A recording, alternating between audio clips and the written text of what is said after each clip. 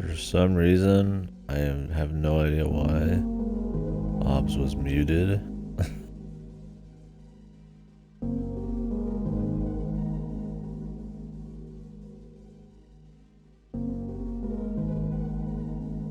Bizarre.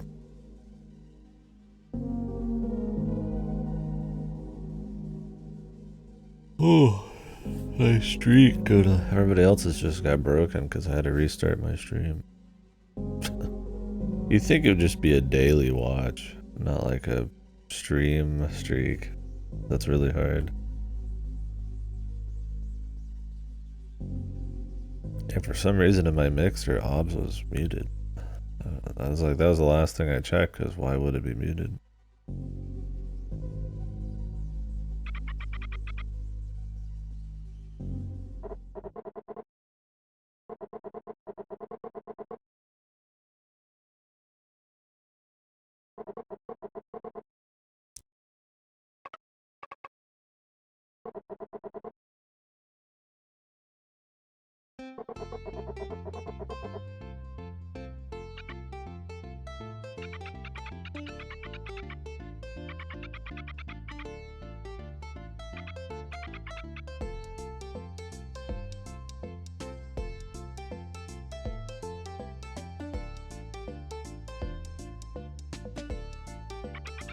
No, I would have never touched VOD audio.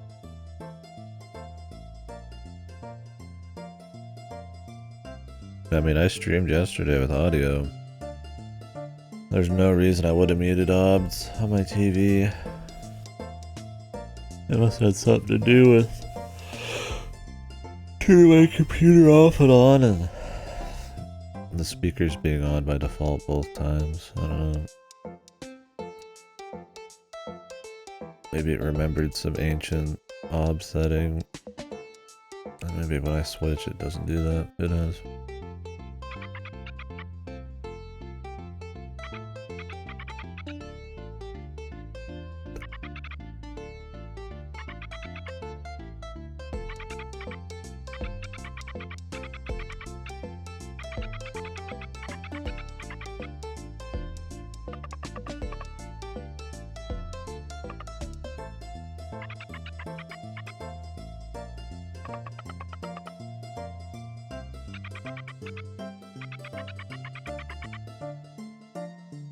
So it was real, but the prison is fake, and they don't realize that for some reason? What?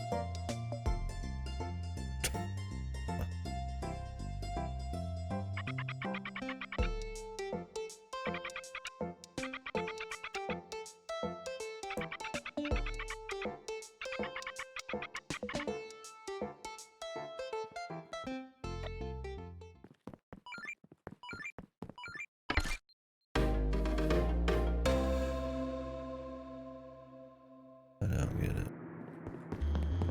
Stealth section. Joy.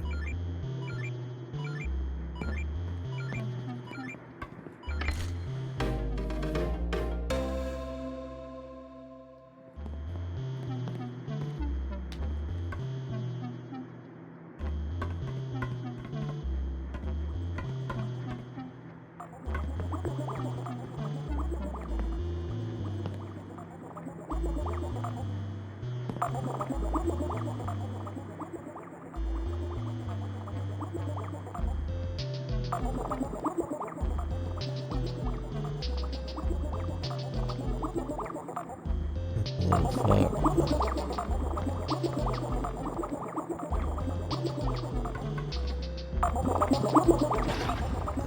What?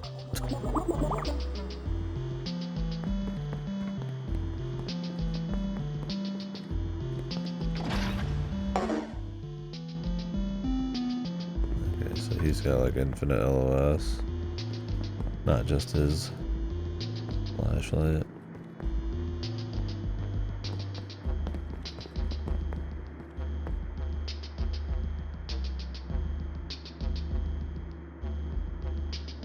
Turn up the volume.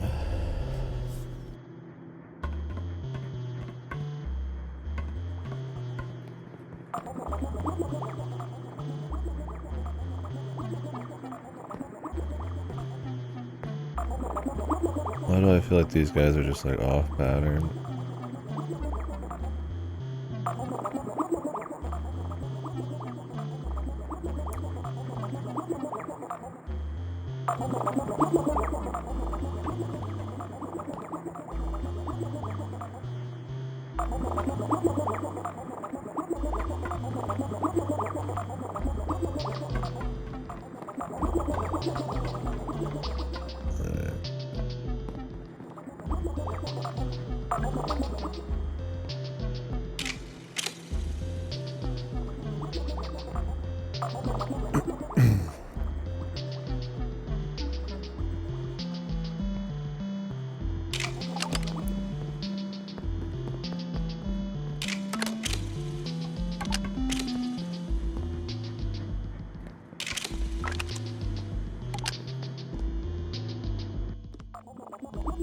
Bizarre.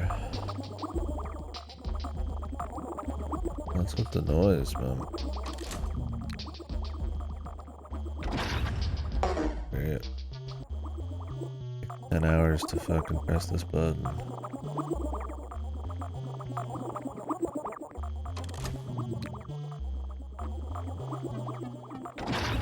Dude, it just sits you still on the button, dude.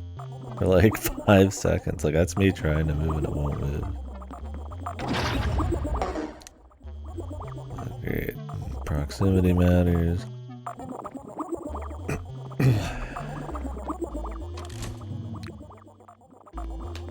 There we go. You have to like reapply your fucking movement a few times.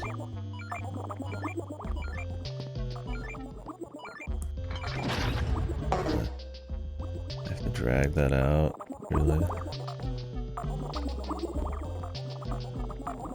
Yeah, you'd think, right?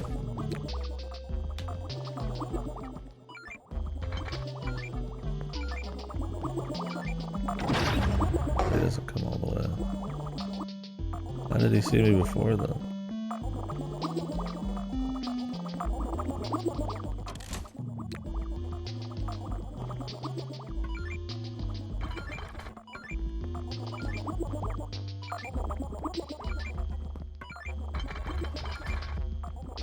Oh, he does like a fucking figure 8.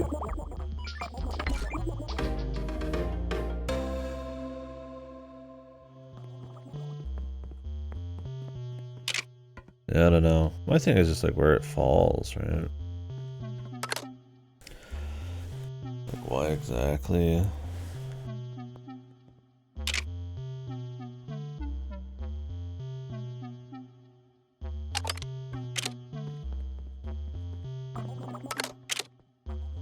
Why did we even need to press that one in the back? I mean, this chapter hasn't been super long, but it feels like we were moving towards a finale. After the city chapter with how like down it was and us following the other people, and now we kind of got like this like village chapter. I don't know, it's trying to do like the road trip thing, but I feel like it's kind of like missing half the point, man.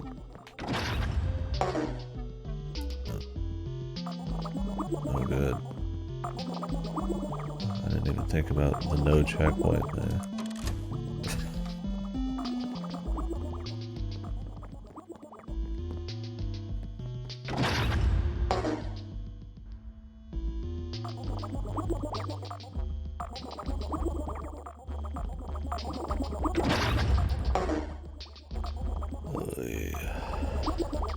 So boring.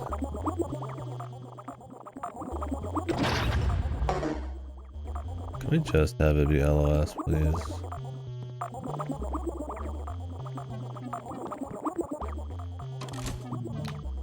Like, they barely have a radius around them.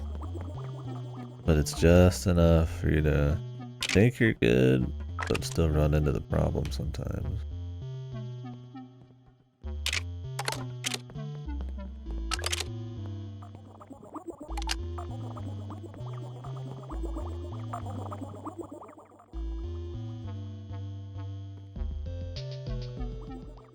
A reason I need to hit all these buttons?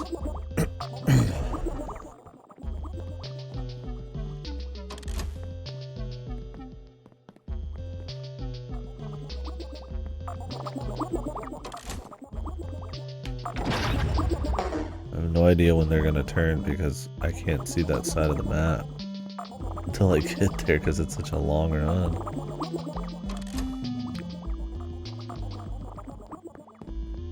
That's weird. I didn't even have to repress the button that time and it just worked. Why did I have to repress it before?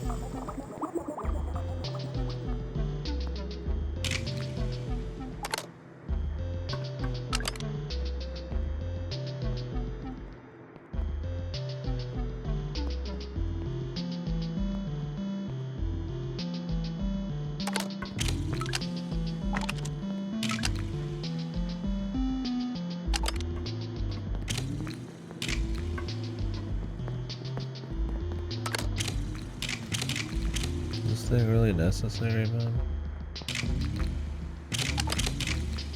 It's like stage-wide stealth hazard.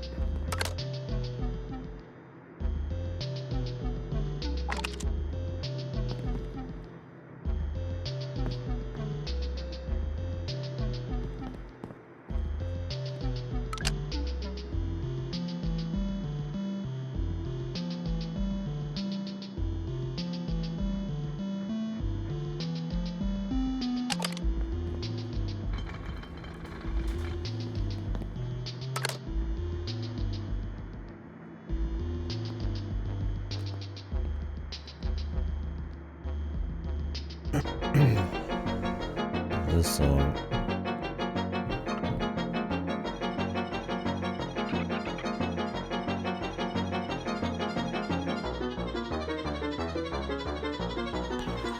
I think the biggest problem with this soundtrack is that it only has like a few songs.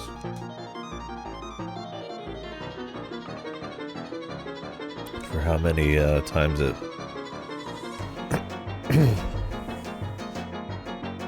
will try to do like songs set to big narrative moments.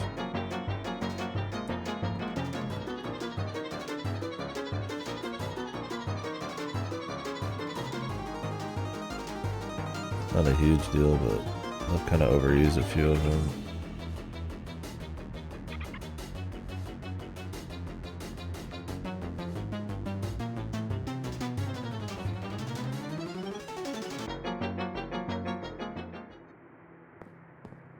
I feel like it kind of adds to the repetition a bit.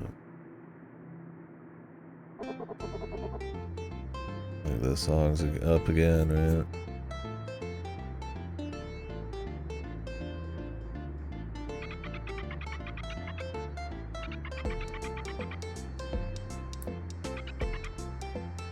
Chillin', man, the chillin' music. No like monkey themed music in this at all. Or Hollywood music, right?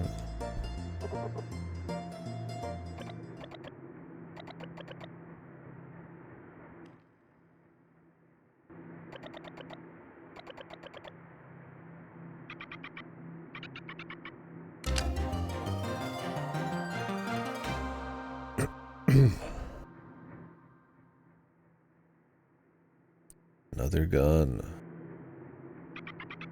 How about something else that I can use on the go, not swap to?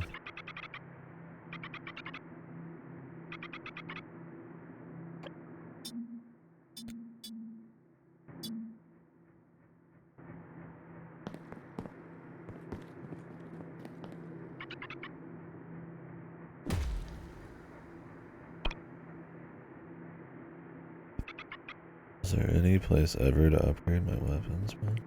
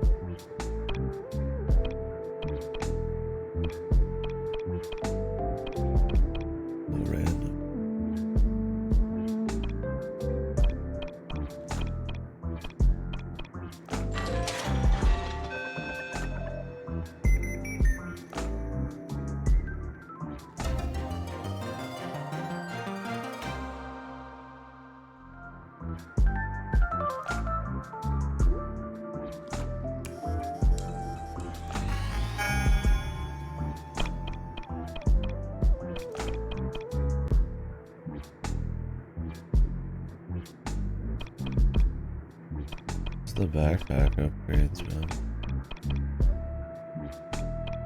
Those just cost straight money, man.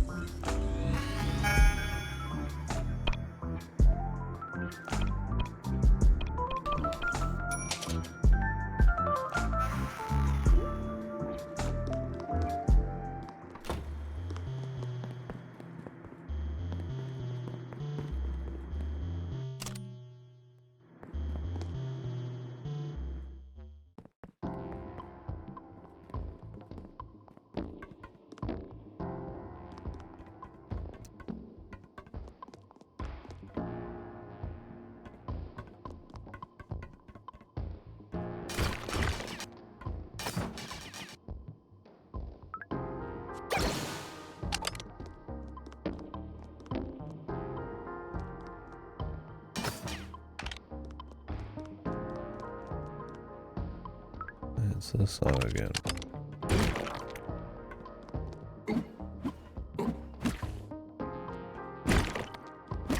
It's like they're not bad songs, so I don't like really hate having to rehear them. And some of them are used to good effect. Sometimes the tunnel whiplash is a bit much. I don't think they marry that like absurdist like comedy kind of feel with like dark themes or serious shit very well. I think they kind of try to. I feel like a lot of the time you just see the attempt.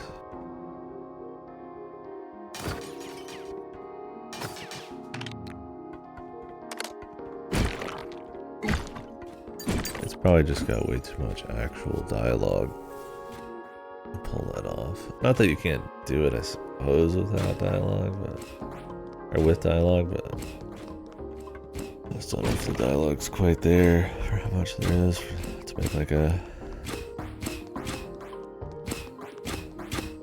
Like, I feel like it's easier to have like a show, don't tell kind of.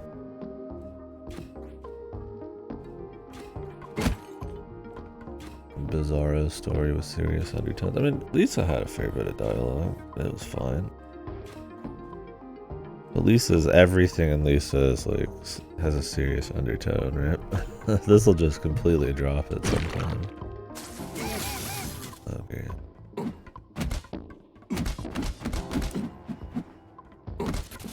I keep bringing it up because I don't know exactly what it is, but usually get your Earthbounds that do it, or Lisa, or well, even stuff like Yume Nikki has like elements of comedy in it. In terms of like road trip type of shit, I mean, I guess there's like movies. I'd do it, but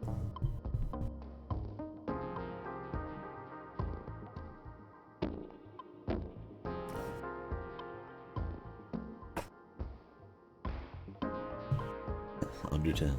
I guess that does it. It dips into serious and shit. I think a part of it's maybe like immediately interesting characters, like maybe more concise, fun dialogue, and like tighter pacing, more areas maybe. I keep that road trip going, but always kind of harkening back to kind of, I don't know, maybe like a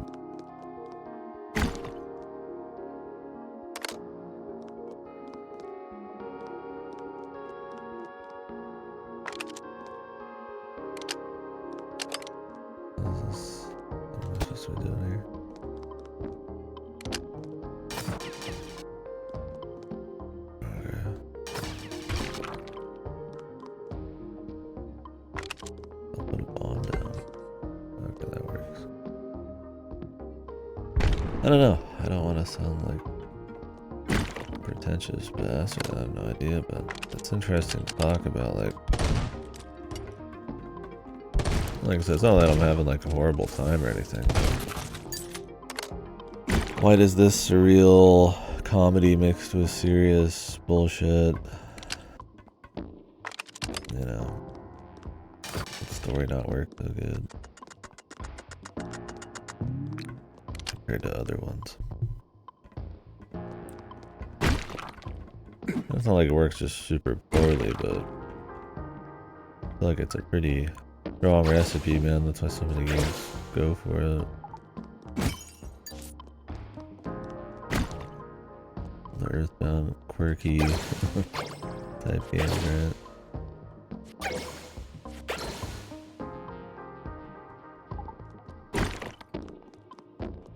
The indie quirk.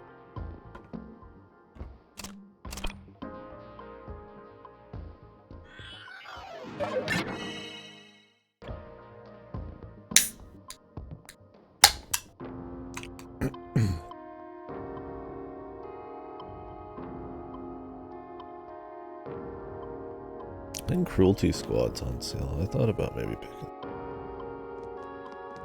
I don't know how much it's on sale for though. That one's supposed to be a cool immersive sim.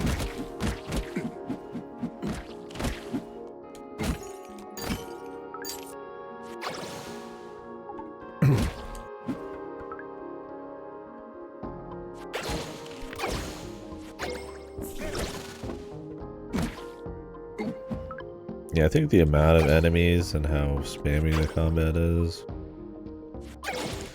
and how like swapping to this other character and stuff is kind of just like sometimes more of a pain than it's worth. I don't know, I feel like maybe, I don't know if I'm trying to, like, why is it not like super fun combat? I mean, I guess it's pretty slow and spammy, which doesn't help.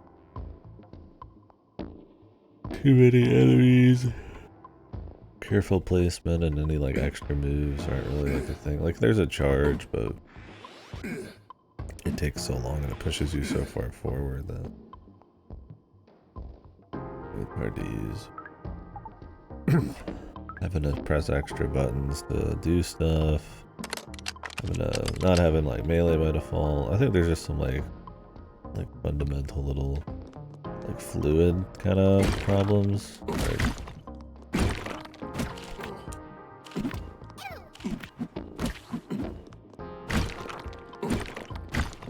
types. I mean, everybody pretty much more or less the same.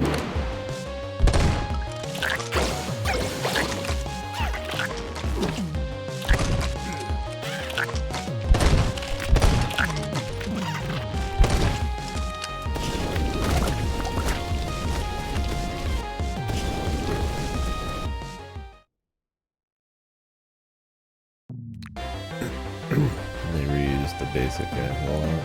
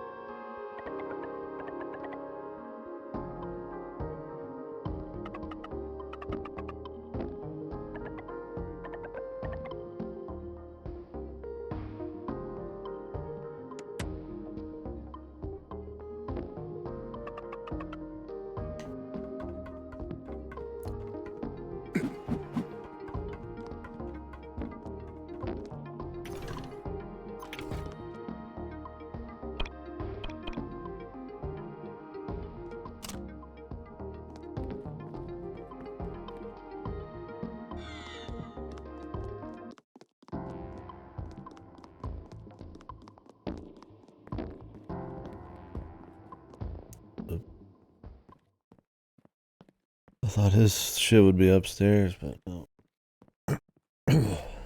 Whatever. Auto-saved, I guess.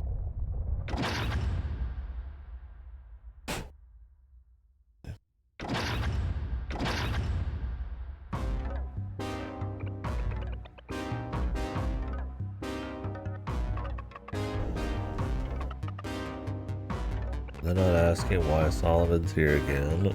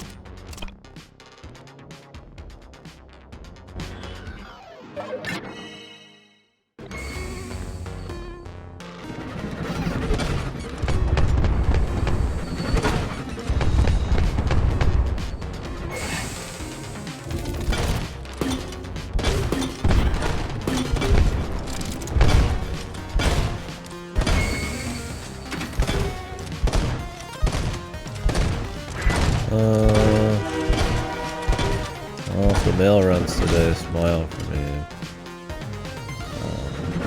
It's that beast. I like to continue that.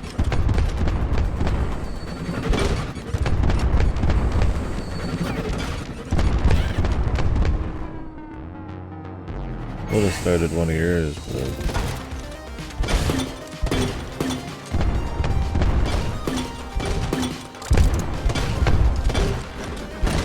sleep.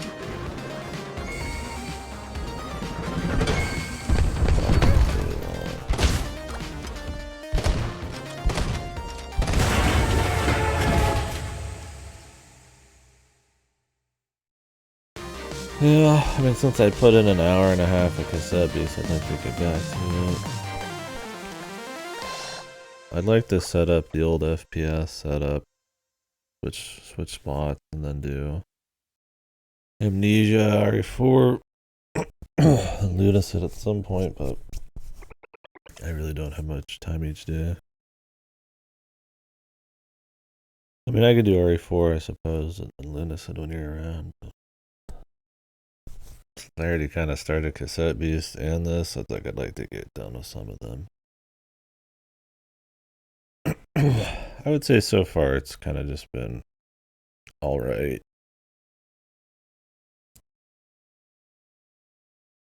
I'm trying to nail down what it is in particular. It might just be one of those that like doesn't totally fail at any particular thing. It just doesn't do a lot super right. I mean, the art's great, sure. Add it to the pile of good art, but not good everything else. Yeah, I think that's a lot of it. Is like they've got ideas, but I feel like, and you can see what they're kind of like going for with like Road Trip and trying to pepper this like big mystery of, you know, what is the world and all that. But I don't feel like, yeah, they just reinforce it enough and it tastes like shit. And too many of these arcs last too long and too much of the dialogue isn't in service of a whole lot. I think most of the dialogue in this game is supposed to, I'd imagine, be in service of like connecting you with the random quirky characters you meet, to care about their fates more and stuff, or to just be along for that roller coaster ride of what crazy quirky character am I going to see next. But like, I just don't know if it's strong enough. Like, it's not like totally rancid writing. I mean, minute to minute it's fine, but it's like in the grand scheme of things, it's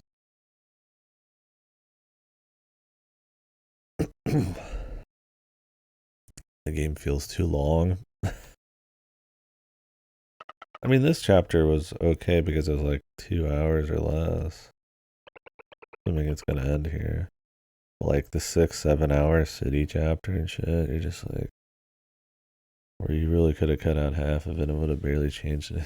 I mean, my thing is like you could connect with characters, I feel like, very quickly with the right dialogue, or like get the gist of what's going on. And, like the world's like a 6-7. Like, I mean, I'm fine with like a 6-7 hour thing. Like we got like Crossbell, like a 50 fucking plus hour game, and it's completely low scope, super slow, but it's just interesting characters and well paced things within that scope that are actually fun, and they make them feel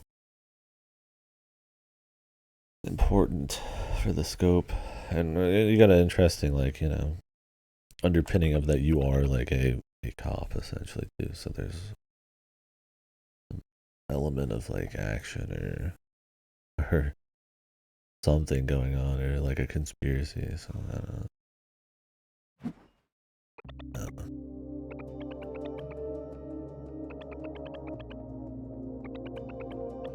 Thing is, there's plenty of stuff I like that is just like Road Trip, just crazy thing happening. I don't know if this, maybe this just doesn't punch above its weight enough, like your Lisas or even your Undertales or Earthbound, or it's not those aren't essentially road trips, but it is about going to just like explore kind of this kind of crazy interesting world, and they fill in some of the blanks, or it's just always got something going on that even if there isn't. It's like with Earthbound, there's not like a big mystery you're building up. You're just kind of, I mean, there kind of is, right? But it is more just literally a journey. But that game has lots of gameplay and exploration and all sorts of crazy shit going on to make up for it. I don't know. This one's going for light gameplay, narrative focus. So it's not relying on that. Exploration or player driven type of shit, but then it has kind of like this meandering long dialogue and kind of has, yeah, everything feels kind of fillery.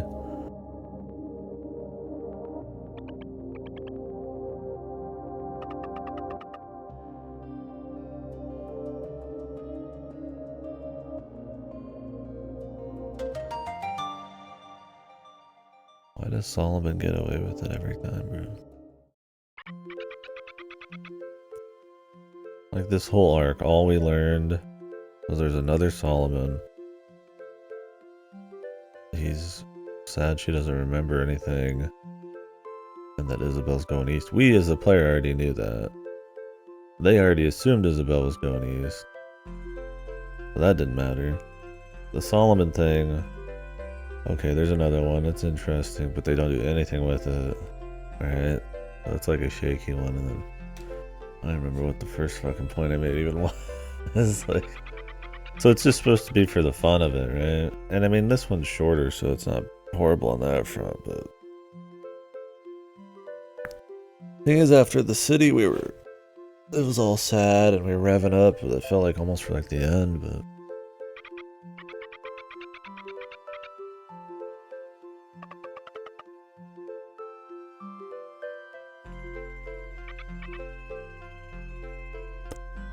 and I'm fine with there being like more to the journey in between the sad bit, but I don't feel like there's this underpinning of like they tried to reinforce the village death thing once in the city, but they haven't really tried to do anything like that from the city on to kind of like reignite the feeling of at the end of the city, which, I mean, I was so ready for that chapter to be over.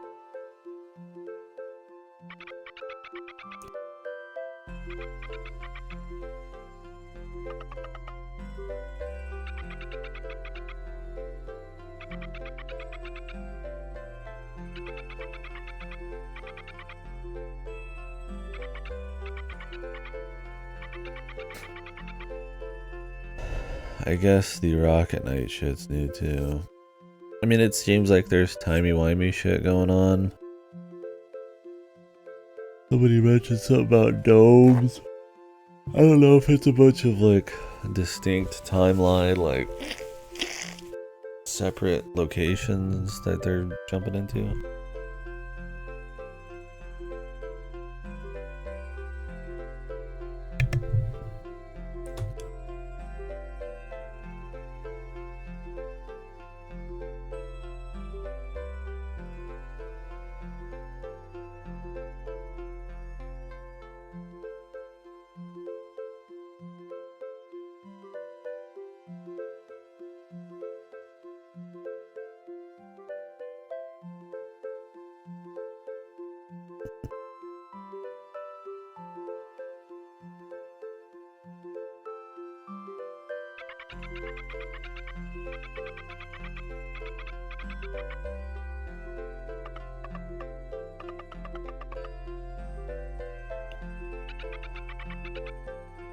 I don't know, maybe I just read too many stories. I mean, there's shit like, you know, like Aegis Rim or something, which is like relatively complex, you know, like a little bit of timey-wimey shit would just be like a drop in the bucket. So like them trying to kind of build into that over like that long.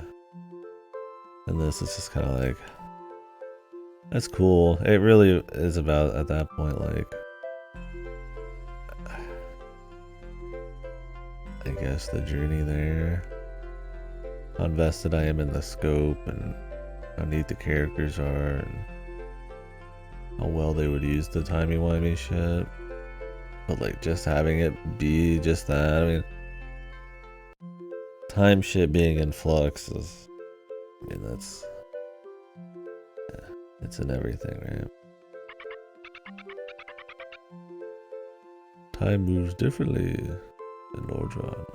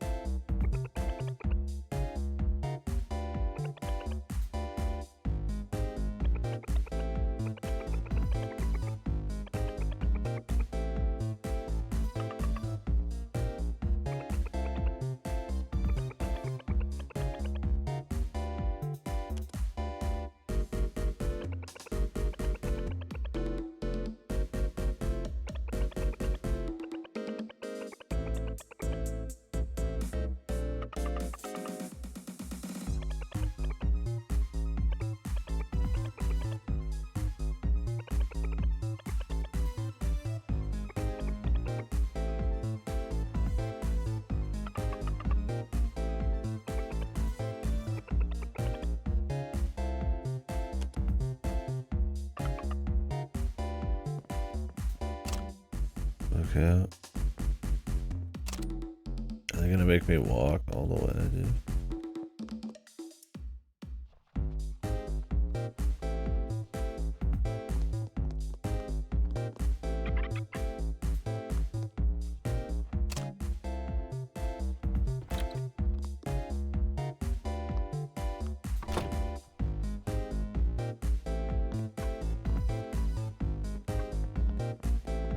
You gotta re-meet up with all of your old friends that you made along the way here, right? My buddies, the monkeys.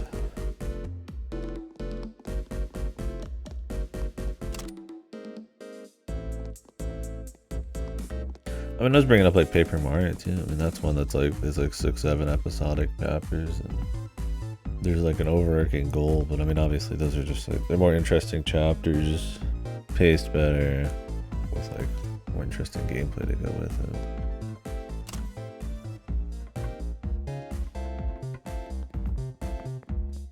I don't know, it's like, I feel like you don't have to have all that, but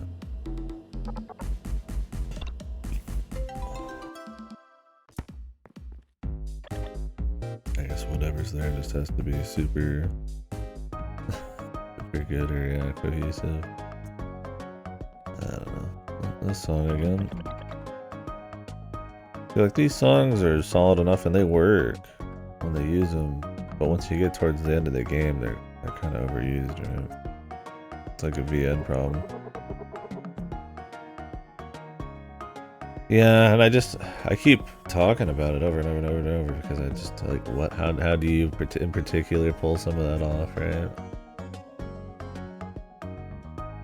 Like when you're talking about Sea of Stars, it's like you could dial back the dialogue and introduce more gameplay and have it be more visual, pace it quicker, more variety.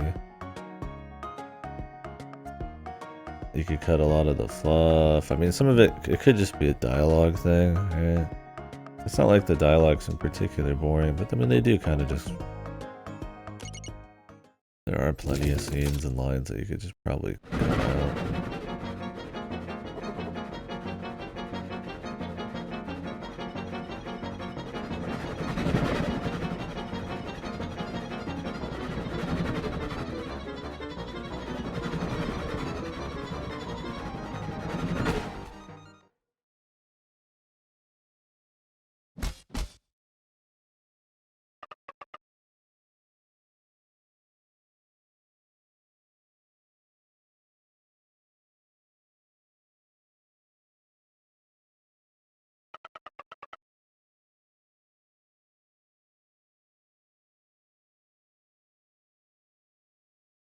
Maybe some of the zones aren't really that interesting either. I mean, that certainly is part of it. I mean, you get a city Which I mean, hey, okay, it's a city. Those are cool in contrast to other stuff, but like a village, city, a town under in a mine, a train, and like those are all cool things, but they're not like, whoa, this is such a wacky, crazy journey, right? I guess it depends on what they're like. I mean, this is one controlled by monkeys, so you could say it's a bit more creative. I think the mine's a good one to start out with, I suppose, right? It takes a little long to get going, but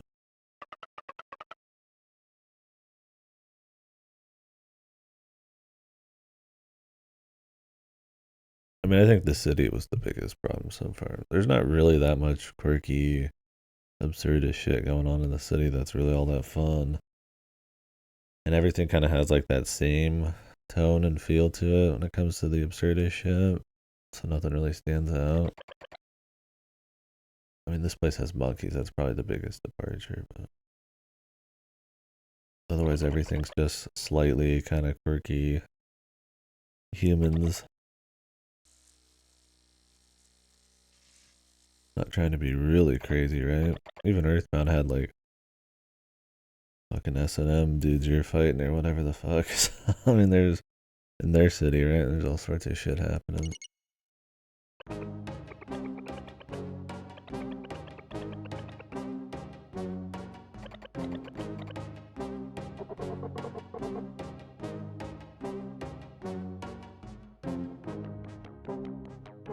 I don't know.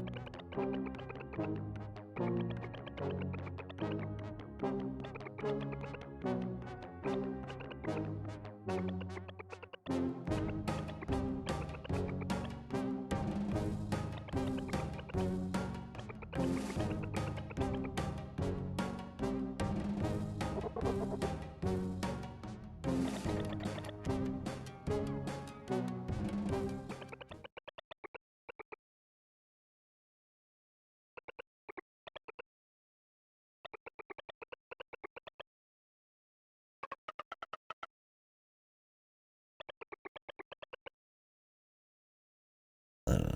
I feel like I'm just constantly railing on it, trying to figure it out to the point where it's probably like annoying to watch. But I guess I'm more interested in that than like what's going on. There's another one. Thousand Year Door had a damn quiz section, but it comes out of nowhere. It has so much like spectacle and goofiness to it.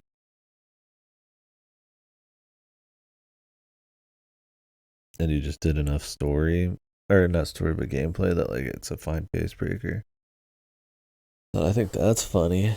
But then I get here and I get a quiz section and it's just like long winded. It's at the end of the arc, so we're already like ready to move on, right? We beat the boss. It's time for the next thing, and it's like, oh no, we're stopping again. It's like I don't even know if this will end up as a full quiz.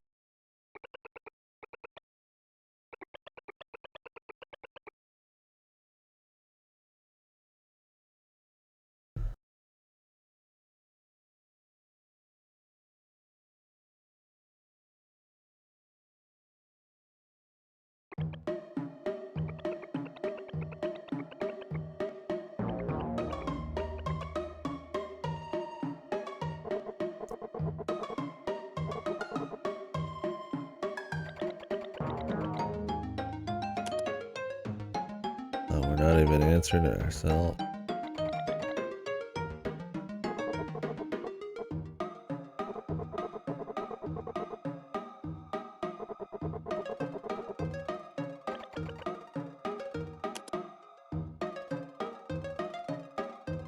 Oh, we are. I already forgot the question because they fucking talked so much, man.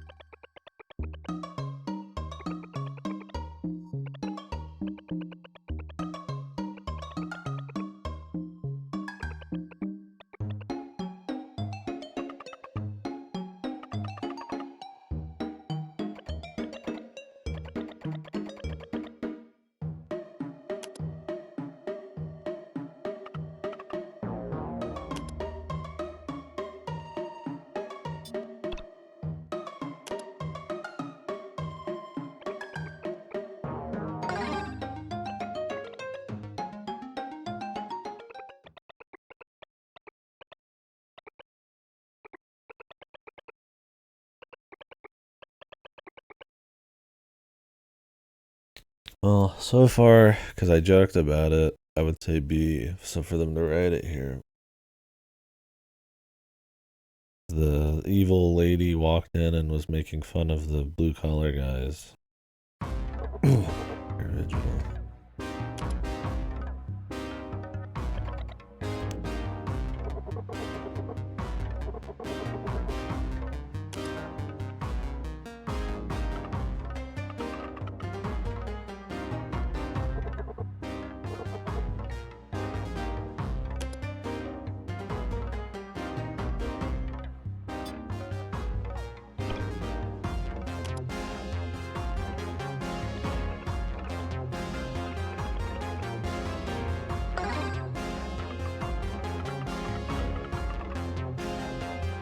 Yeah, that's what their goal is, though.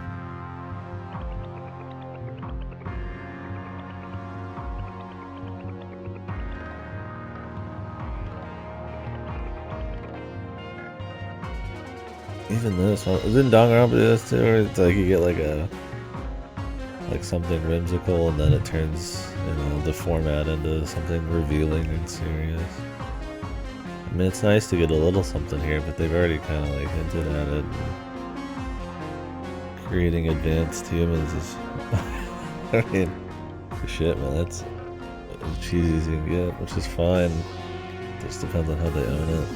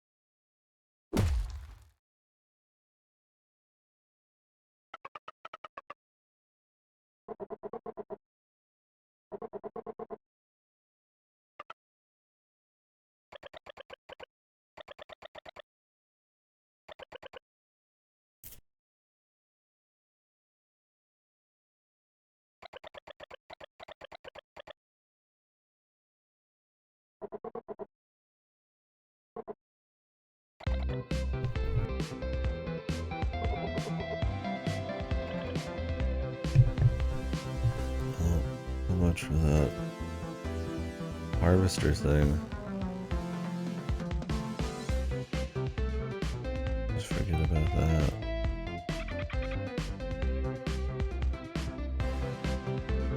But why do they want to create better humans? Was there something that happened? They showed asteroids in the background of the boss. Is there aliens?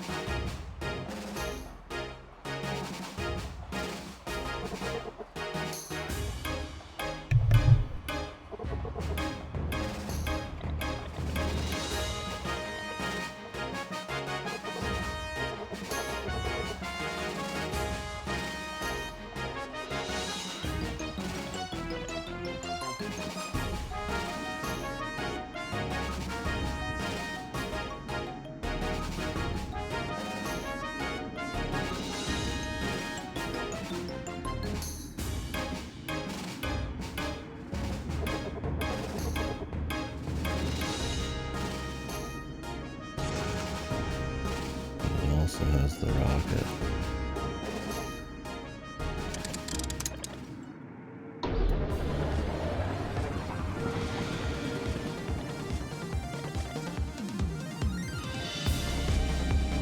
How do they crash into the train and then get out, but then also somehow get back onto the train tracks and not hit the monkeys again?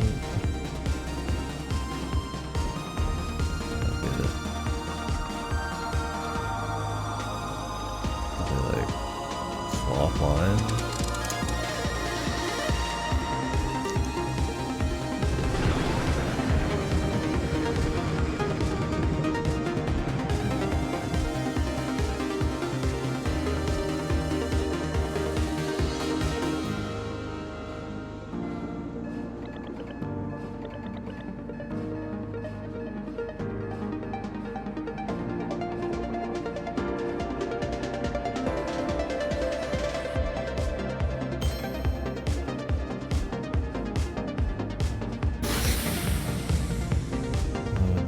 Coin do anything.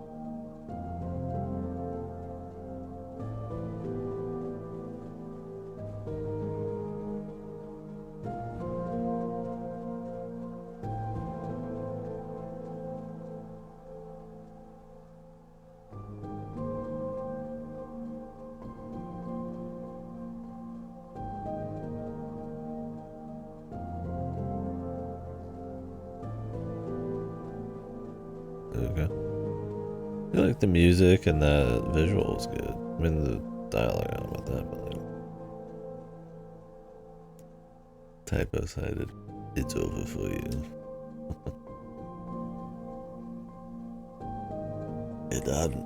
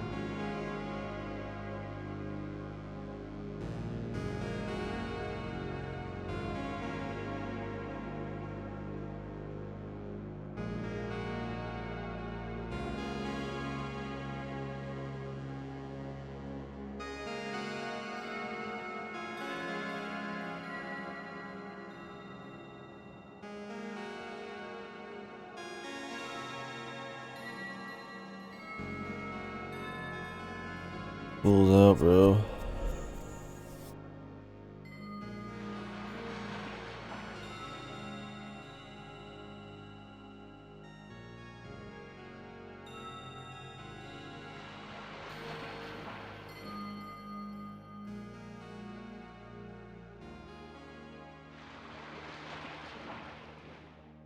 Who the fuck are we with?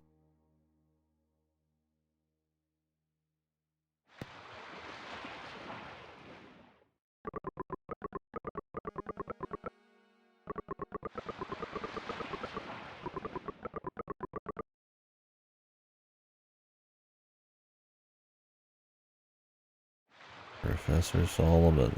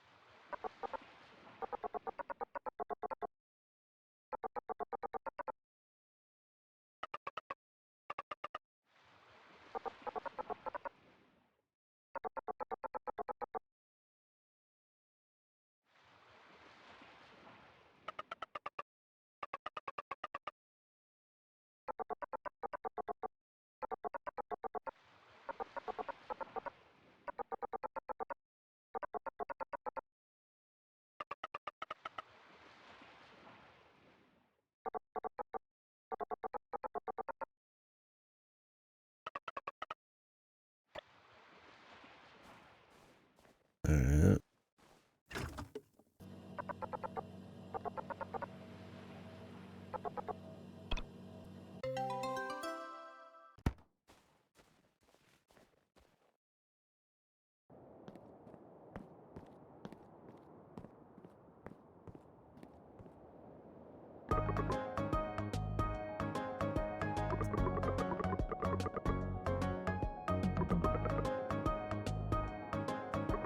The music.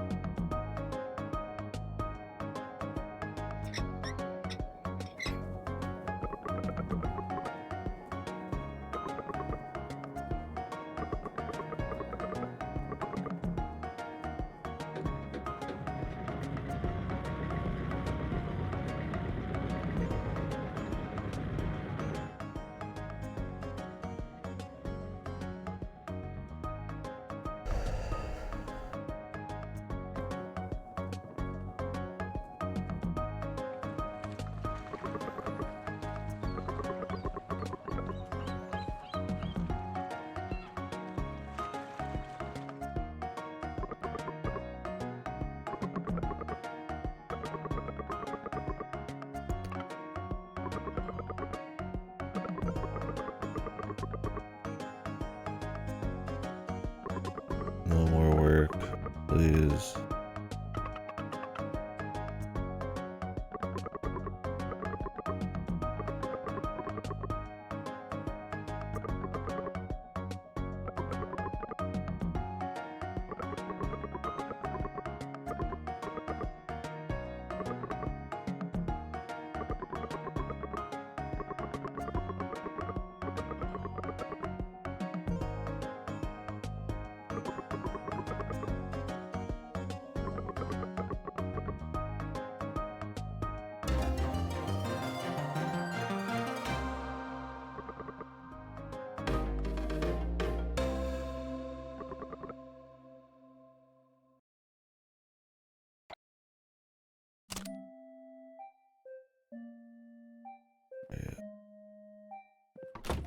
Another city.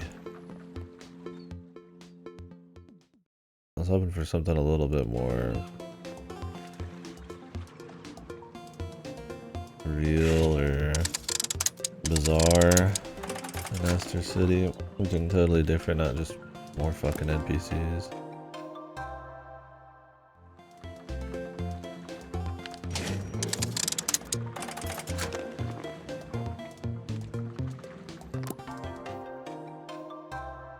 Actual movement towards a finale. Maybe it will have some.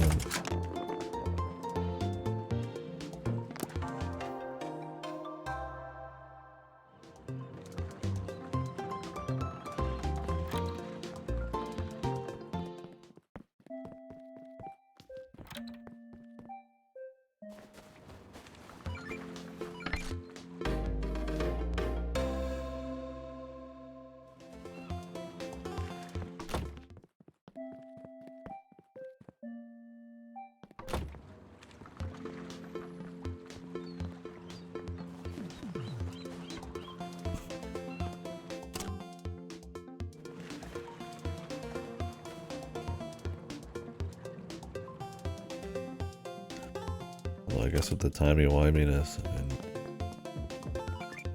maybe it is gonna get weird.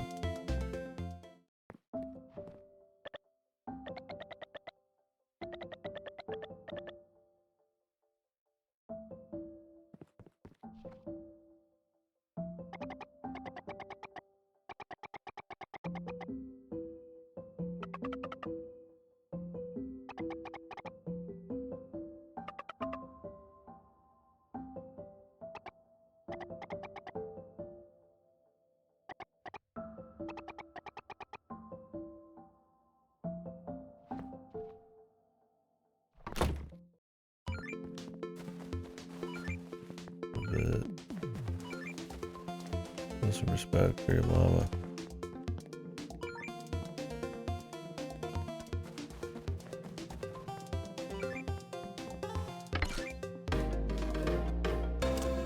That's cool, like almost all these NPCs are unique designs.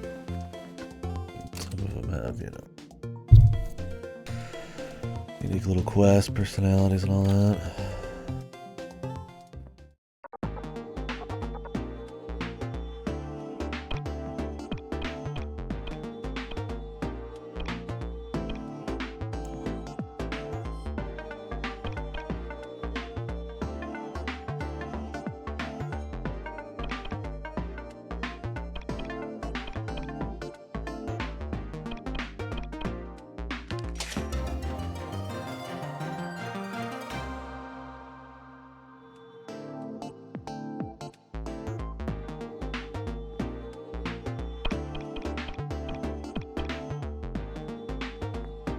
A lot of these parts must have been side quests. I just skipped or something. And of course, you can never go back.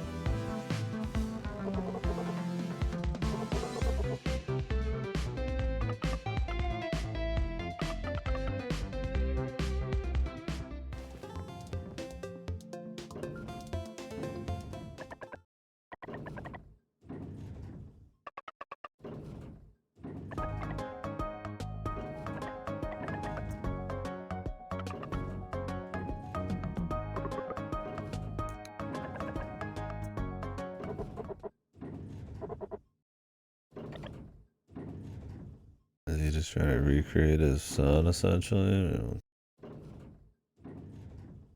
His actual son was back and...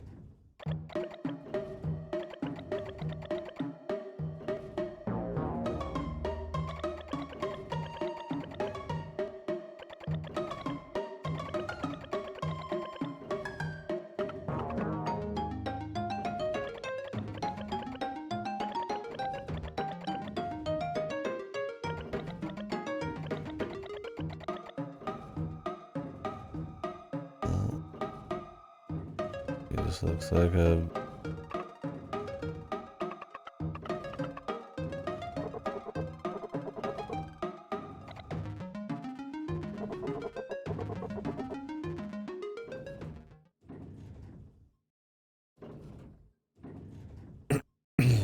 We're all the way east, I think.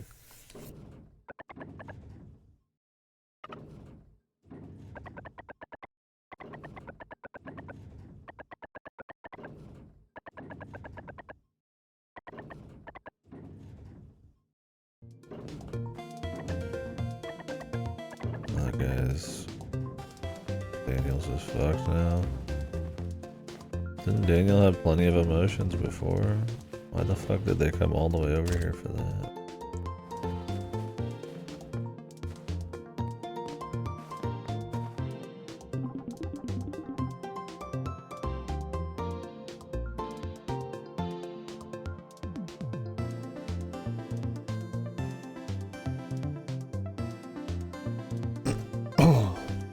Excuse me. I've been like... I don't know if it's my ears or what, but... Slight dizziness. What do you got, man?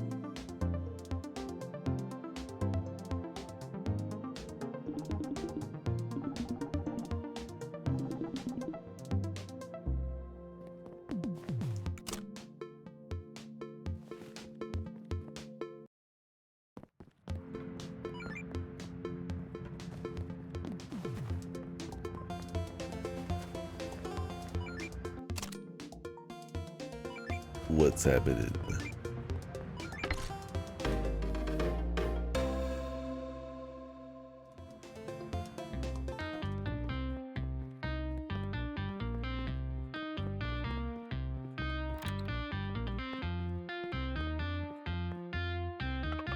Mama Jazz.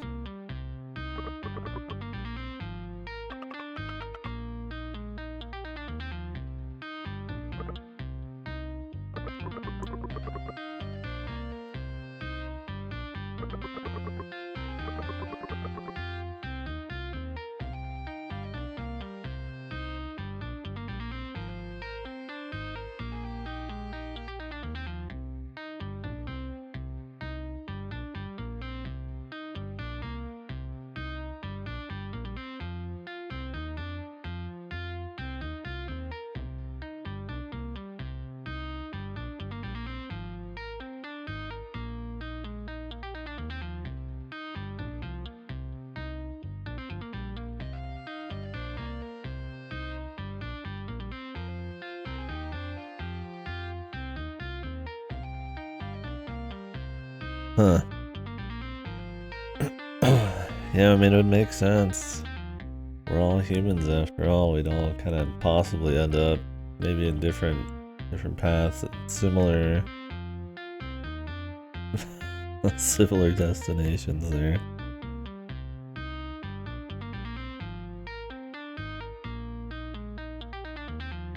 North and left are almost the same.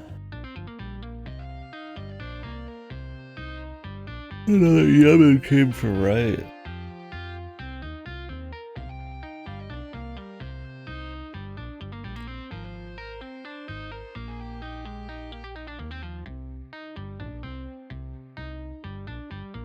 So it's right because they went look to the east. I see. That's to the right of the sun. Yeah, I mean, that's the one big thing that everybody would like notice, right?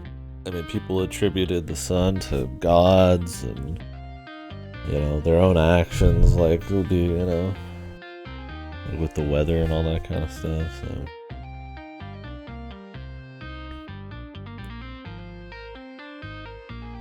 I guess if you just paid attention for enough weeks, you'd notice it was always the same direction. When did people start using stars at night to find their way around, to orient? I guess people still do that, but obviously none of us need to orient these days. With nature, we just got like phones and shit to do it. We don't need to do that kind of traveling.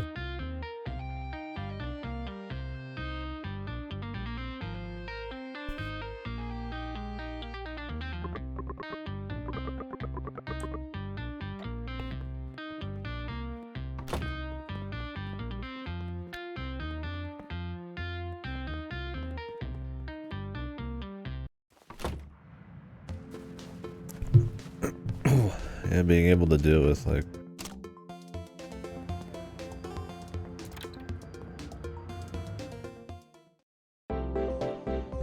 no tools would be good in emergencies.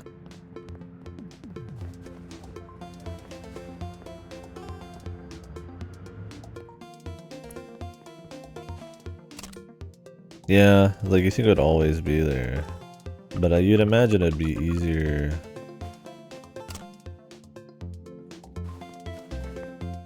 Like people would probably use the sun first, right? It's way more distinct than just all the stars or whatever. But I guess I mean, if you are traveling at night, you don't really have that option. Like how long did it take to start using the stars? I mean, I guess back then you probably didn't have a whole fucking lot to do, so they probably stared at the stars more than we do. Yeah, maybe they figured it out pretty quick.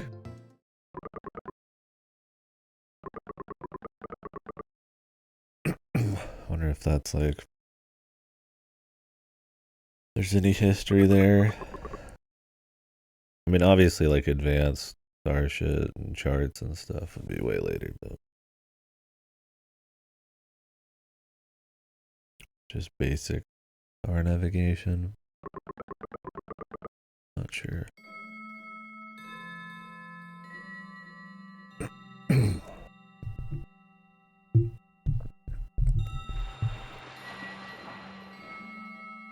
Because, I mean, it takes a little bit more smarts and effort to figure the star shit out. It's not crazy, but for, like, a fucking caveman or some shit, right? Probably too much.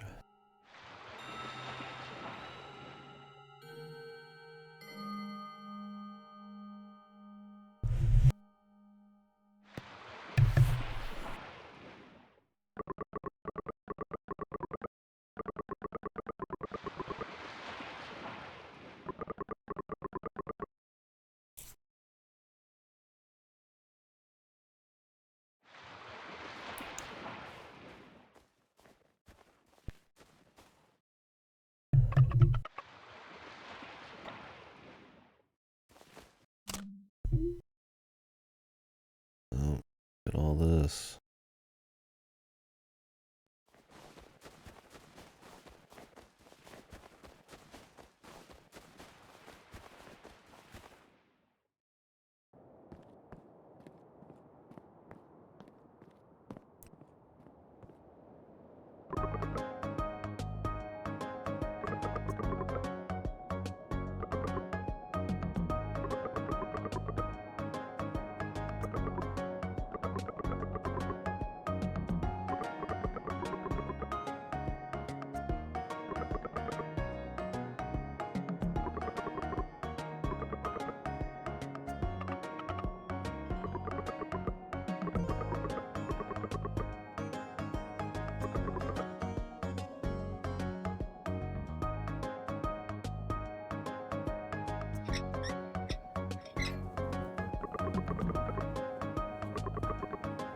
Well, I'm guessing we'll be here again. There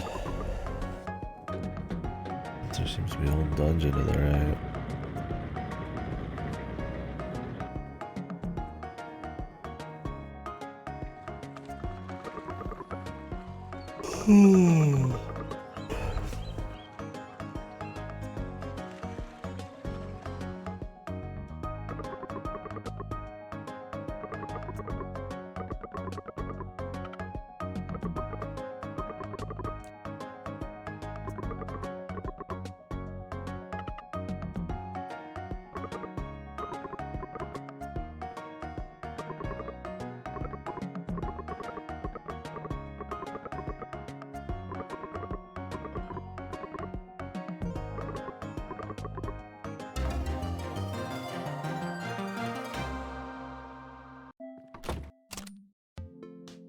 Fucking doing the endless 8 now, man.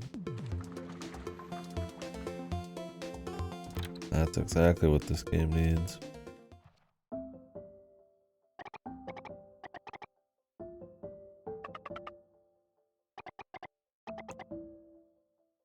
Why do our characters realize they're back here in a loop and then just literally say the exact same shit over and over. Just do the same things. They're just like fucking stupid? Or do they only realize it for a second?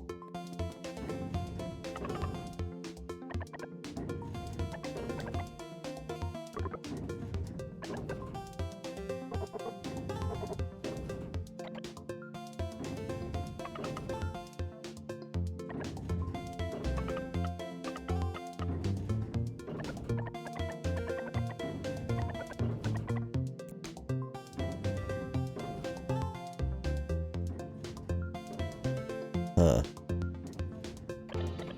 So that's a star chart, so I'm sure people started using stars to navigate for thousands of years before that, too.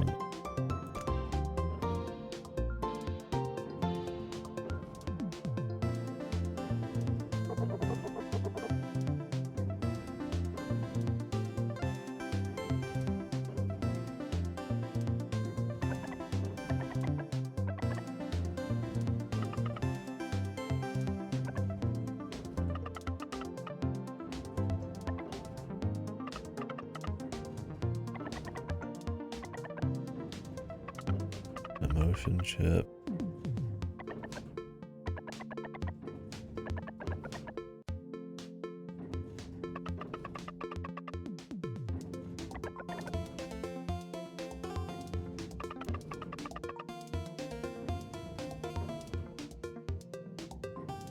Yeah, for sure. It's not like it's getting easier. More time that passes. Well, I mean, we got better tools, but you can only work with what's there. There's not really a whole lot there. Short of fucking time travel.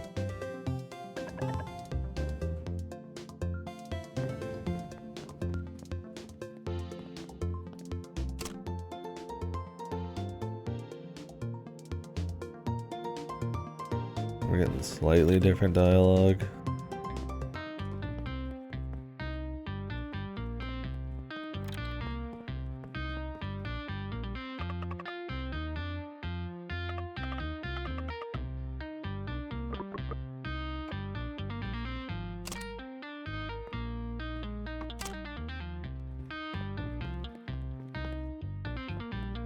I don't know why the fast travel's so limited.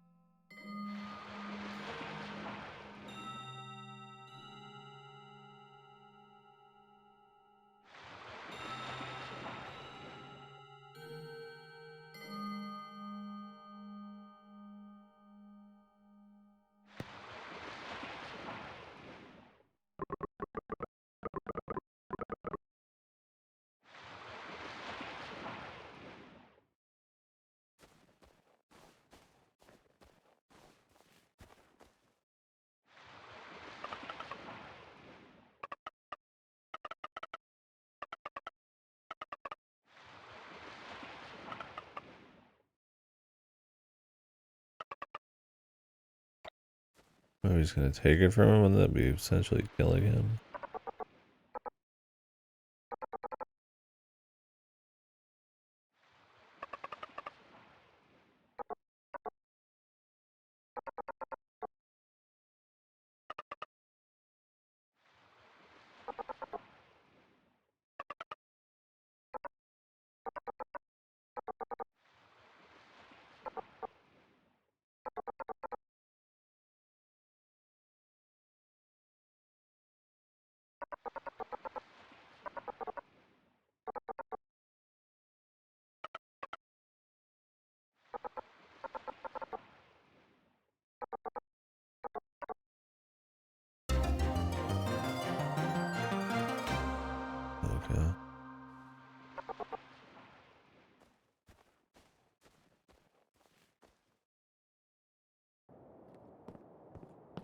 think.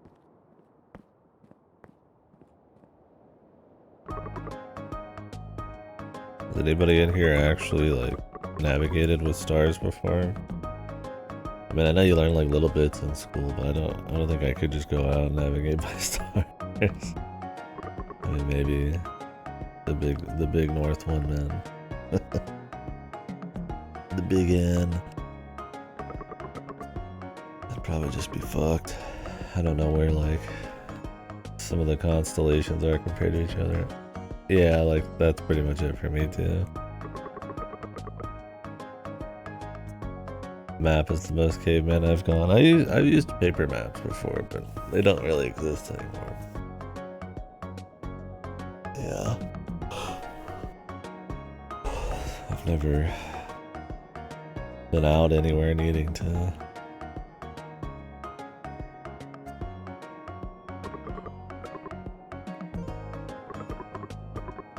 navigate with that technology.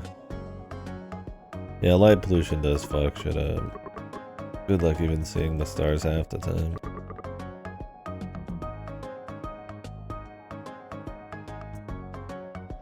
I don't even know if I've been out in nature enough to just get that really clear ultra star look.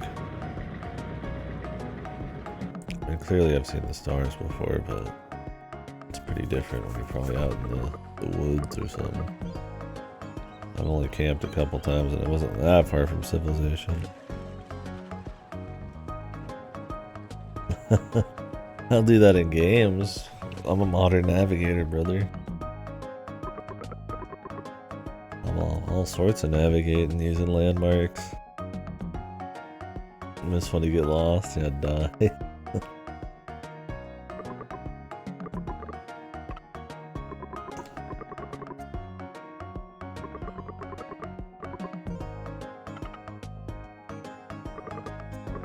Oh my god. The time loop. Where almost nothing of interest changes in each time loop, despite them knowing. My favorite.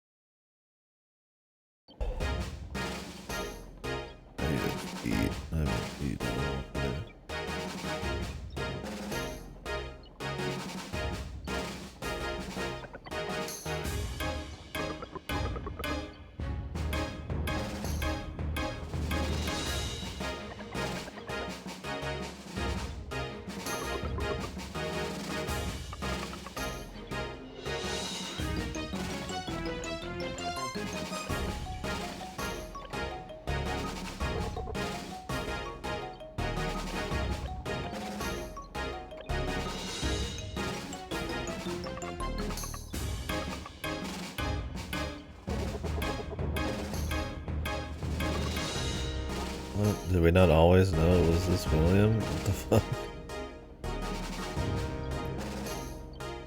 100 or something kilometer track on skis. Middle of nowhere, give us a map. Was that for the military? Since you guys get drafted over there, or have like compulsory military time. That sounds rough.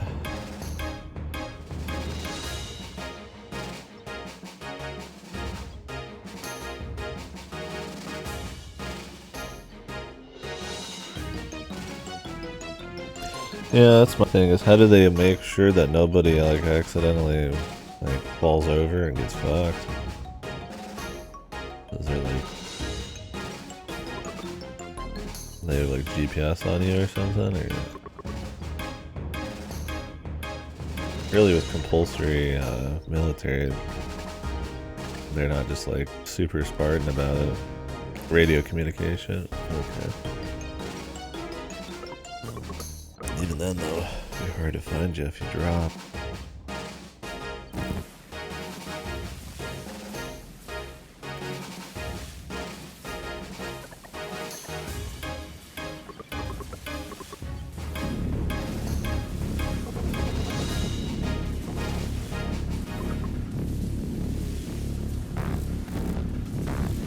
Groups. Okay, that helps a bit for sure. Still 100 kilometers. I mean, I guess I've never been on a long distance ski thing.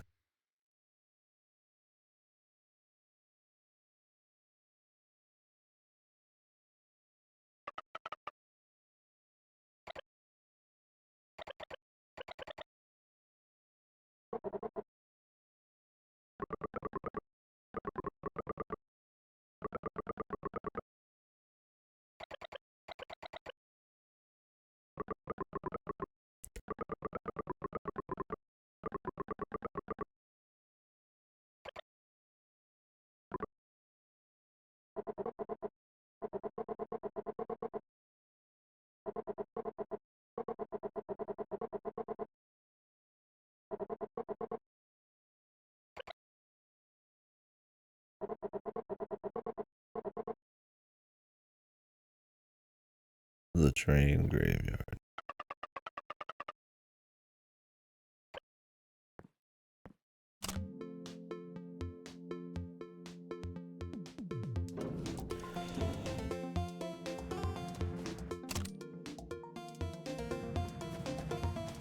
When you're doing like long distance, like cross country skiing, like are skis good at like relatively low inclines, or do you just do a lot of climbing and then a lot of like skiing when you can? I don't know if you're like constantly kicking around on the skis. I'd imagine it's a lot of climbing.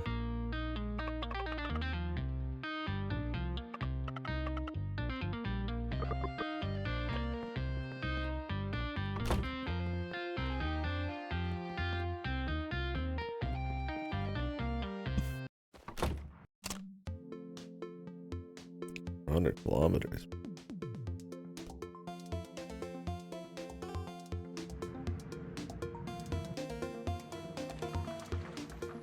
As long as you're not going uphill.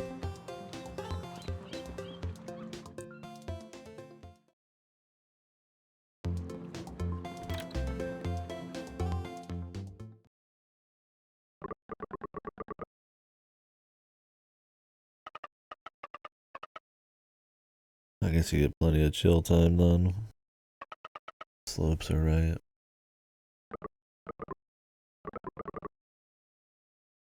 Just took them off. Do you have like just normal ass boots or?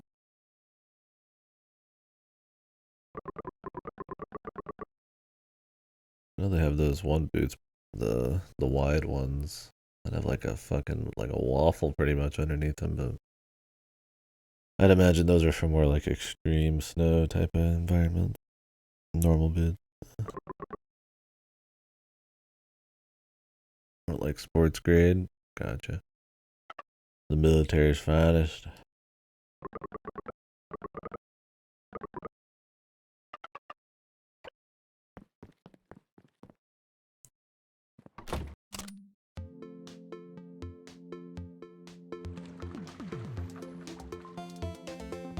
Military, great.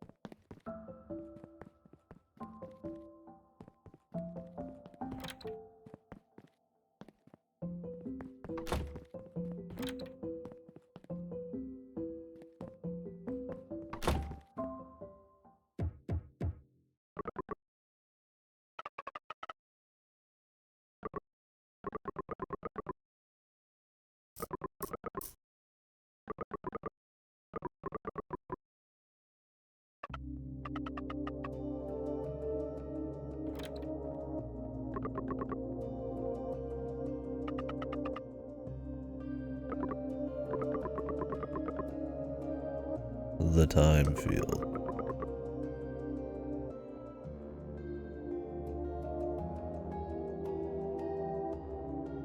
Some other like charting stuff. I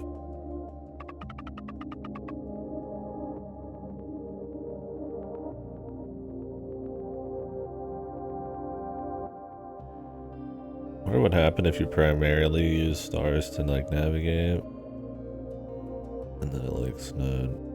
I guess you just die, or just wait for the snow to clear.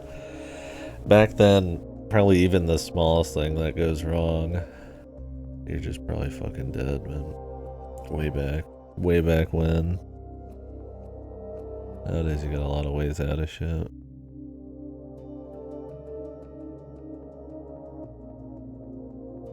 Physically insurmountable, but you just do it, yeah.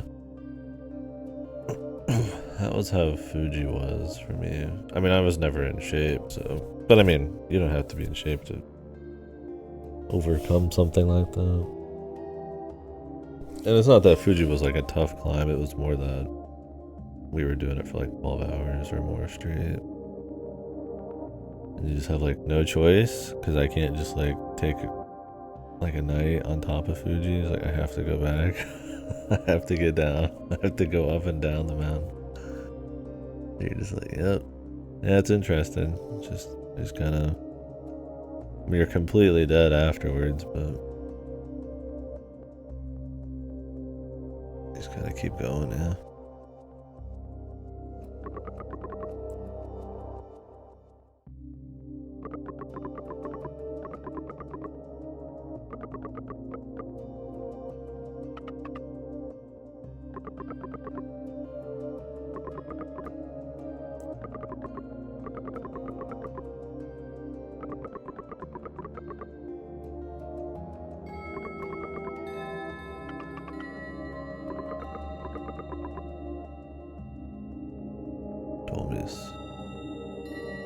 Yeah, I'm sure that was wildly way crazier than my shit, but I can relate a little bit.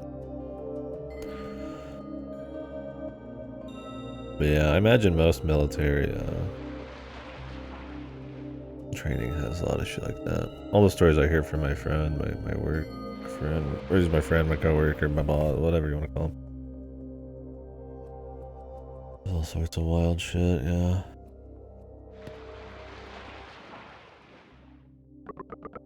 To break you down and get you ready and...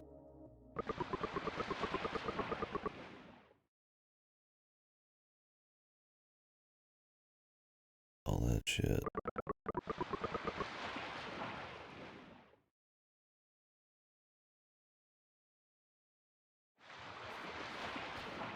Yeah, the mindset seems like a huge deal. A lot of people who just like break from that, but or get caught up in the drill sergeant type of shit. Seems like if you just kind of accept it and just fucking do it and don't start playing into the game, it goes a lot better for you. Are they pretty aggressive in the military, like your instructors and shit? I gotta wonder when it's compulsory versus like you sign up for it, if there's certain requirements, I suppose.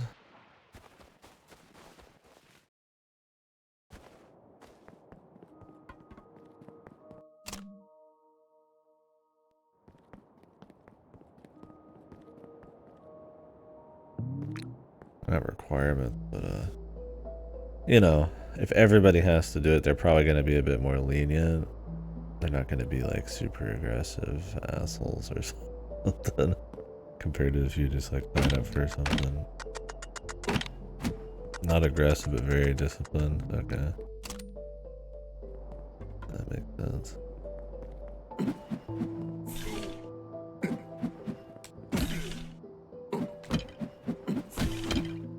You guys have no eye for or no sunlock.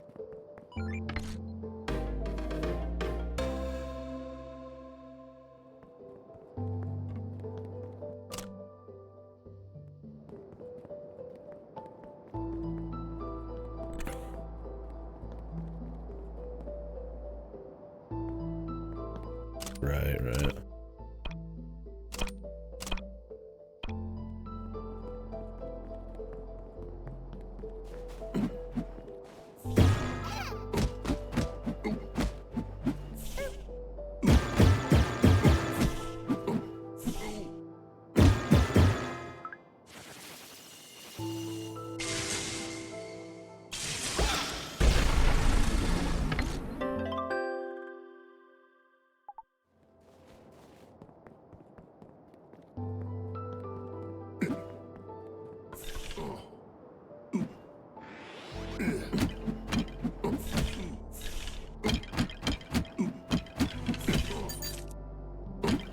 Funny, if every weapon didn't use the same ammo, I'd probably swap between them a bit more. But because they all use the same shit, I end up just using usually the same one.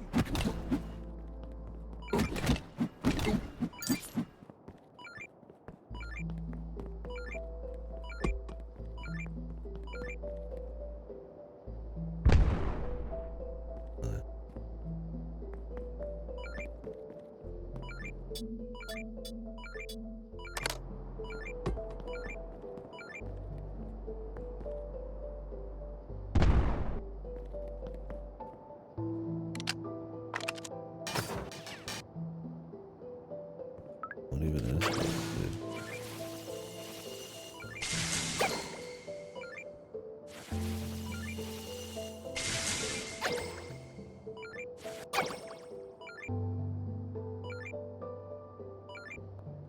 Oh yeah, gotcha.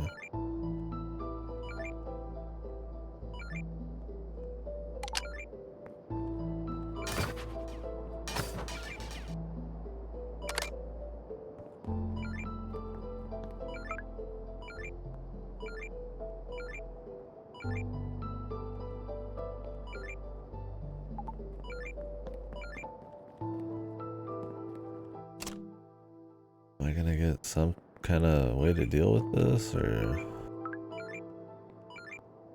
every clever thing I got? So.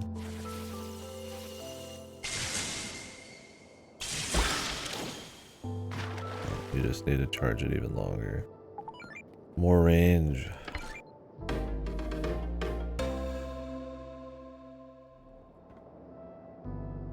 Yeah, I think American military, I mean, I don't know how young or old they are, but it tends to be like an actually like job that people done for a while or stick to or what have you. I don't know exactly. I doubt they just stay fucking drill sergeants and shit forever, but it's interesting hearing the differences. So.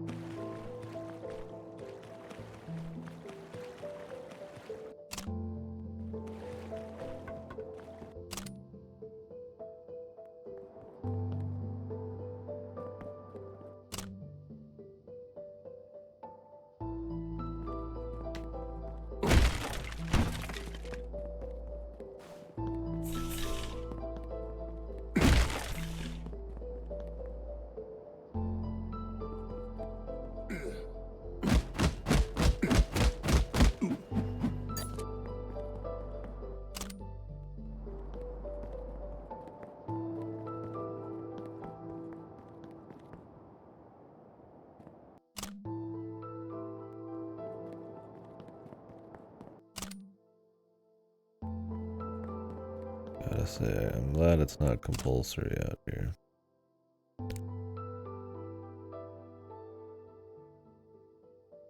I'm sure there's some kind of, I'm sure it's definitely an experience you don't forget, and maybe you do gain something from it, right?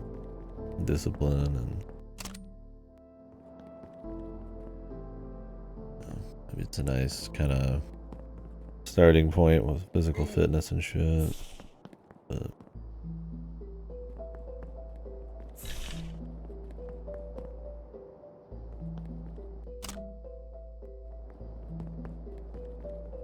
definitely doesn't sound like something I'd like. Especially because I'm no patriot, man. You know?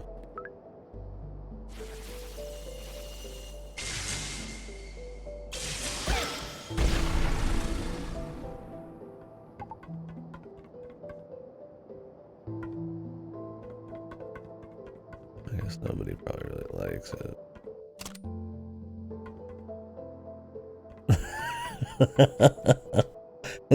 Is it turn you into like an ultra cynic, dude? That's probably so true though. Just absolute when people are at their worst, right? Just total fucking brain death, man.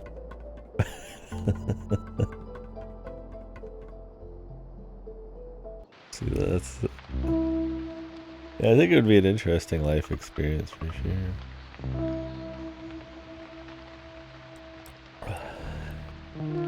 Yeah, because I mean, when it's compulsory, it's everyone. Which I guess it is interesting because when you sign up for it, it's going to be certain kinds of people, right? To a certain extent, right? You know, it's probably not going to be like, you know, rich kids or anything or stuff like that, right? In America, because you have to sign up. I mean, maybe it would be if it's like, you know, a family that's military all the way through, right?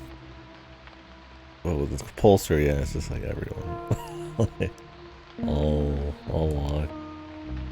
Then you actually have to work with them too, right? Did you prefer then to do solo shit if it popped up? Was working in group like the worst? Did they just give you? I assume they just give you random groups, right? It wasn't always the same 3 dudes or you know however many.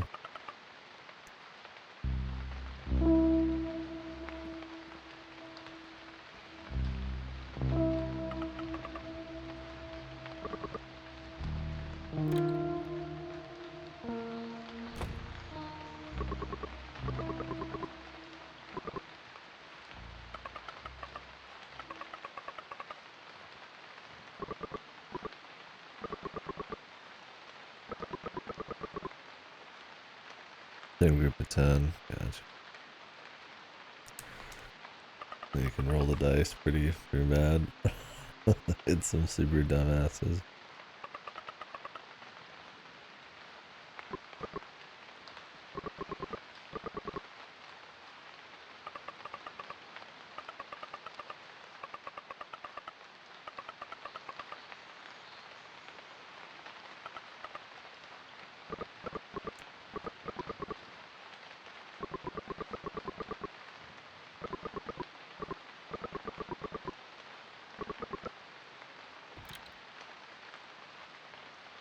Okay. What did you specialize in?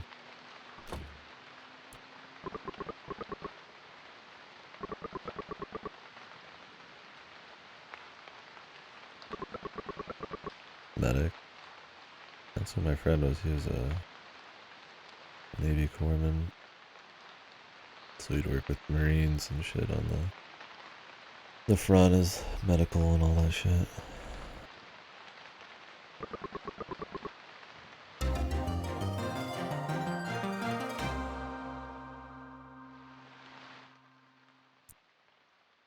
Remote bomb.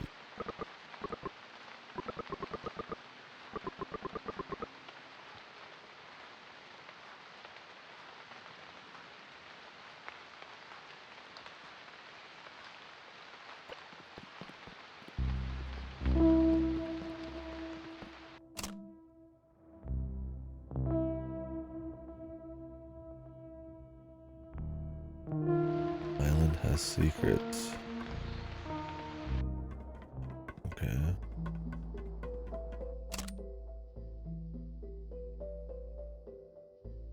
I'd love to look around and find out, buddy.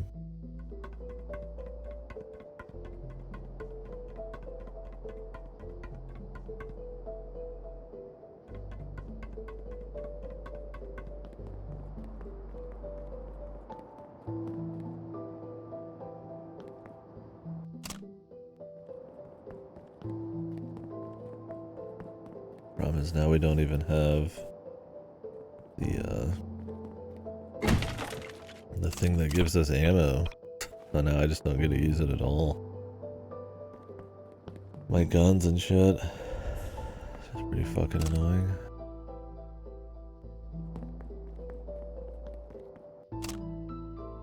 I don't know what a remote bomb's really supposed to help me with, but...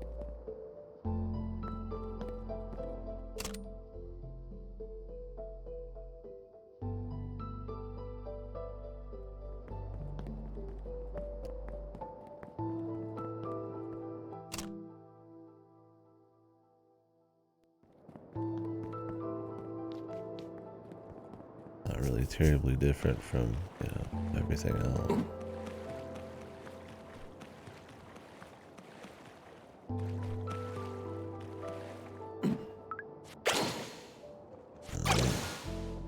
This is here now. It wasn't here before.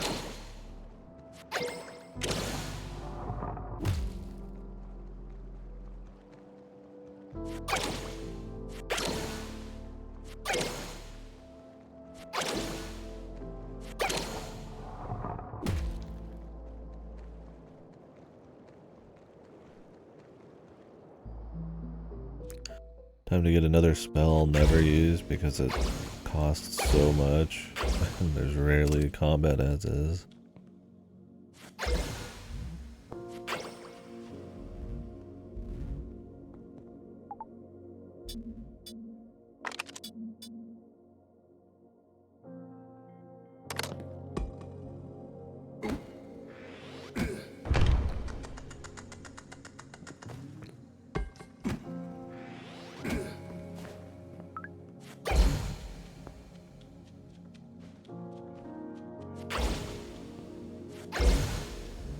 Like, it takes so long to build up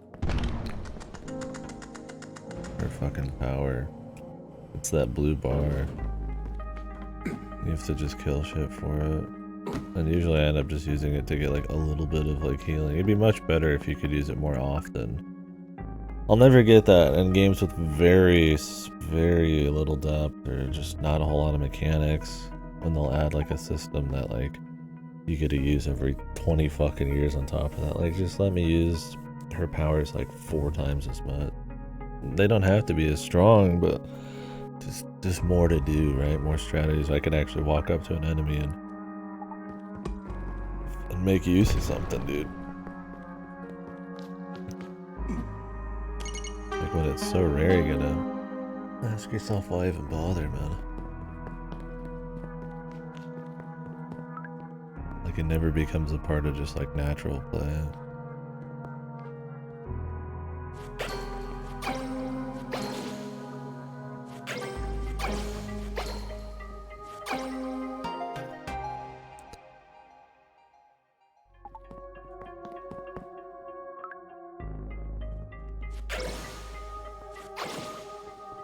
And because the cooking system is so cumbersome half the time, I don't even feel like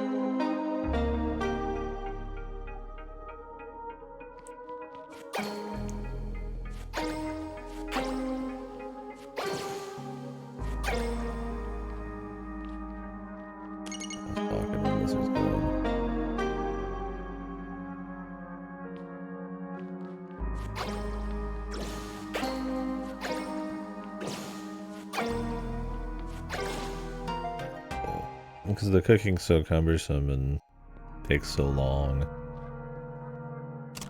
Like, not only do you have to go in here and like, I mean, obviously eat the shit in mass. You have to figure out the recipes, wait like 30 seconds for a cutscene.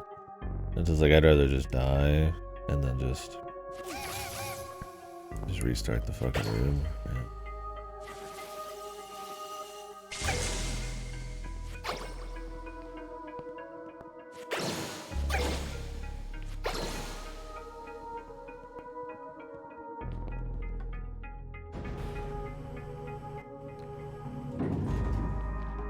use her power to heal because it's instant.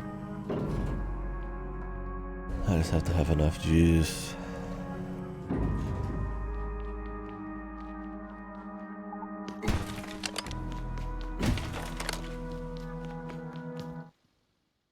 Another one of these. I'm probably gonna croak. Ooh, I pressed the wrong button. I detonated a bomb at myself. I have like 1 health. They've stopped like giving you like rest points. I don't know if it's just to make you use this shitty healing system or what, but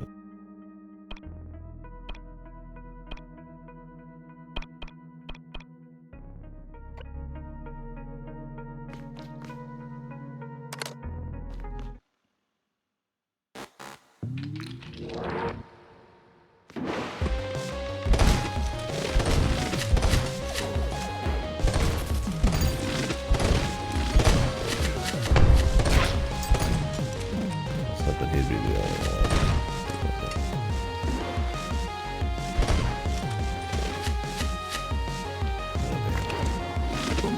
It's just odd. They're like, hey, this location you can't get free ammo anymore, and then it just makes the gameplay even more simple. Dude, like, to what benefit is limiting that even like improved anything? I mean, at this point I could just spend my money because we're near the end, I'm sure. To just buy ammo, but then you have to have a shop, which are pretty rare when you're out there in the shit, so I think you can use it as a top off. It's just this kind of system, man.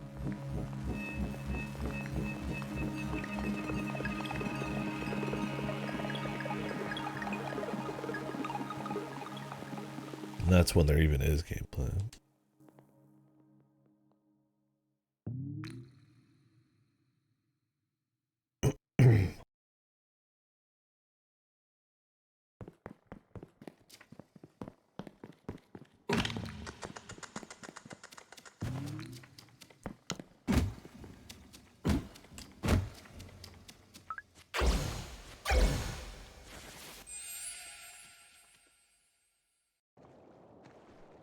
Like right there, it took. When I started talking about the abilities, I was like 2/3 of the way through the bar, and I now just got enough for this one ability, and this is what it does fully up. It just heals me a little bit for just a little while. Like they're not really that interesting to need to be like so strict. Do I need to go up there to get around? Feels like we're gonna have to come back.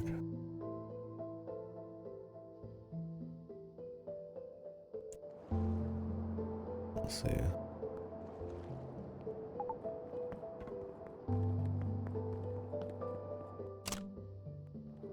I mean, now that it's upgraded, it looks like it might. Maybe we'll do 1 full heal. Oh, I got like 6-7 hearts.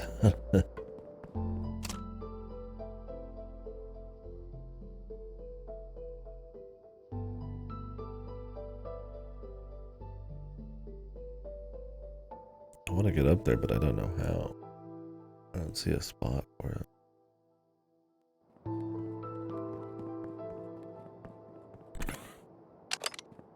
It's funny, they'll give you free bombs because you need them to solve the puzzles. Like you don't even ever need to bother thinking about upgrading your bombs capacity. Because I mean, I guess you could use them in fights, I don't. But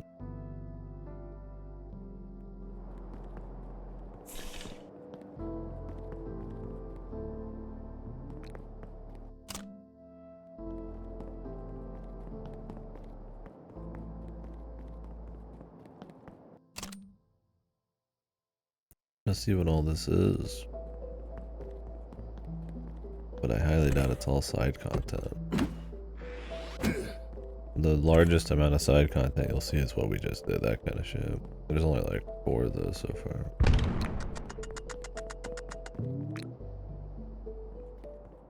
And can't even imagine what they would give me in a larger location.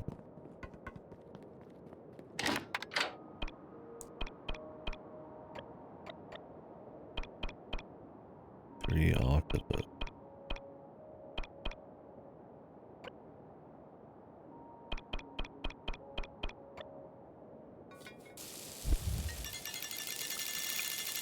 But if you want good food too, you have to win the lottery.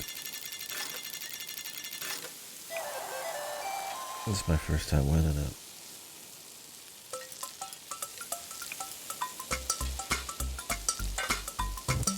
I mean, generally the game's easy enough where you don't need to bother with this anyway, but there are times where it's like, you get no rest. You need to throw down like 1 or 2 healing items.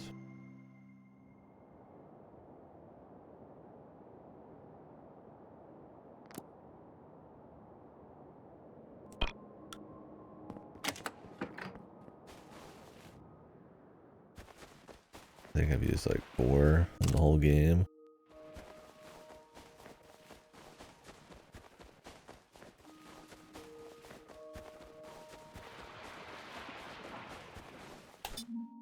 Well, I can't get over there. I don't know. I don't care. We'll just figure it out when it happens.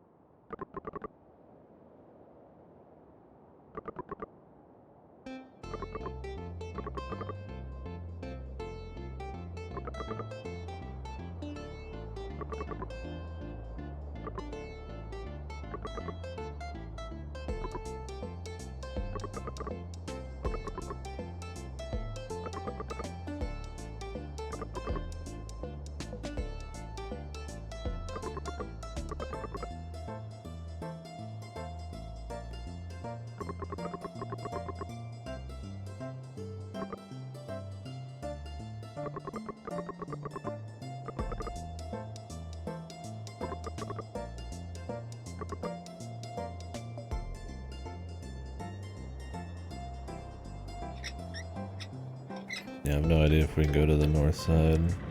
Maybe you can't. I just work was fucked. I mean, yeah, that saves me real life minutes. I should probably care more about those. I don't think this game's been quite worth any loss of extra life on top of the main story. But I mean, I like finding side shit.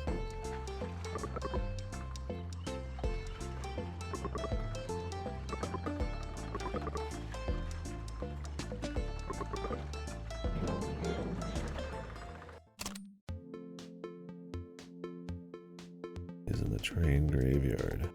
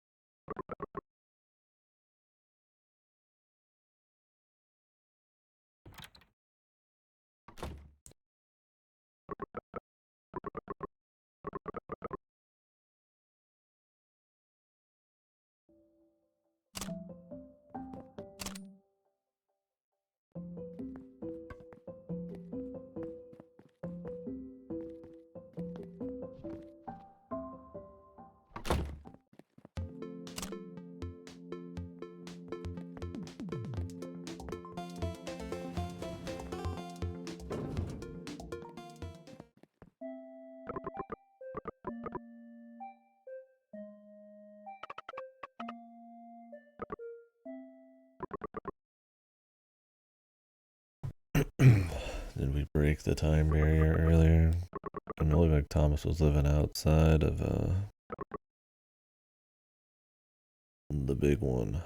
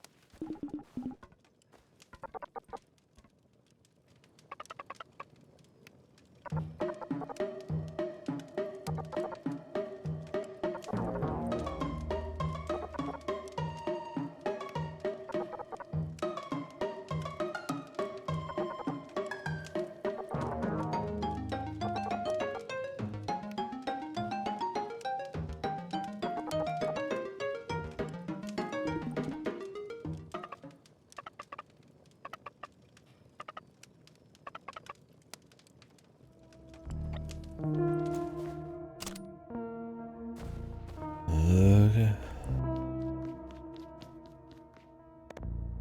Here's a rest point. Let's see, we ended up wasting the heal anyways. Which would be a big deal if you could use it more often and it wasn't as powerful. And then when you do stumble upon a rest point, now you just don't get to use a power for 10 zillion years.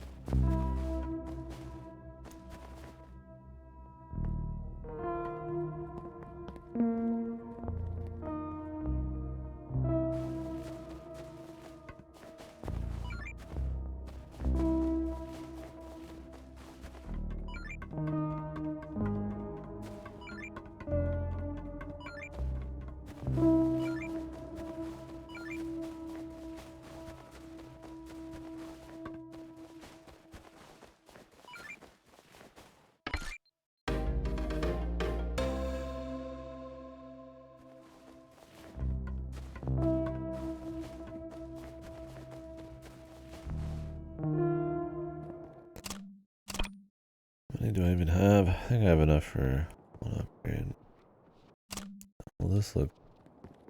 The Eternal Tower. Yeah, that looked awfully important.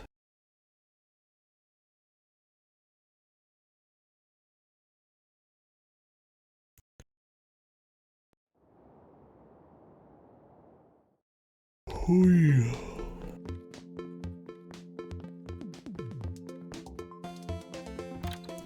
I decided if I just want a little bite to eat. Tide me over. What?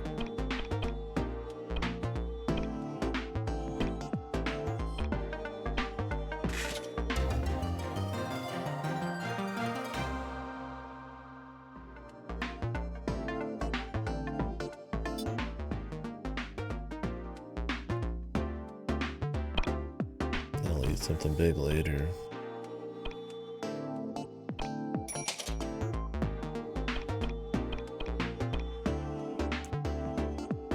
I like warm up a whole Thanksgiving meal. It's like I'd rather not just be like just sitting here on BRB on screen or something. Right? I'd rather just kind of enjoy it. Yeah, let me get a quick snack, and then I'll have a meal when we're done. Because I'll probably take a break when we switch games. Assuming this game doesn't have like 10 more fucking hours. If it looks like that's gonna be the case, I'll just fucking... I'll take a fucking break, man. In a bit.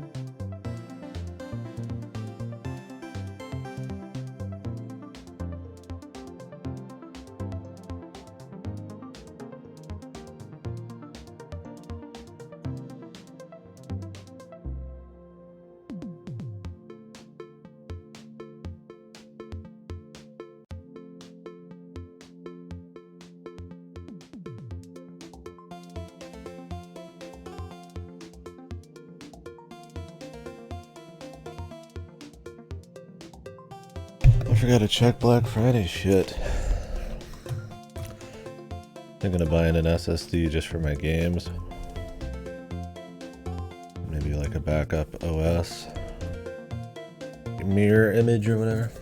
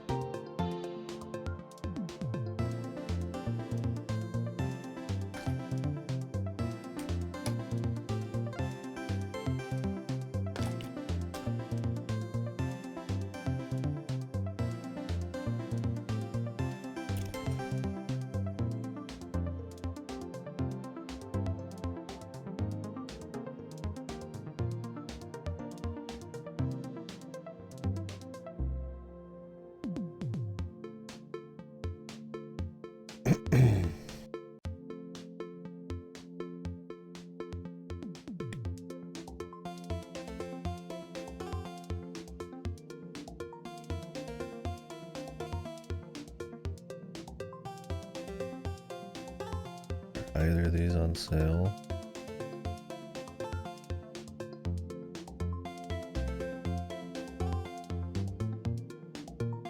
I don't think so.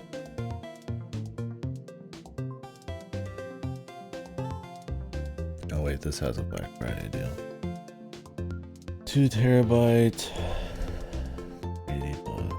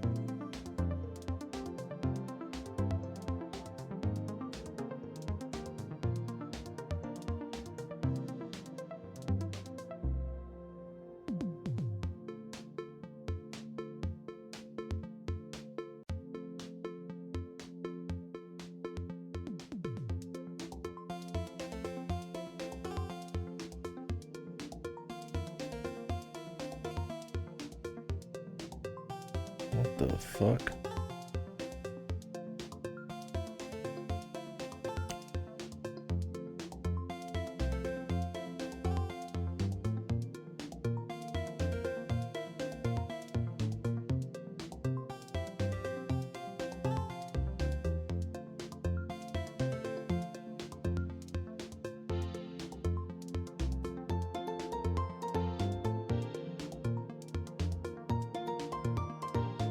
One sec, I'm buying something.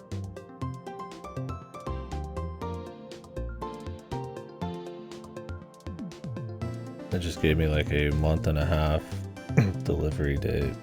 I was like, did I forget? Did I set something wrong, or is that just what it's gonna be?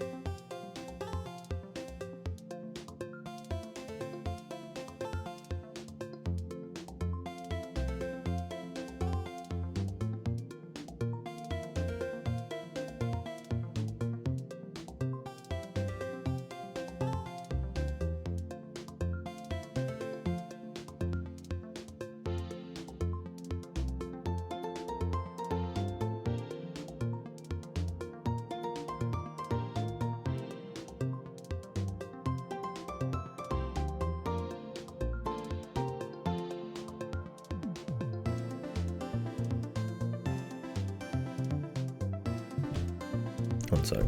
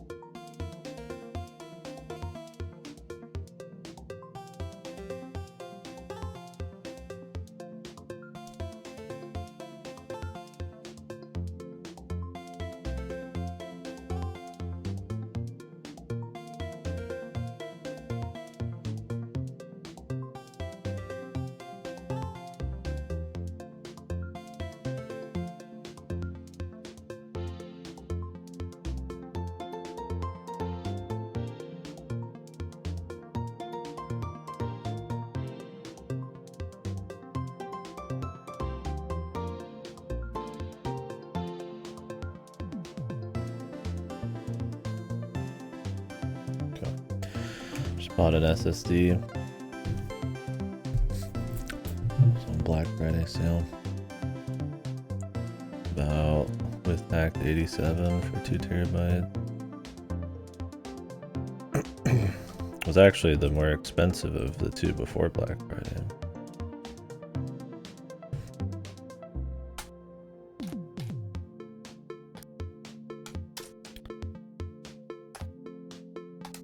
But it's not coming in until January 4th to the 14th.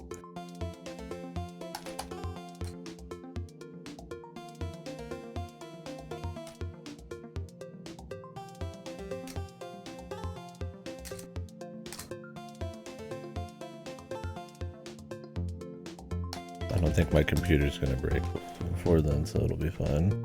Just keep using my hard drive for that. I just want something to put games on, because I feel like putting my games on my OS SSD is like gonna date the thing. So I've stopped doing it. But there's just some games that require SSDs and they're just fucking huge, so I don't use my hard drive. I just have that for... Well, right now it's filled with mostly Twitch VODs that I had a shit can with a scare a while back.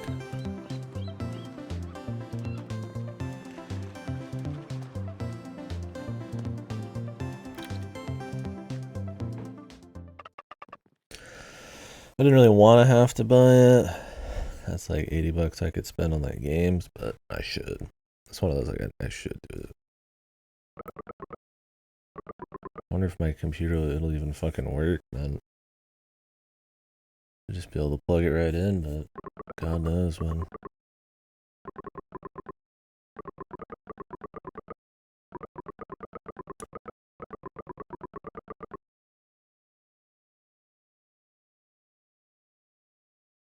My GPU and all that, I had issues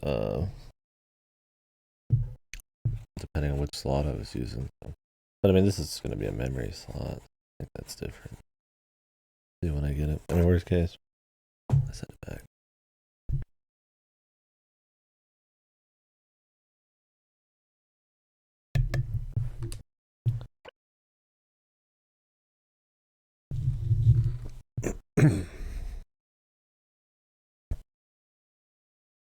Anyways, the one I bought was supposed to be good technology too.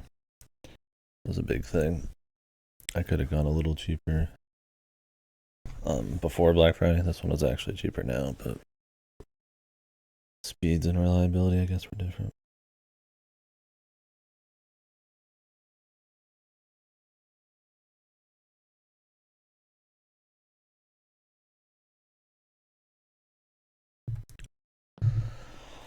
Okay, well, we just came back here to go right back where we were. Good. At least we have a fast travel.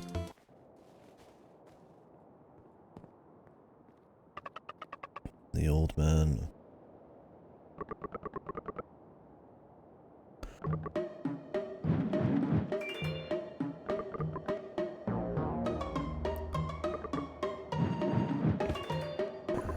Jesus.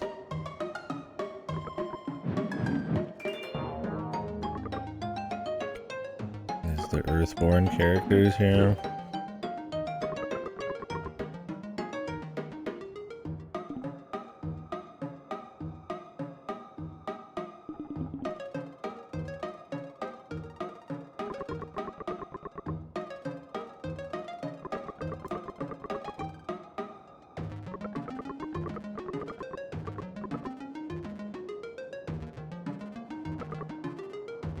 Damn.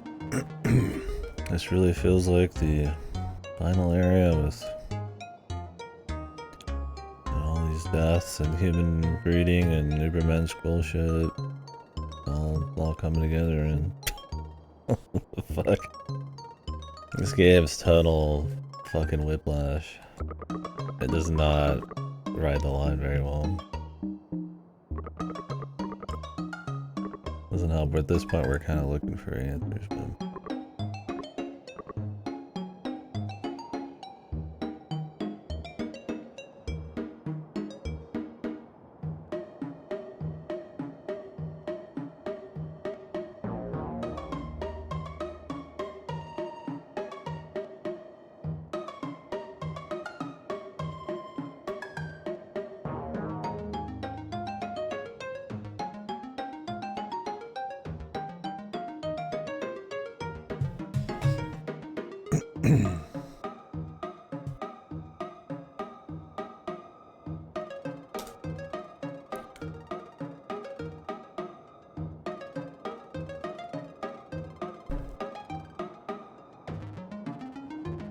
A quick spike of paint.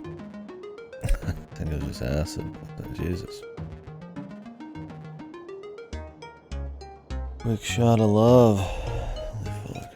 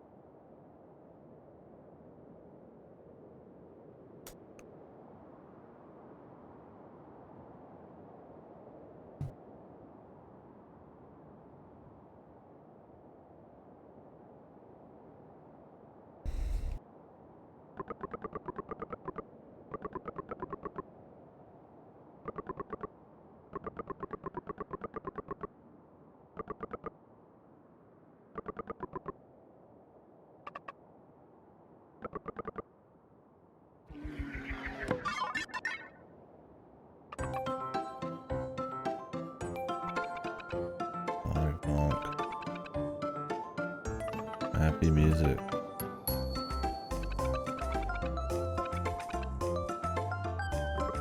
Are these old dudes supposed to be good people? Then what's with Solomon and all that?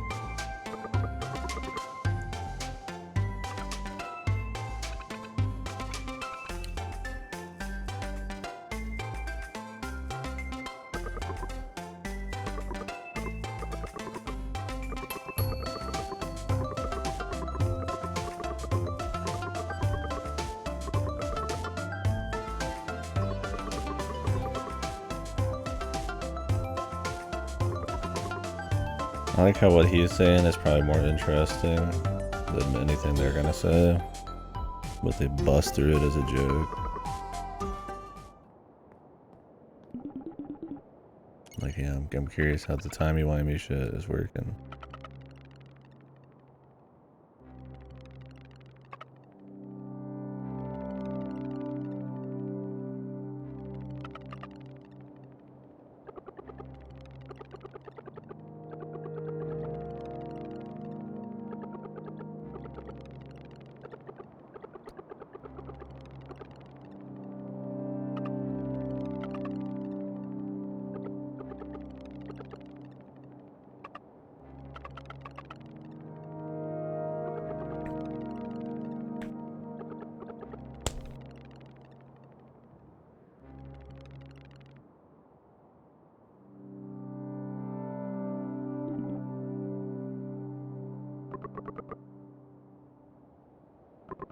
Oh, Solomon.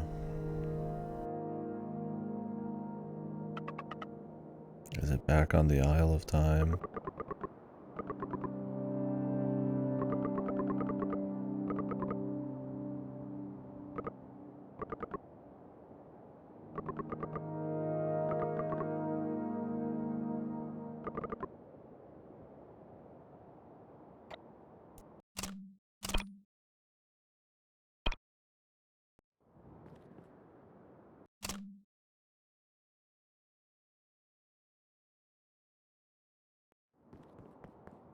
Okay.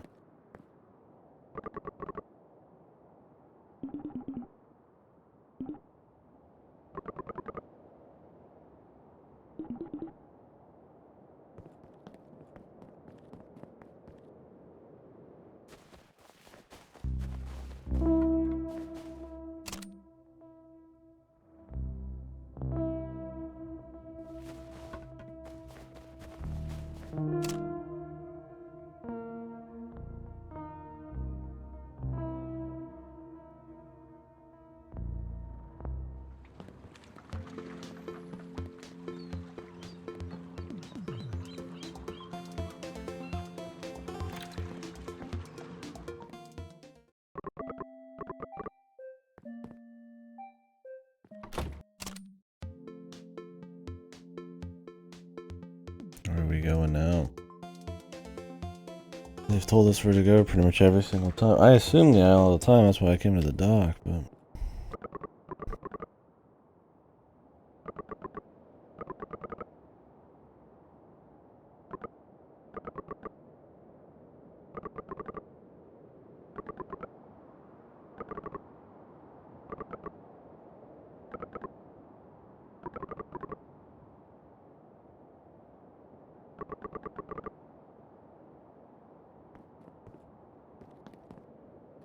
Yeah, thanks for the joke. Am I just supposed to walk around town here?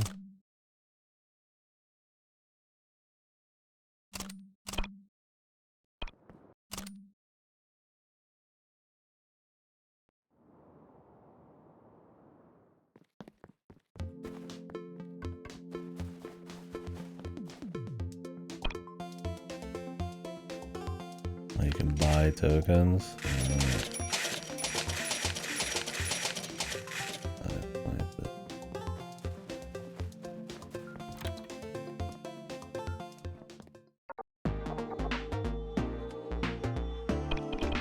It is completely random.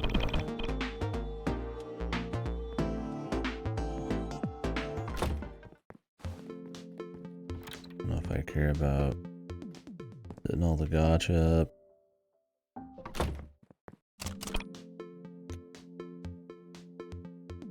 I just summon him whenever. How do we use him to find shit?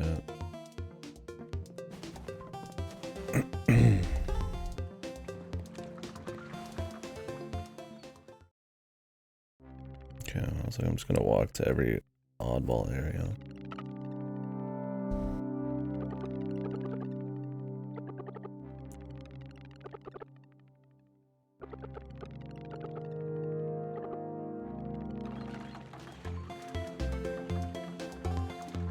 That was real interesting.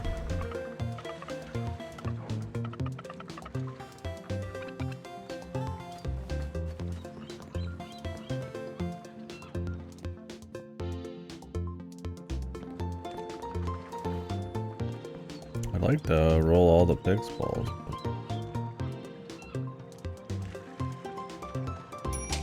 These take forever. Quite worth it.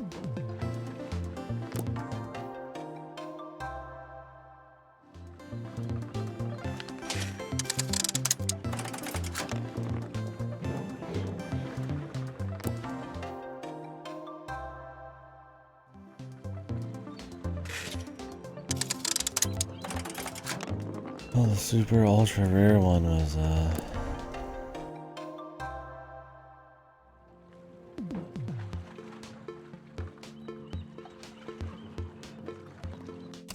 they just changed randomly. No,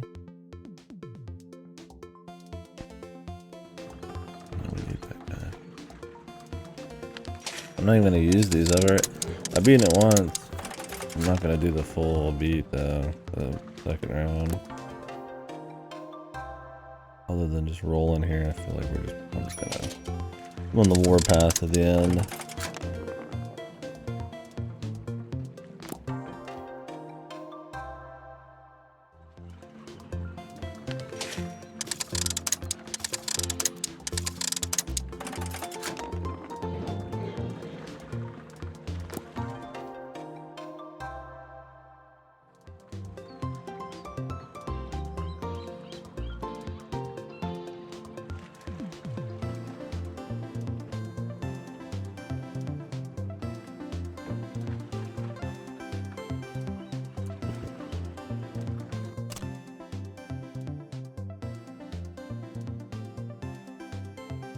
Only missing fat dragon with a halo, and then this one, whatever that is.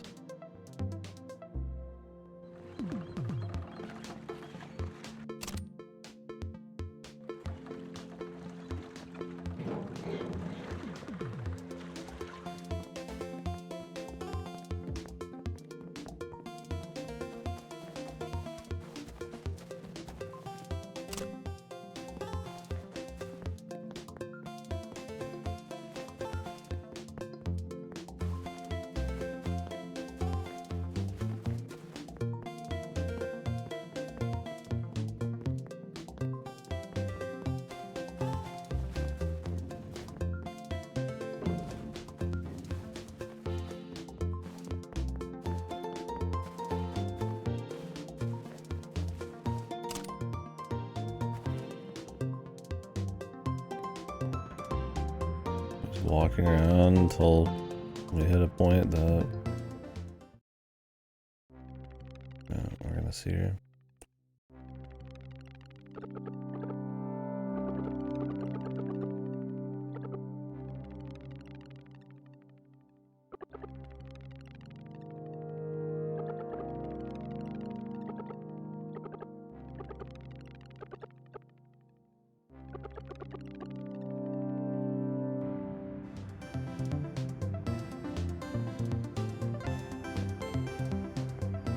Very useful.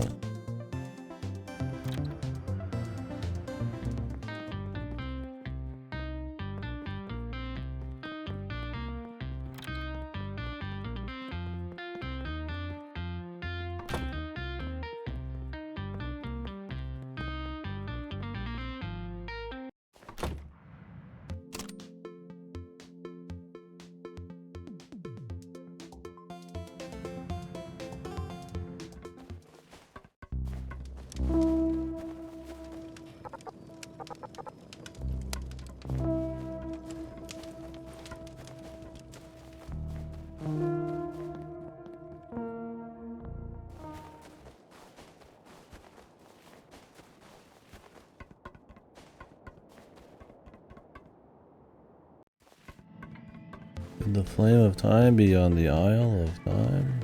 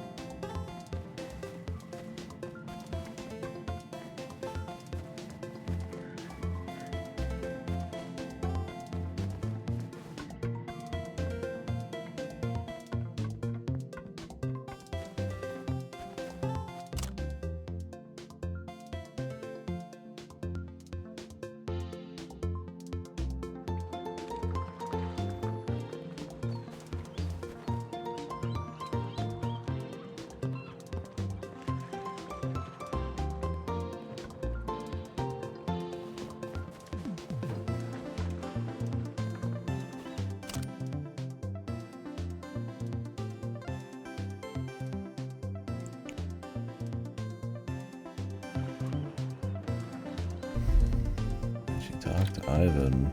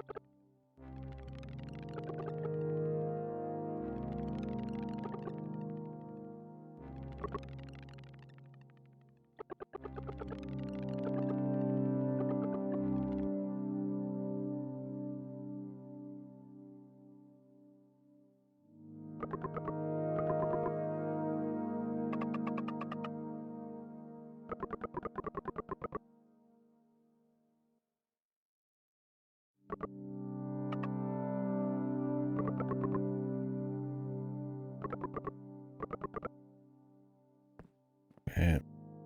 So that was useless again. Like actual nothing forwarded at all. Not that we don't just have the answer, but I got nothing out of it.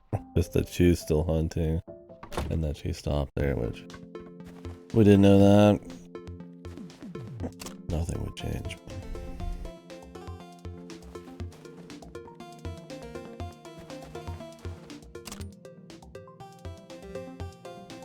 The only dungeon left is the fucking island, bro. Probably on the island.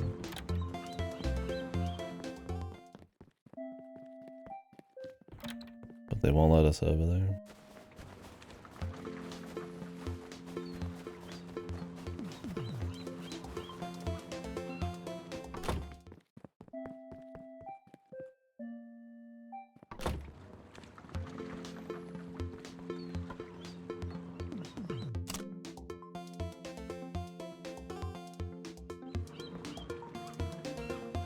Problem is, I don't know if every time we go see something, if it raises a flag for somewhere else.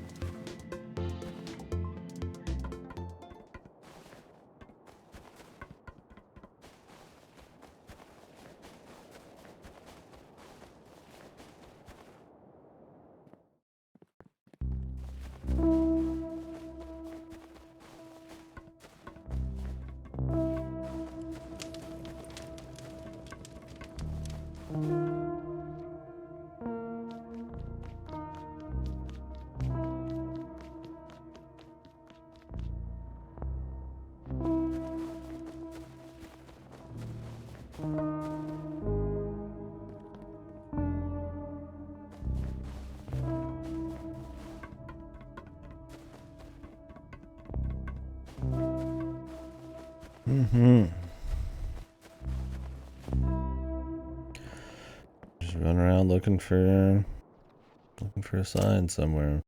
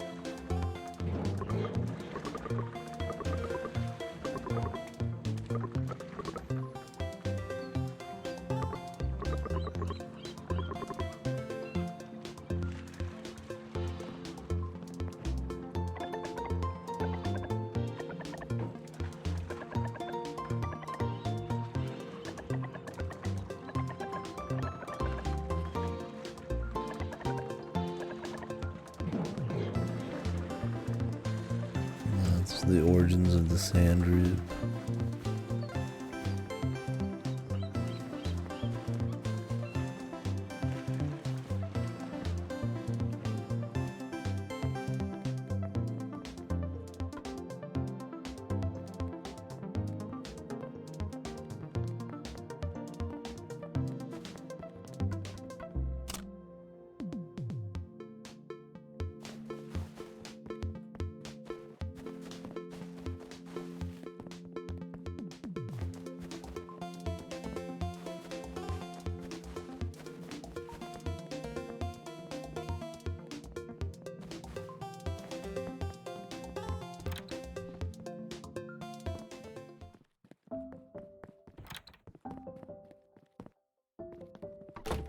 I don't want to have to enter each room again, but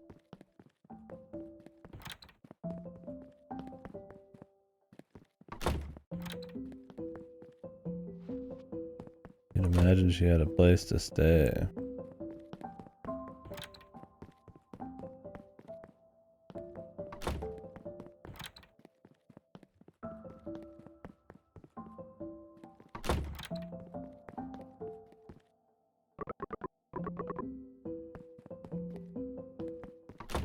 What an odd time to have no guidance, man. I think this is particularly interesting.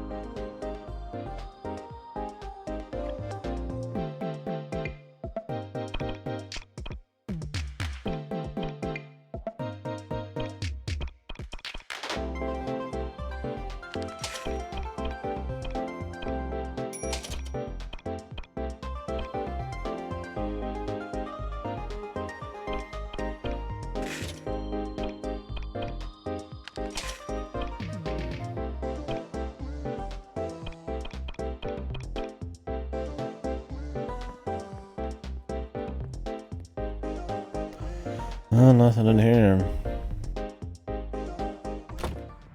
It's a TV or something.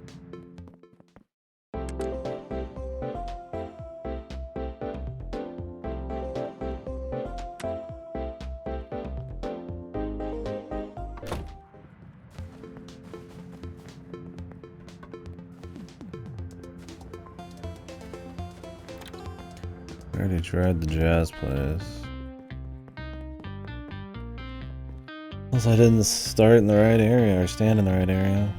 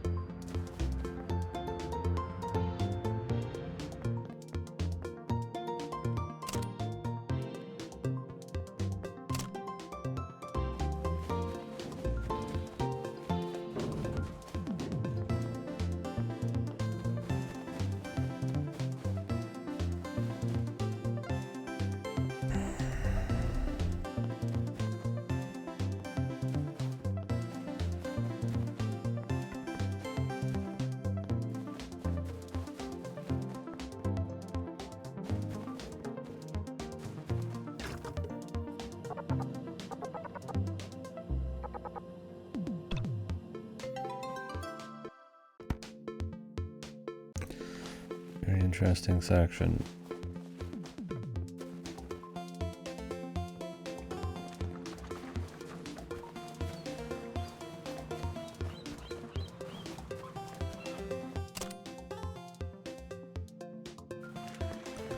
No way to get back to the island.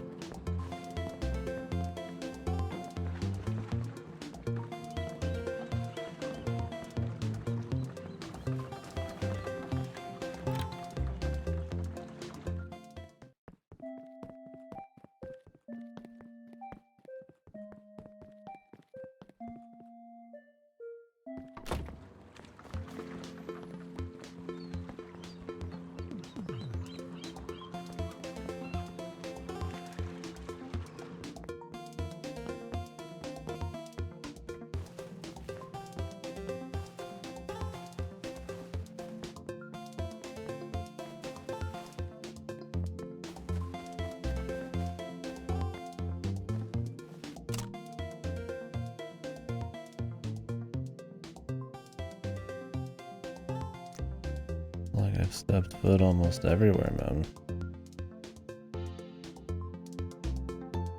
It's just like a hidden area I didn't walk to over here.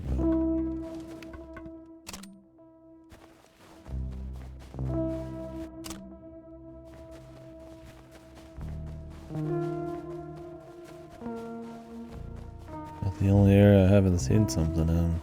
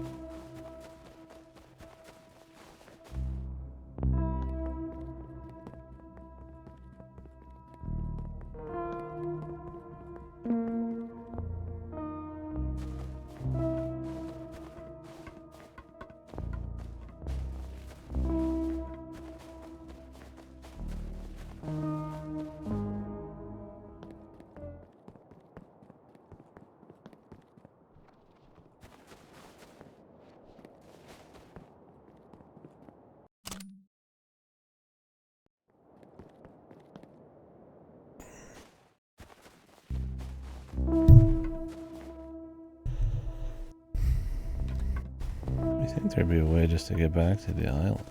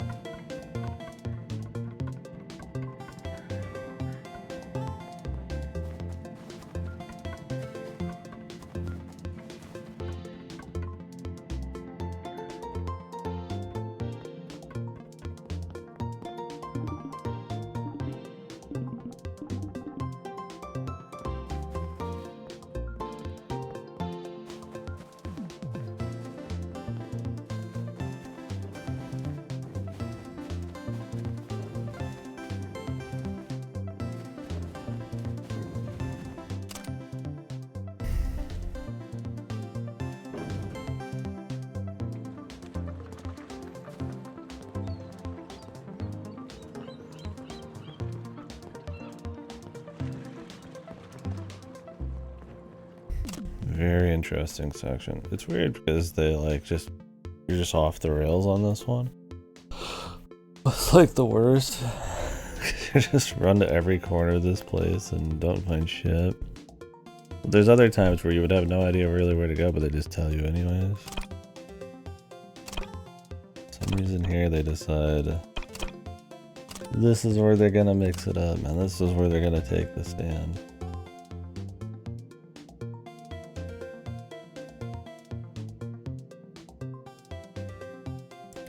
All the treasure boxes in the game.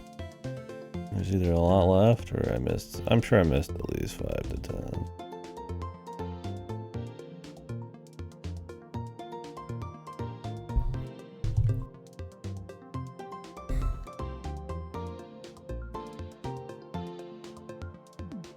Obtain 1,000 salt from off a salt bud.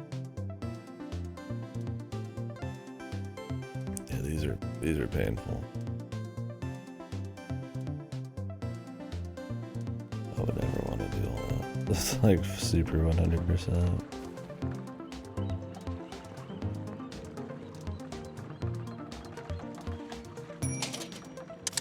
We'll try to get every pix ball maybe.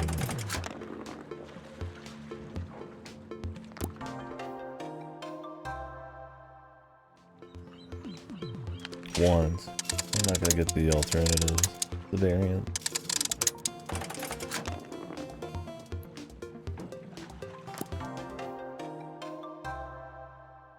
The Pixel King.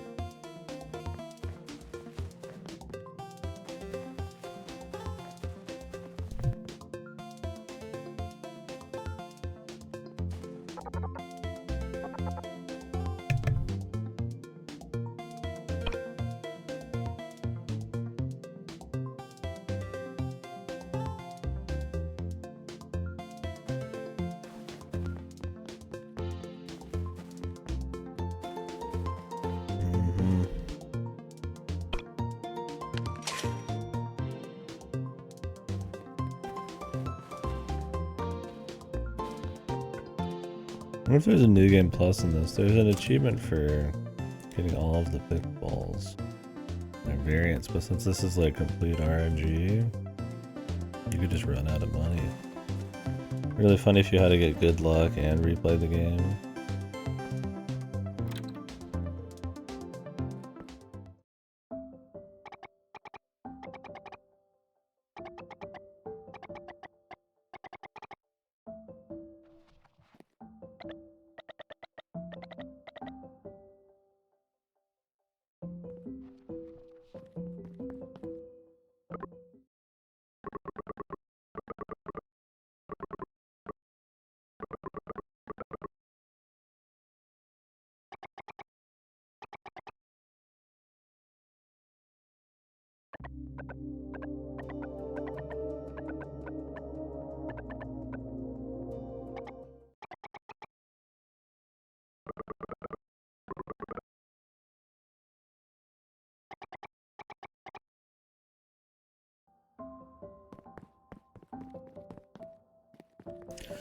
Funny, they go through the trouble of having all the NPCs different and give them like animations and distinct personalities, but you just don't care.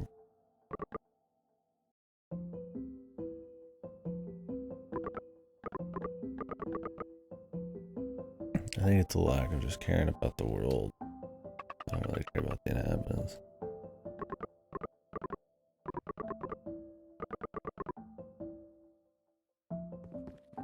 Oh, try talking to everybody. See if that changes something, but...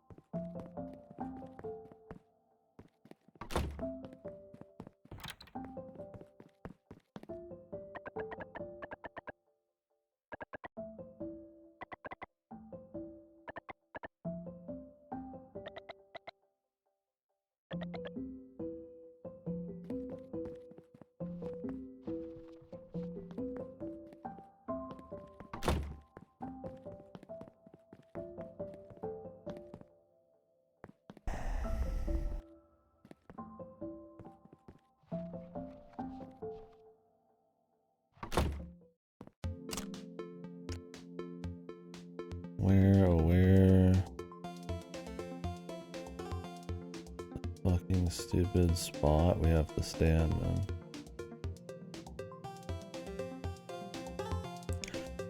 Alright, there's a train we haven't gone inside of, I think. On the left here. Yeah, you can go in here. Is this where she stayed? No, it's just another place.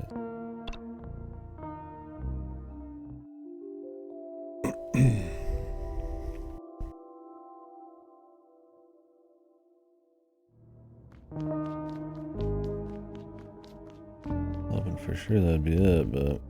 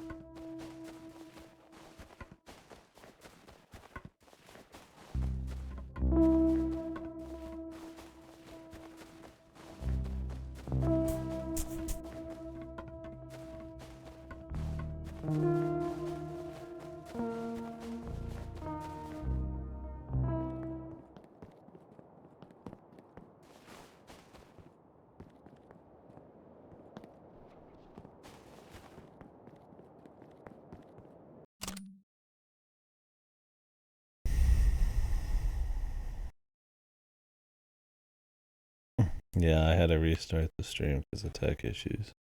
You think it would just be daily, but like I could just restart and stop the stream real quick and then kill everybody's watch streak if I want.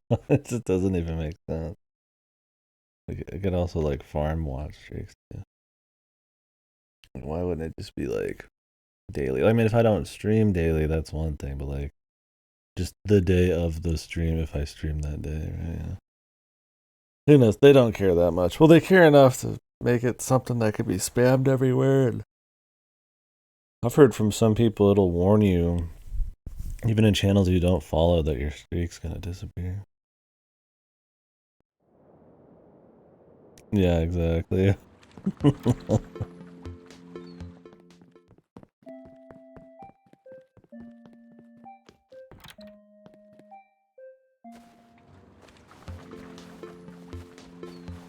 Where is this shit? This is super fucking lame, dude. I've walked every square inch of this place. There must be some fucking hidden room or single location I've missed.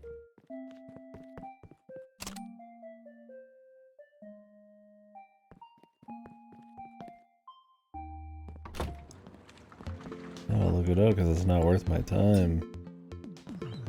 This is like the one time they don't tell you where to go. It's just this fucking... You just walk around and hope you step on the tile that activates a story beat.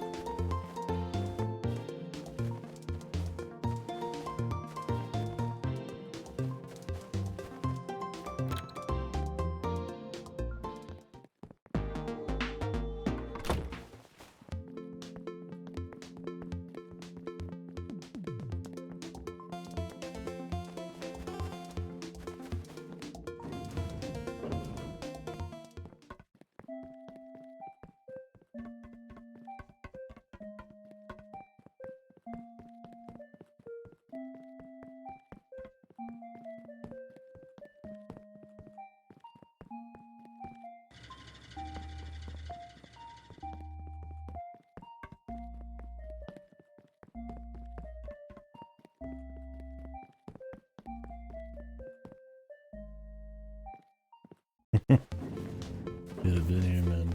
Missed out on a great, what was it, 20-30 minutes, yeah, of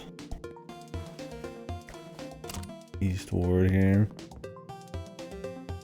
Riveting shit.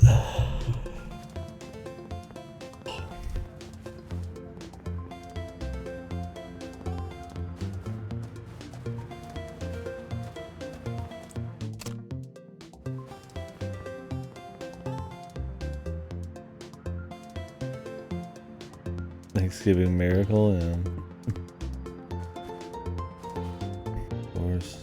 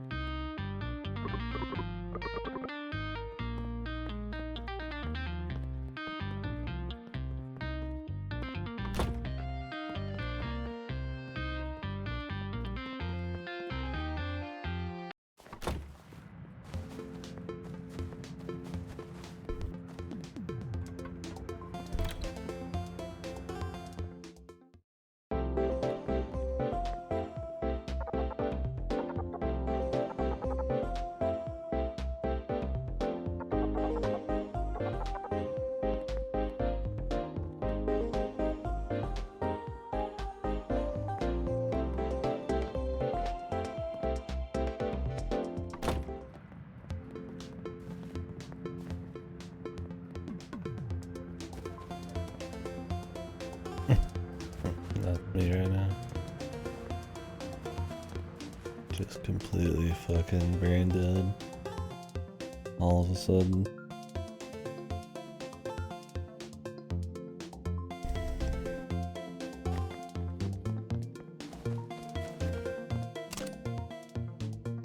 Yes, they're not gonna let me get back on the boat.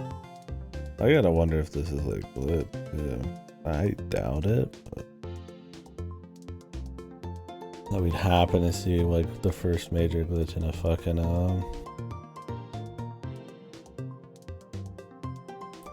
moment like this. Scavenger hunt. The scavenger hunt for something you can't even see, it just has to pop up.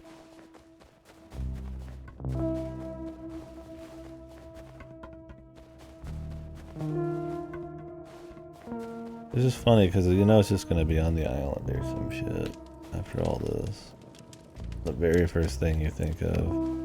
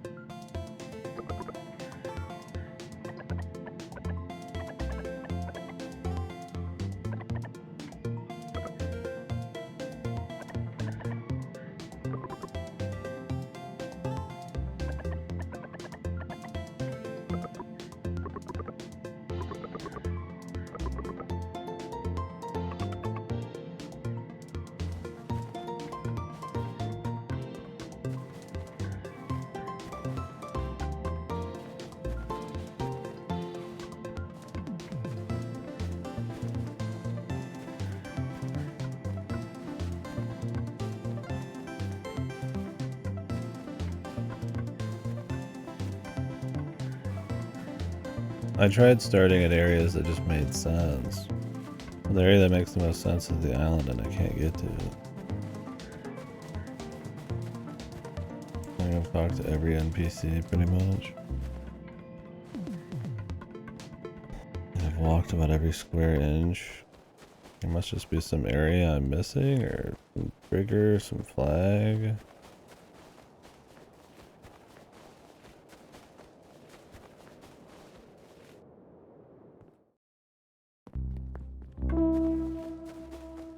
I think I'm gonna look it up though.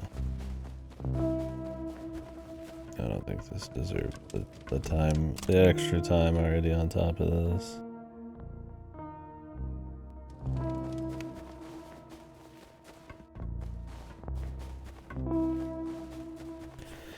And for all I know, it could be glitched. It happened before to me. I've wasted hours looking for something.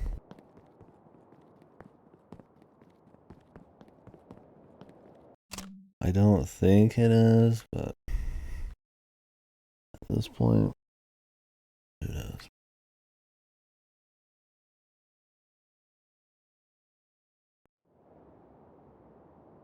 The only other weird places is this, but the person just blocks it off. It's a merchant. There's a little bit of land on the left there, but I think it's just a map.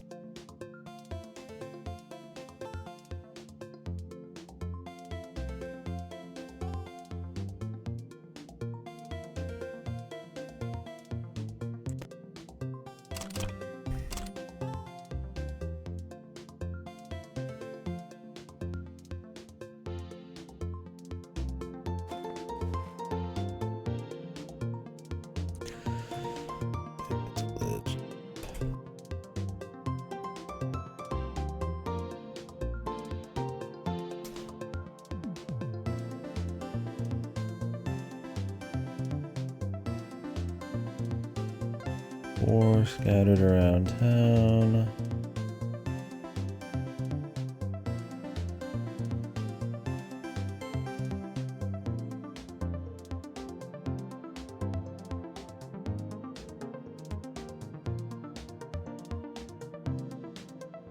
To the left of the goose fan by the repair shop. Did I not literally fucking run around that constantly? Is it that perfect? Right here, dude. Instead of when you walk through the gate, I immediately would just walk around it, apparently. Yeah, how about they make the hitbox a little bigger, man? It doesn't need to be that precise. Our character's even walking from the left. Just make it so it completely touches the gate. That way if you walk by the gate, you get it. Yeah. It's just stupid shit. Not a glitch, but not fun.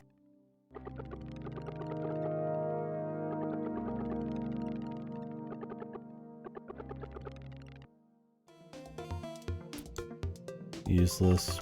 But you have to get the useless ones anyways, apparently.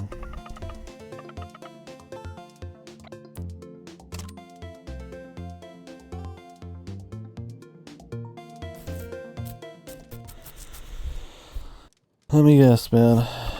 The Isle of Time, are we gonna have to go there?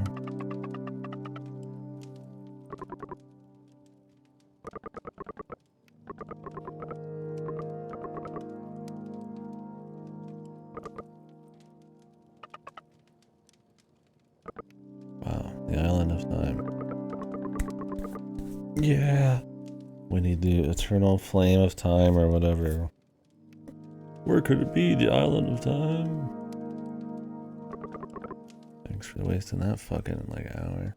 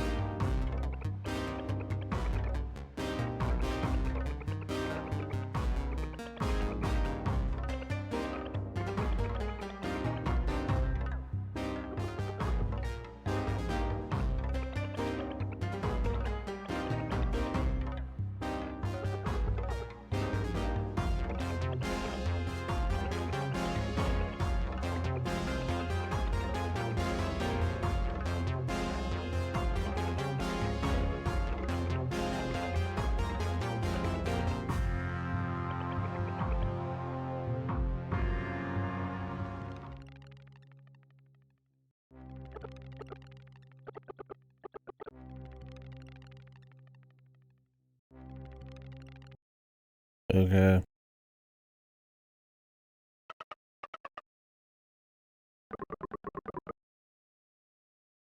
What is that? We already knew she got it. We need it. How does this help us?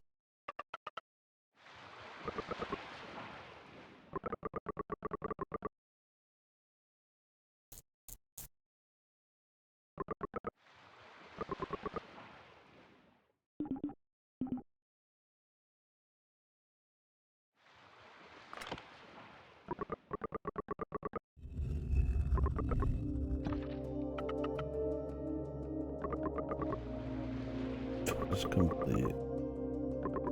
Fucking just coincident. All of what we did had no fucking point. I mean, you get to see what's her face was doing in Solomon a little bit, but I mean that's about it. Not worth the trouble. I delivered that other way.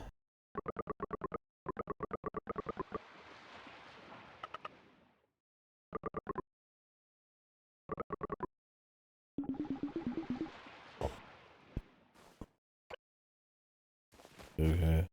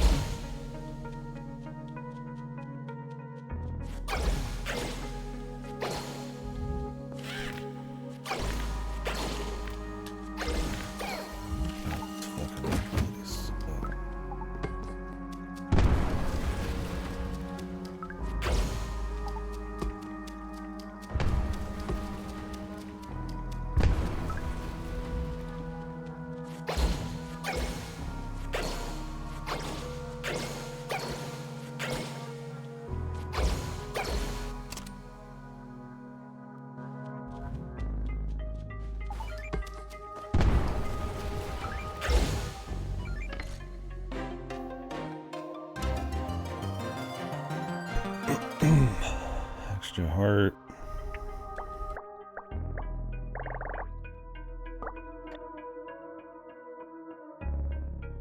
So we're missing like 4 total. I'd be surprised if we got 1 or 2 more from the story, but the rest are probably side things.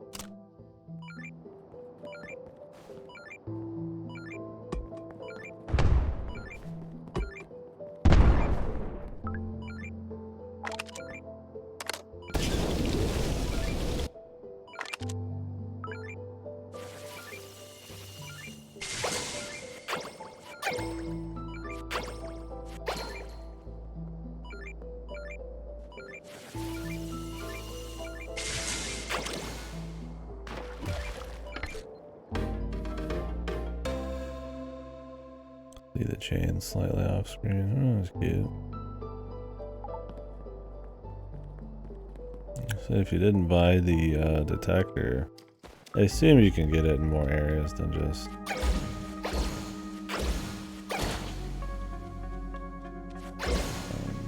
the very first.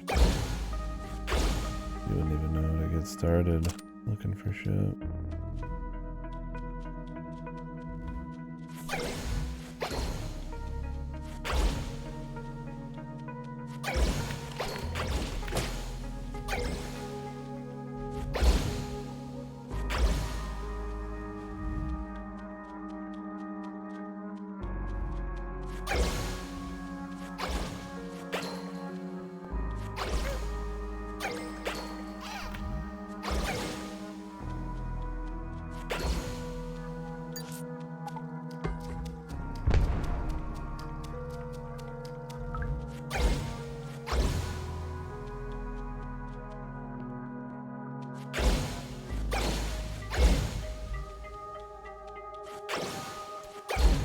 Like a switch.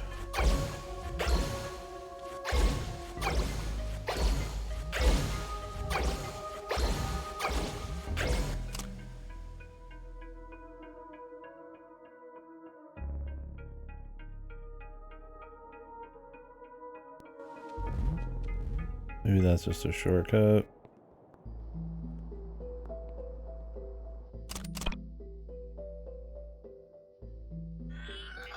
I'm gonna go with that.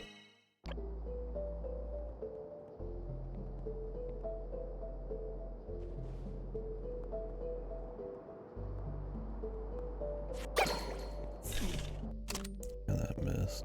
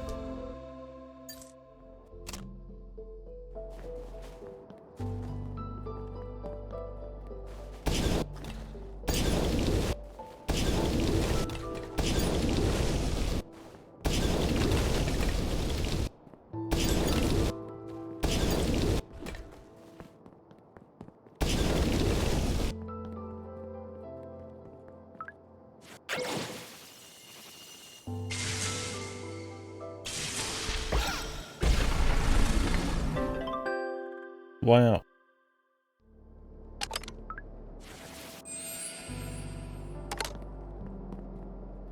The flame's pretty good, actually. It has a lot more range, and you don't have to have skill aim it hardly at all. I mean, it's probably like worse DPS in the long run, but against just normal dudes, it's pretty juicy.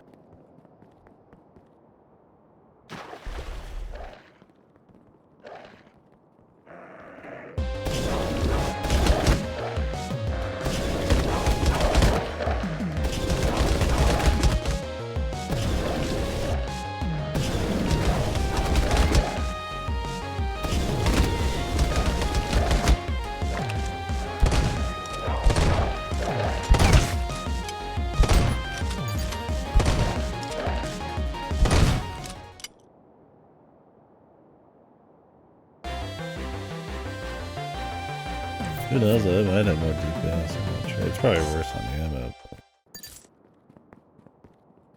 Who cares when you got the Sonic Punk?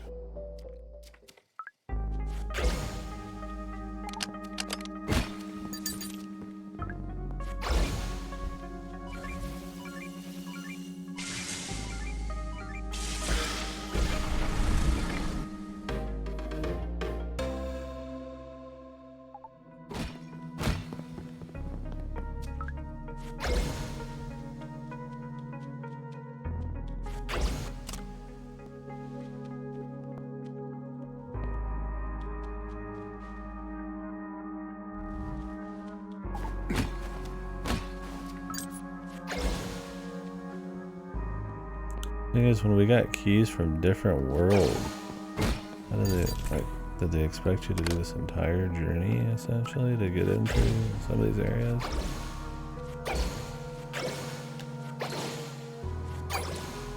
You just get 5 salt every time? That's, like, really bad, but they want you to get, like, 1,000 for an achievement.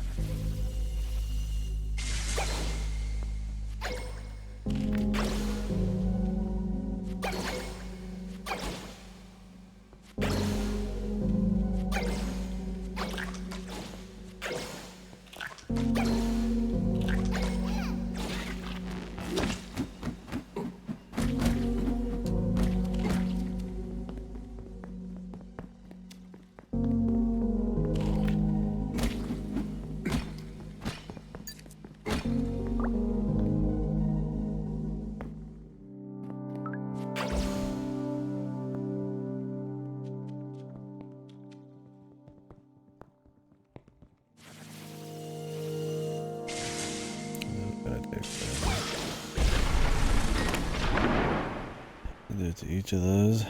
Wait for my juice to come back. I think you could do the full charge even if you have just like 1%. Probably before.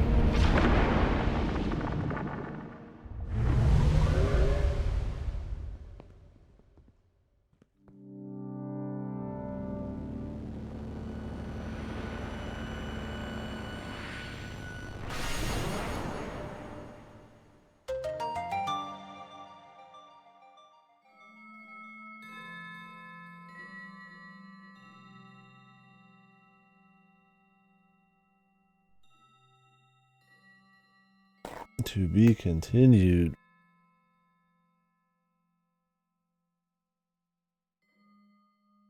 Here we go. Well, I mean, technically there's a little bit more going on than the city, but it's hardly like a magnitude better. Takes a long time and meanders quite a bit to essentially just tell us there's time loops, that a grand conspiracy was happening and had something to do with Mother, which you already kind of got that already, and the time loop thing's already happened. That's terribly surprising either.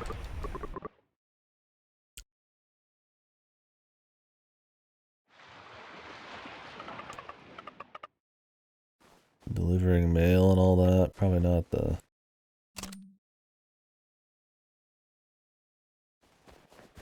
most spicy way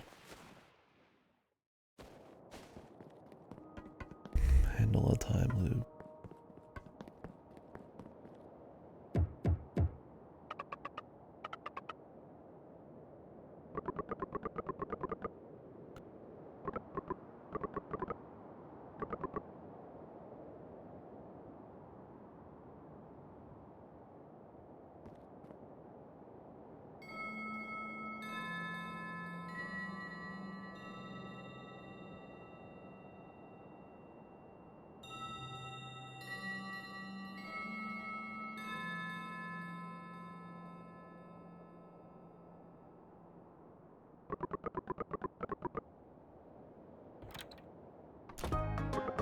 Got the exact same bell. But this time it doesn't do anything.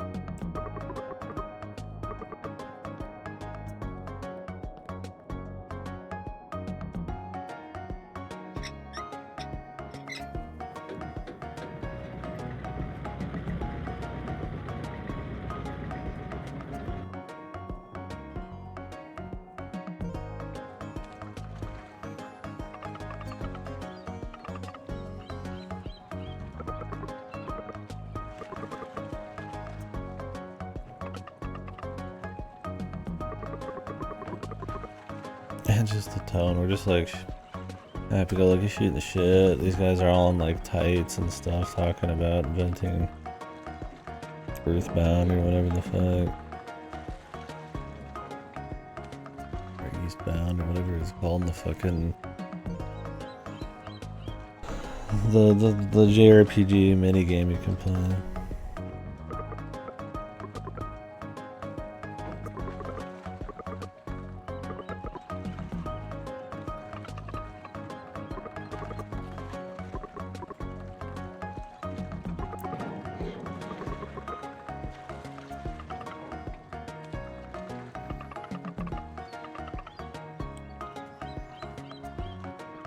They remember some stuff.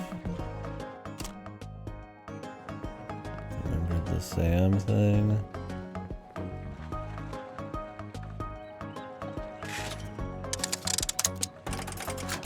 If we get the top prize. That'll be all of the pickballs. Well, not all of them, it'll be all of the basics. I'm not going for variants, because I'm not even going to play the JRPG again anyways.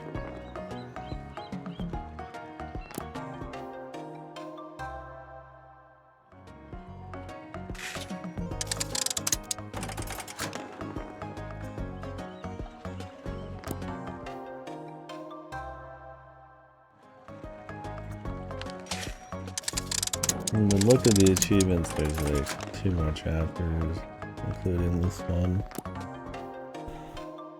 That's assuming the 2 mystery things underneath the last chapters are 4 other chapters, but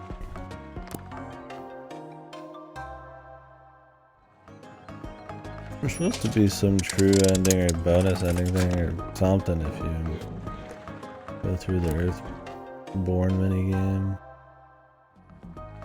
From what I've heard, but I've already beaten it, but I'd have to beat it. I wonder if I have to beat it like twice or what.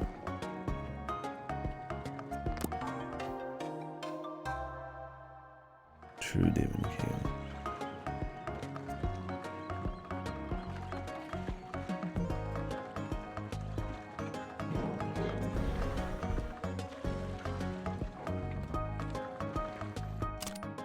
Have they always had like lore on them?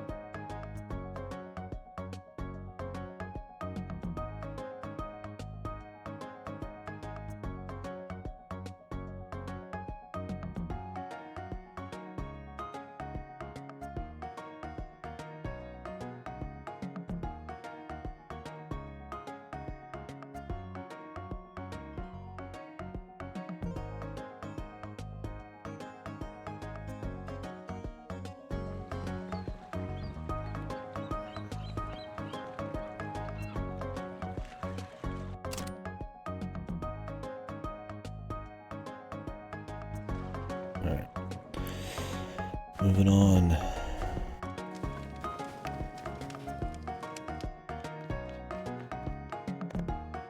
The music's still going even here in the train yard?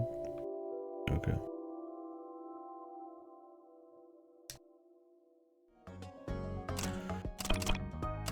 I have enough to do another upgrade? No, I only have 2 of each. I had 3 of each, yeah.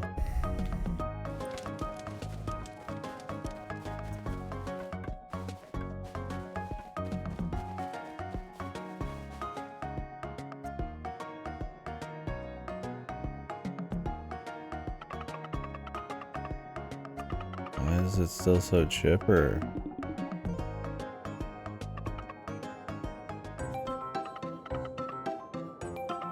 Even more chipper.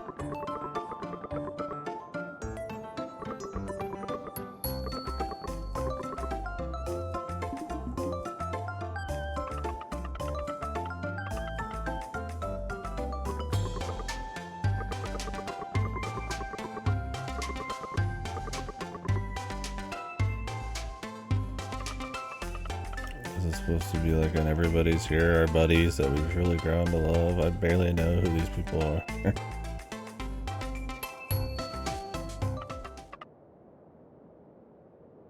Of course they won't explain what's even happening in the world and what the whole mother thing is, but they're our buddies.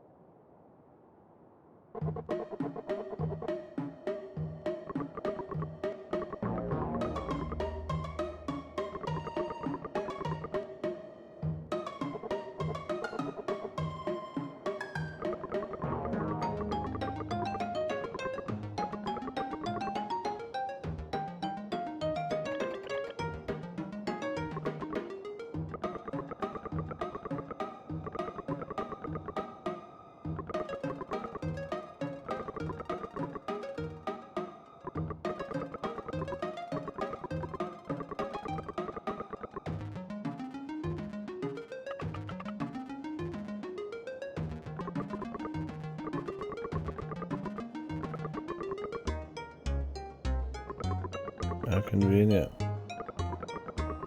And how did the other chick get in without needing the energy?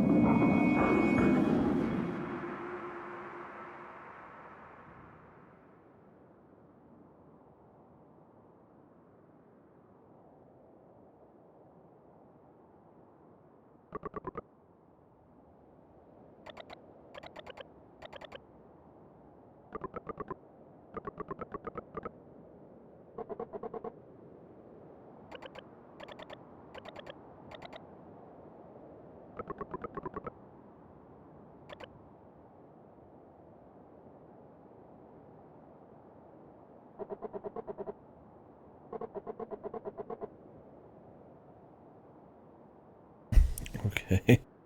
They just used his energy and then... What? He looked at John and said that.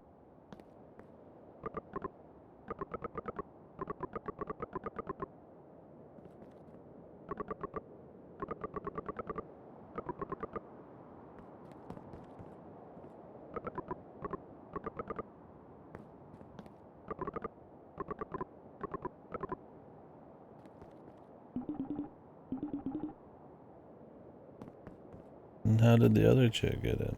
God, who knows? I don't even know if they fucking know, man.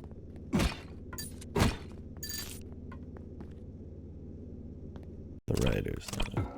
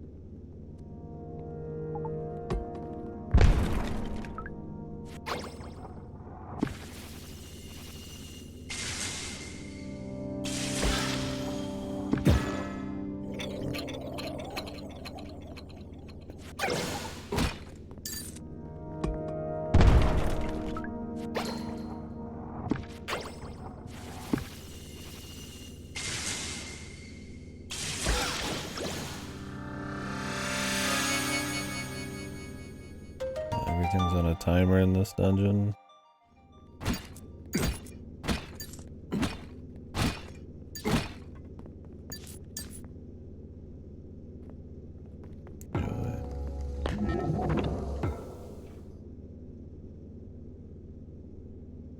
Assume that won't be a one-time gimmick.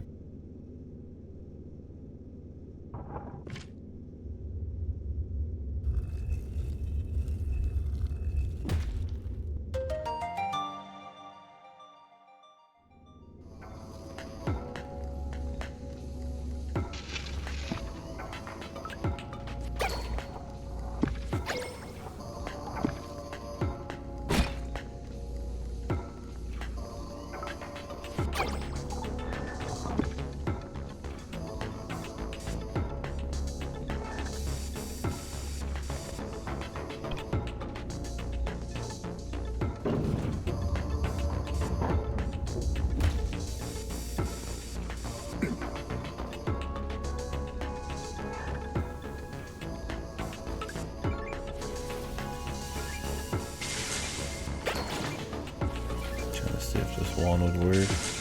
Sadly not.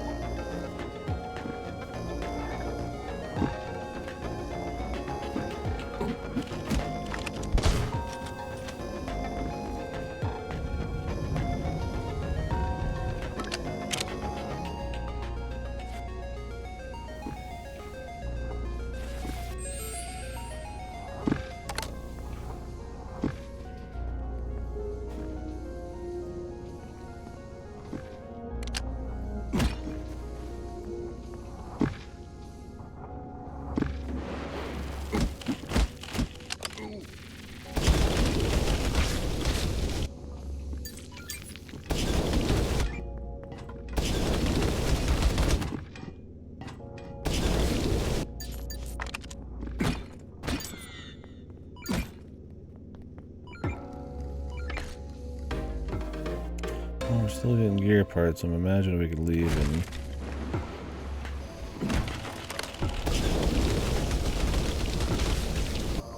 fix shit up, probably.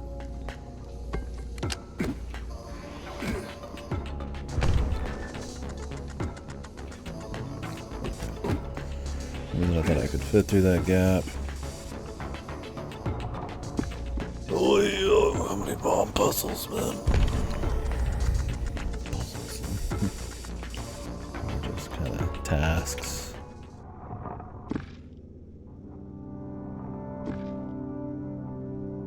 Great.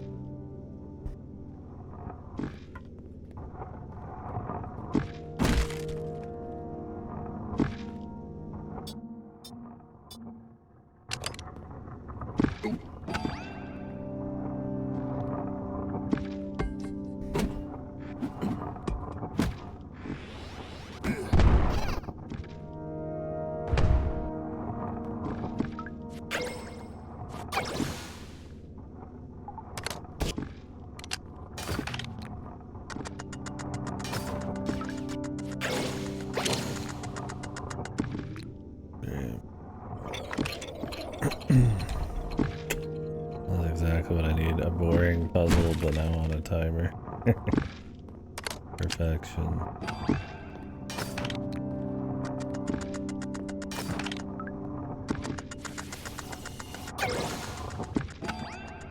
Well, somehow some of it stays.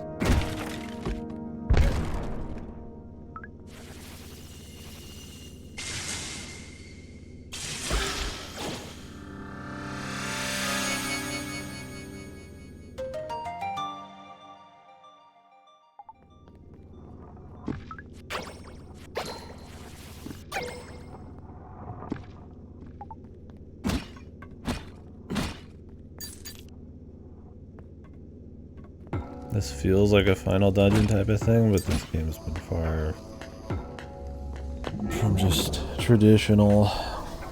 Who knows? There's already been a couple times I feel like we're getting towards the end, but or once.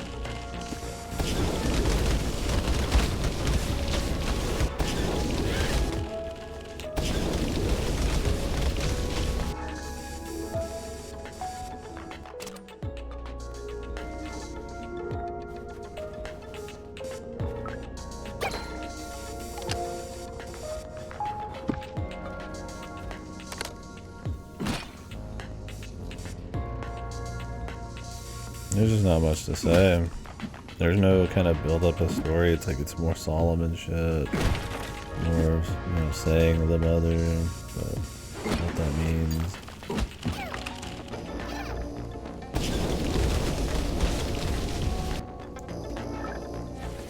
I mean, we know that they're trying to create like super people, I guess, or something. I mean, like we kind of already knew that.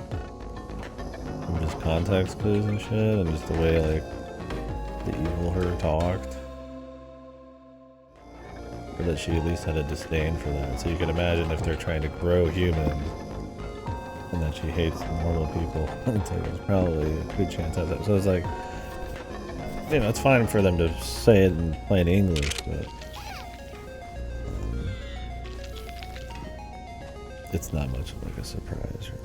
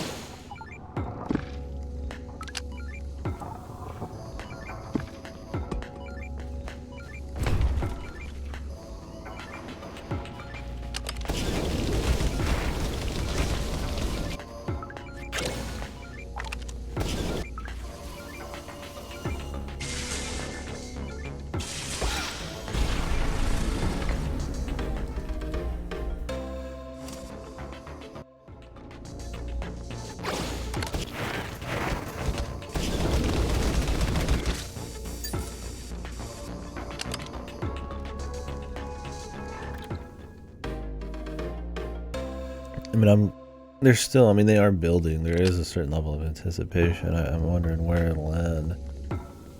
I'm just wondering, I mean, it's gonna be satisfying or not.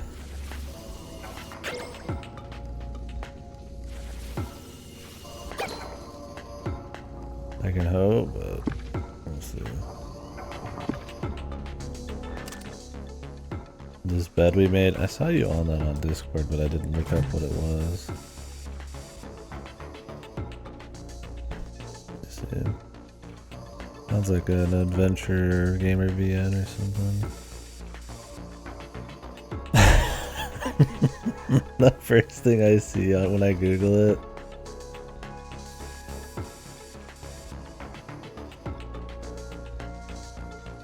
God, I hate the fucking state of YouTube these days, dude. This fucking thumbnail, dude. I'm fucking so tired of clickbait fucking shit just to fucking farm the algorithm. I get it, you gotta do it to a certain extent. There's no point not doing it. That we made. But it's got such great reviews, man. I trust your opinion over any review.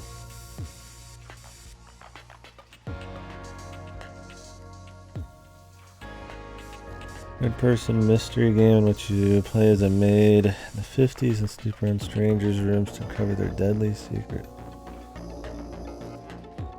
Heartbreak Lover. It's just not fun at all. Yeah, so the people who made the Paynes Creek Killings came out with another game called Scene Investigators, and I was looking forward to that, but apparently it's the same problem. It's just not interesting and just a lot of asset flipping and shit. That came out recently too. I mean, I don't know. From what I gathered, it's not even like super like. I was hoping it would be like really hardcore, like you gotta really read hard into everything, but apparently there's lots of leaps of logic and stuff. And it's just like, the X-Men, just give me some cool interactive detective shit, right? I mean, you got Overdin and all that, I guess, right? There's so many that just kind of meh.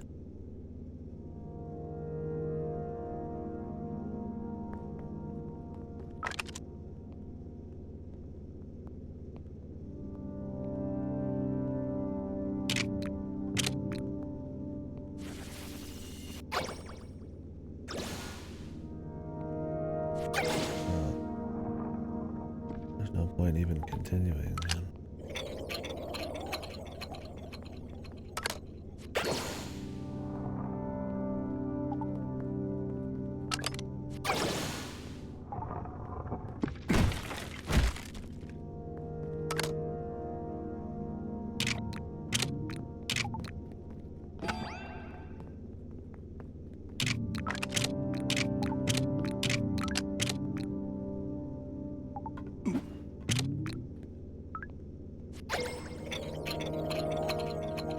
What? I ran out of time there? Was the timer not even like accurate, man? Okay, you can't do that. You can't do anything fucking cool.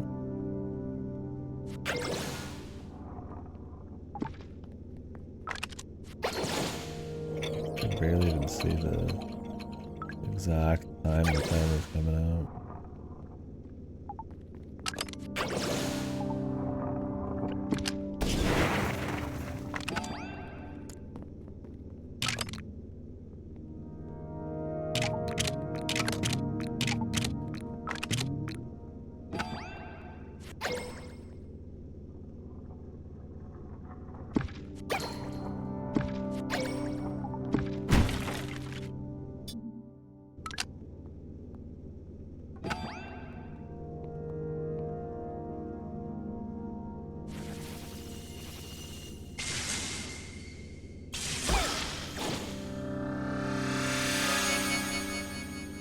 Did you beat it?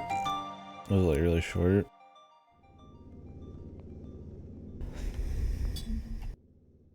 Oh, yeah, I got too much stuff to buy that if it's shit.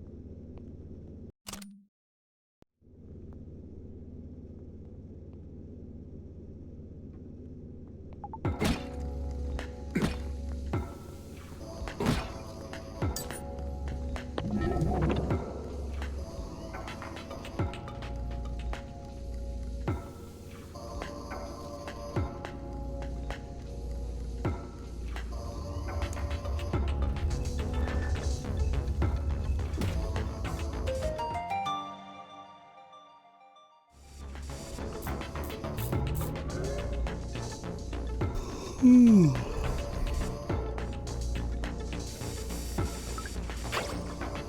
don't want to eat. Not like that. Starving? Is that a little snack? Meal. I'd like to finish this game first. I don't know how fucking close we are.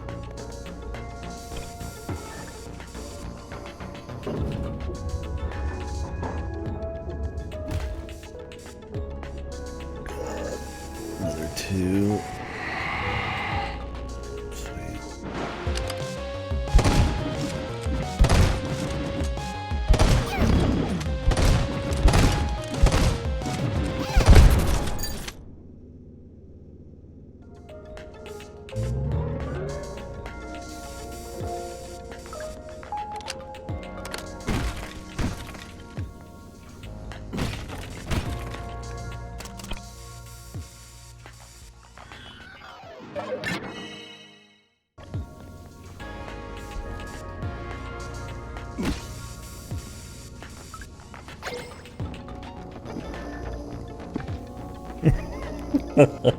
No, I don't think I will.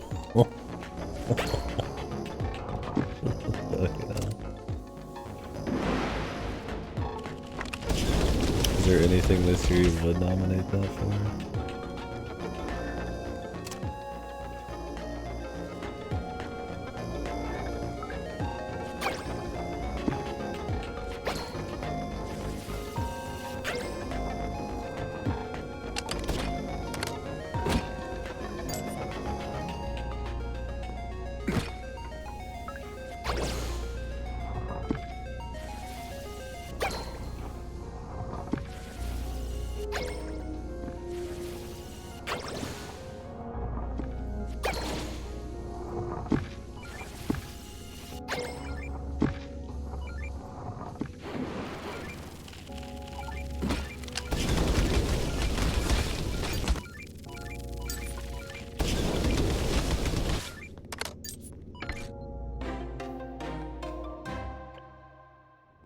Speaking of,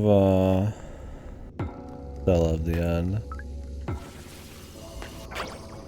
Is that the one that has chapter 1 right now?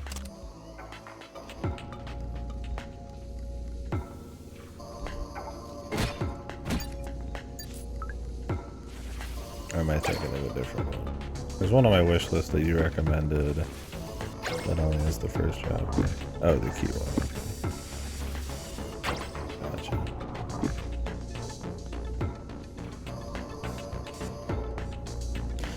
Speaking of stuff, nominations and shit. SPO was good too. I think this is just me. Has anybody else had Talos Principle 2 on their wish list? I'm pretty sure that game's $30, but it's on sale right now for $30.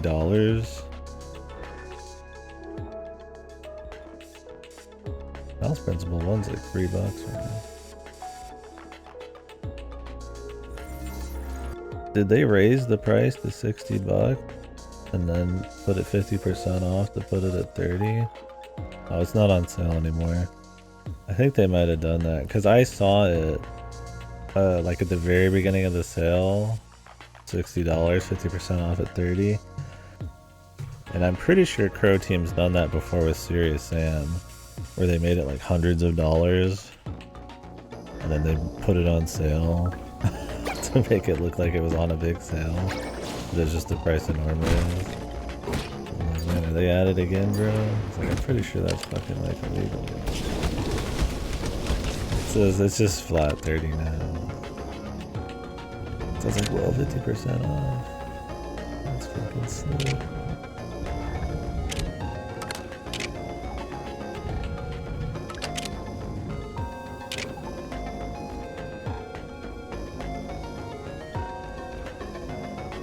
Absolutely classic shit.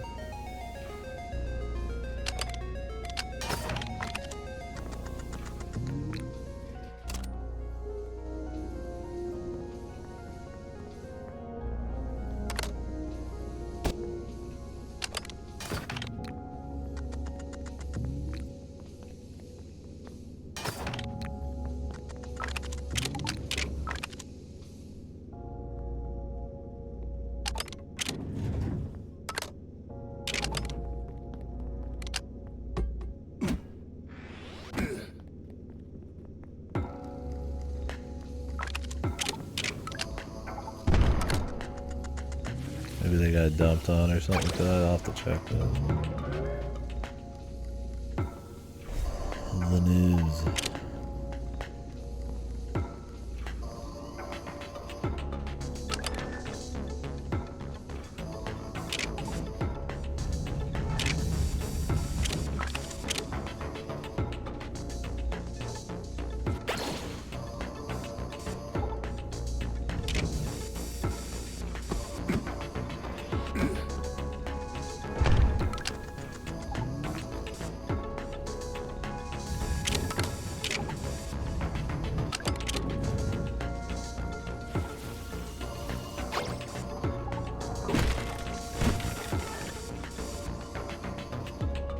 That game is supposed to be great though.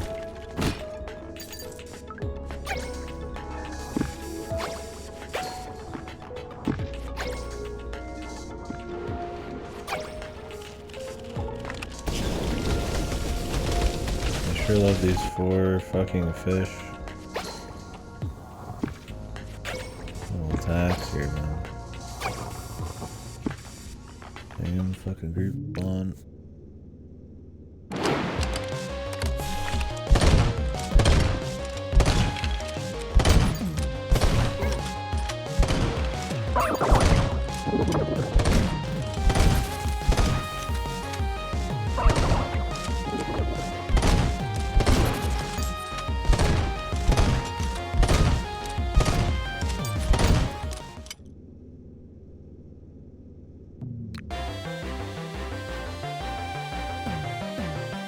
Pop off, man. Wasting my fucking life.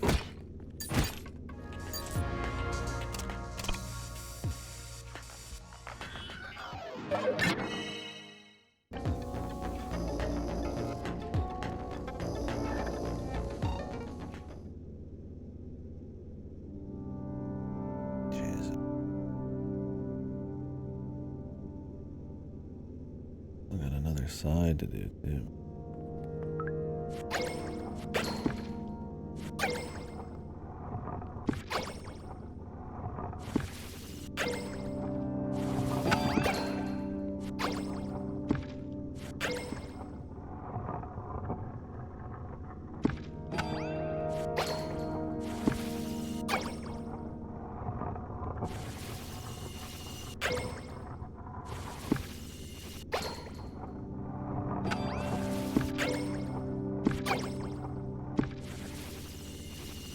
At least kind of cute because you could give a light bit of depth to these fucking platforms since you could shoot the one ahead and it always goes to it. It'll skip over stop. If you had to just go stop to stop, it'd be super ultra boring. I mean, that's bare minimum, but still, at least it's something.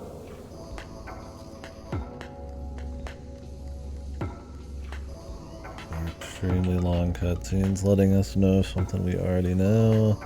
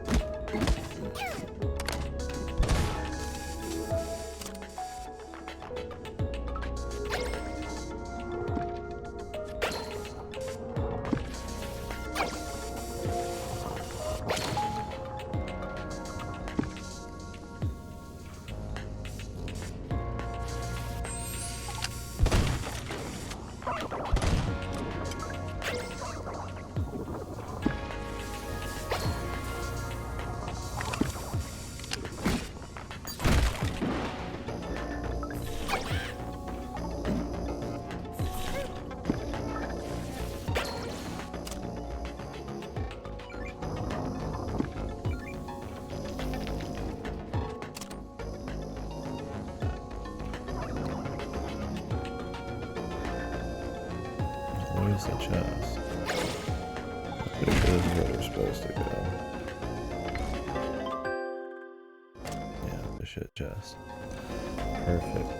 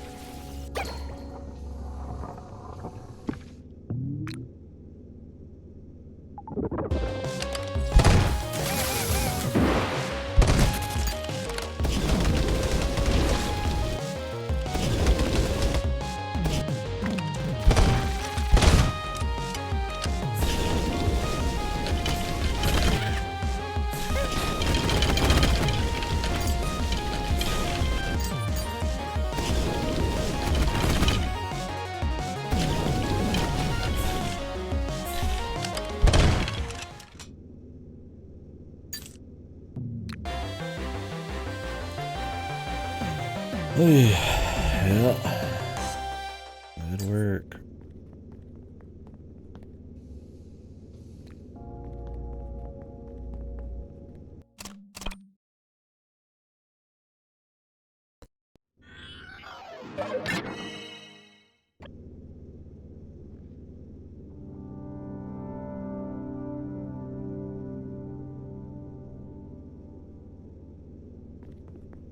Like fun.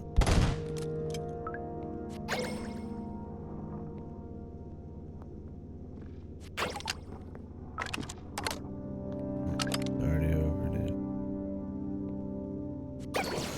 You don't get to like really see the location ahead of time. Barely. You barely do.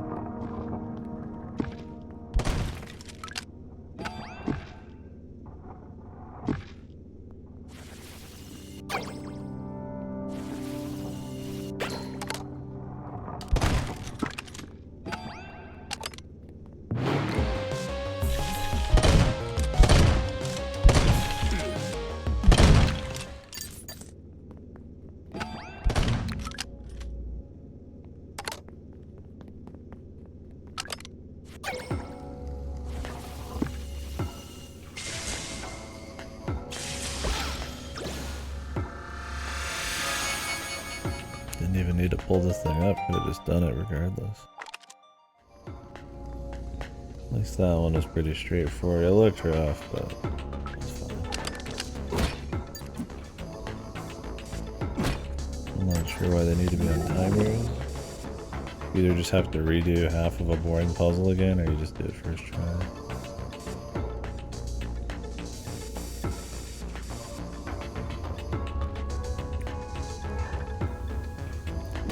Not much extra thought. Only that one where you can hit objects ahead of time. Like the moving platform ahead of time really had any cool optimization. That was like basic movement.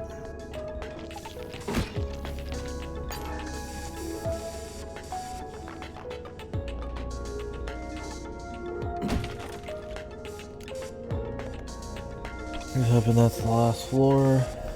Really don't want to do another one.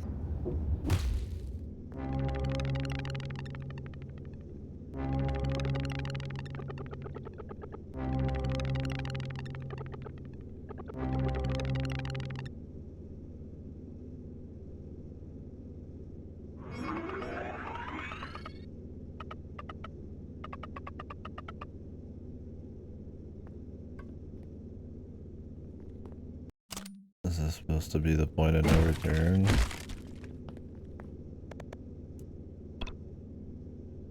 I'll go back and upgrade, I guess. I do have some I'm sitting on. God forbid, Jesus, God forbid they gave me the option to just go to the entrance. But I'm gonna do these like one at a time. Like the point where I'm like, I don't even really want to like do any side shit, but it's like, I got all this fucking crap I picked up, might as well use it. And heal.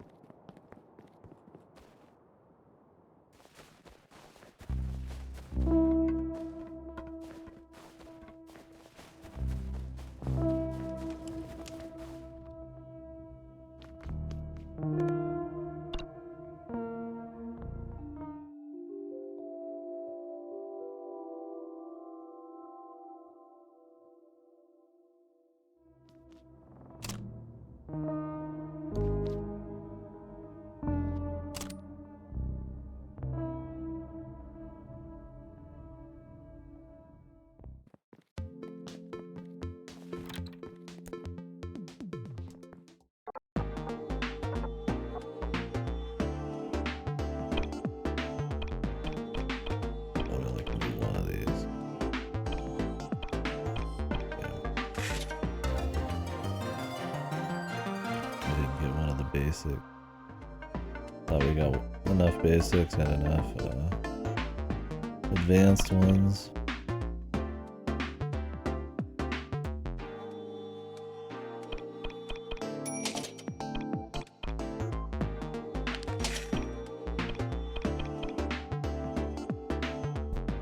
Looks like I got missing 1 basic, 2 advanced. And I assume maybe some hardship.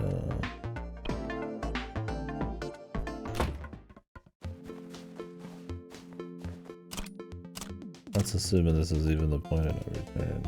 Might not be.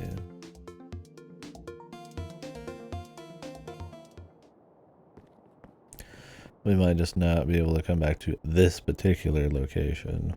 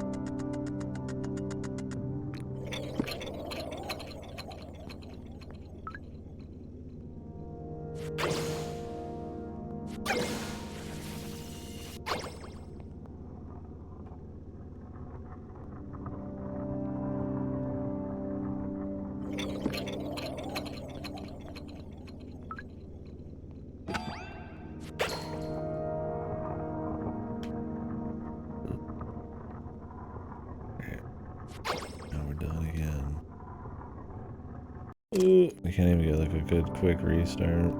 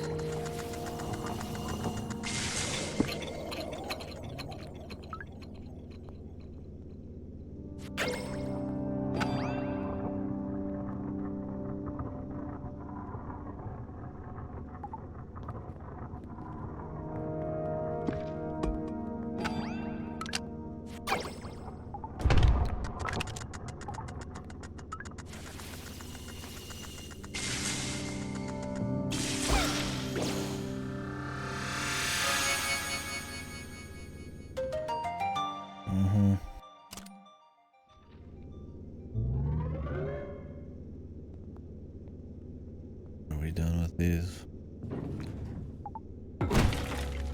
Getting really boring.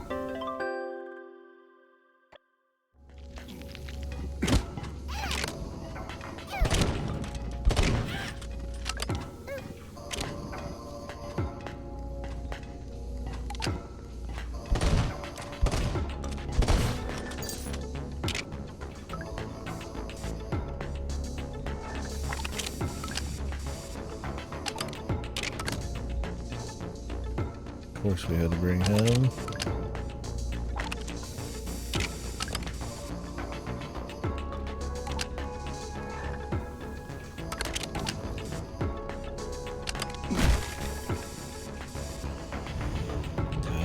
dragging puzzle, bro.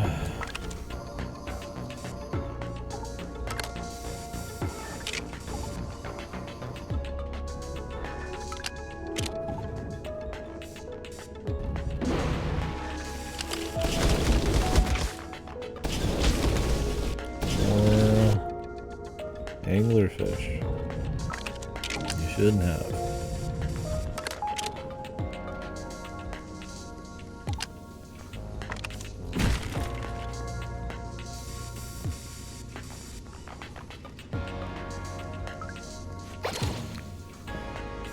There's a wall for some reason. When you get to the top of these, they're pitch black, dude. Huh?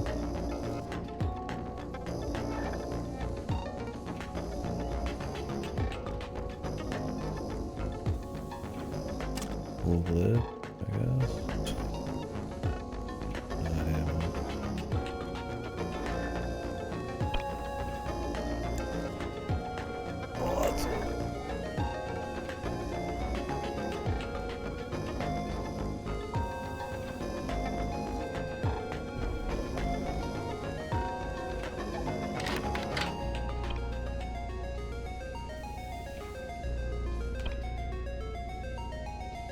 Dairy and eggs.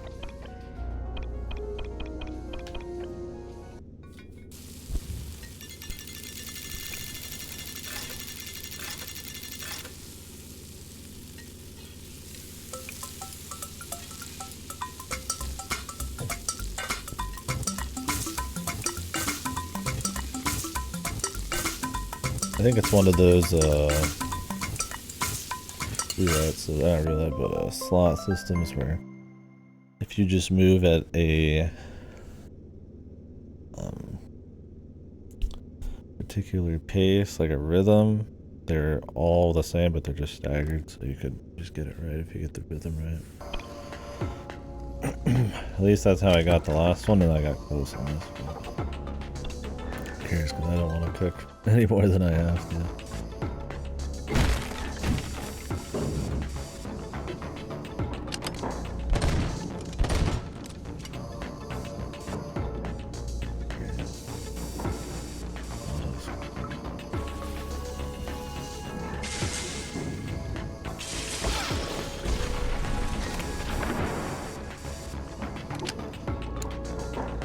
Waiting.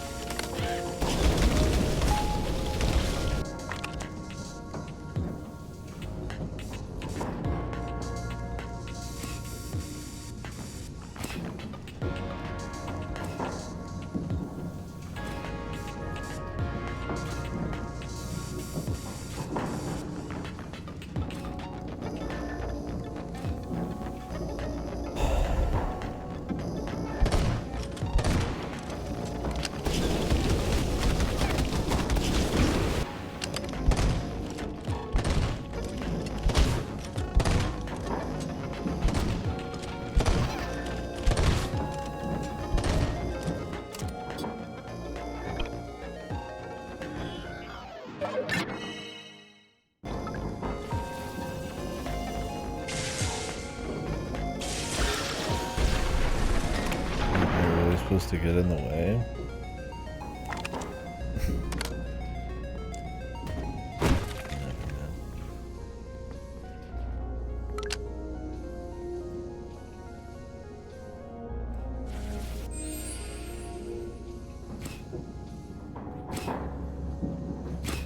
Part 2, man.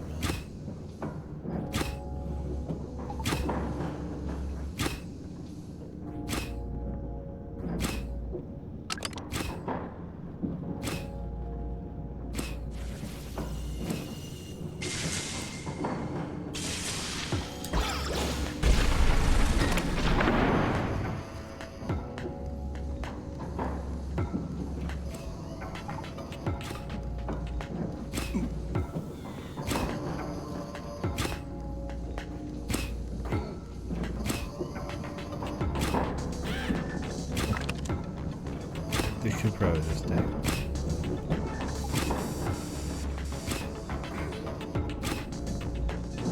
If you could AFK it now.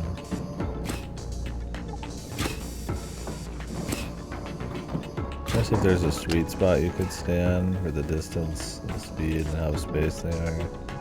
That you could just sit there.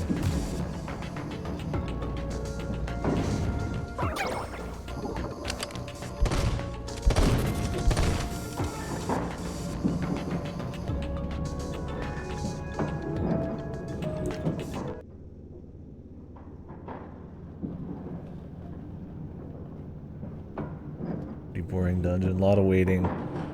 You're already kind of getting tired of the gameplay because it doesn't have much depth or variety. But then there's a lot of waiting and redoing dull puzzles you've already kind of done before, and then there are new ideas.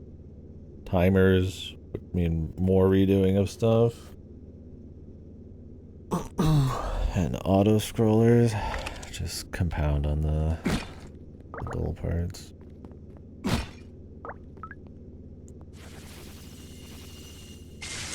And then a lot of these, which are like a full 3-4 seconds of reading. Just a very slow, for no real fun gain kind of system. A lot of the same fights over and over, the anglerfish and shit.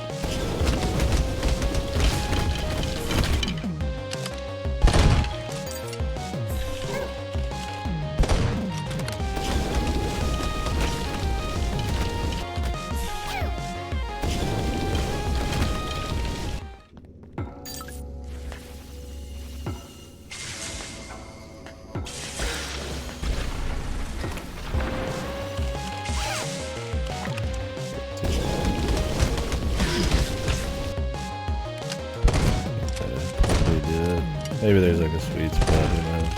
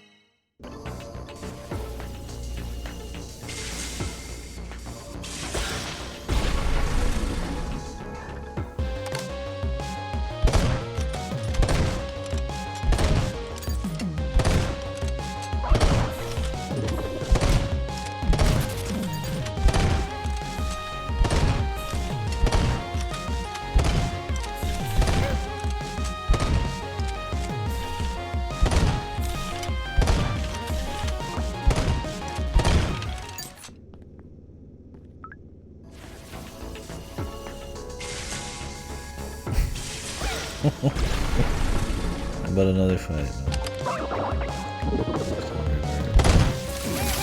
Fun enough, right?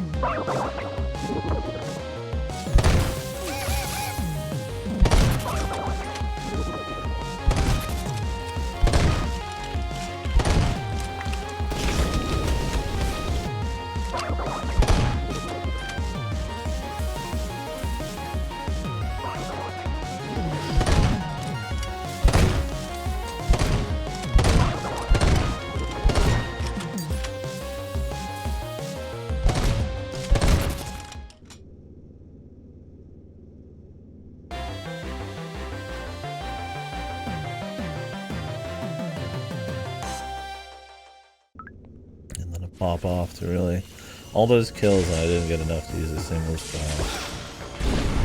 I just love to see it, man.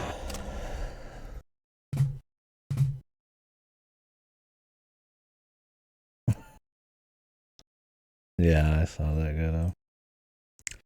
Game 2, although the direction comedy I was taking it.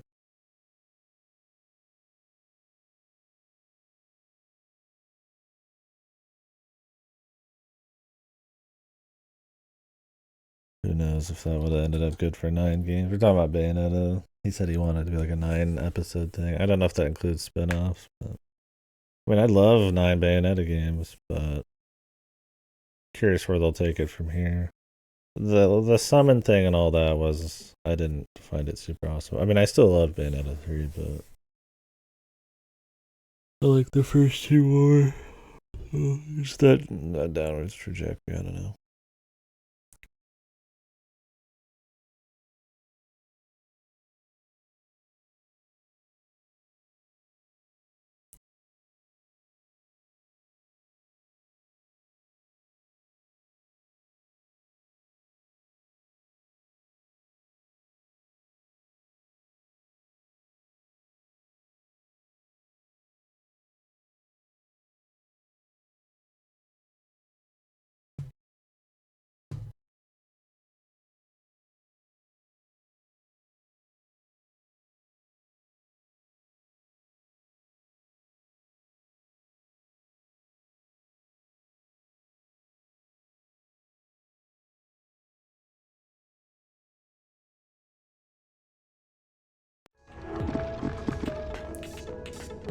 Well, I mean, I don't know if he's just under NDA or some shit, or whatever it's called.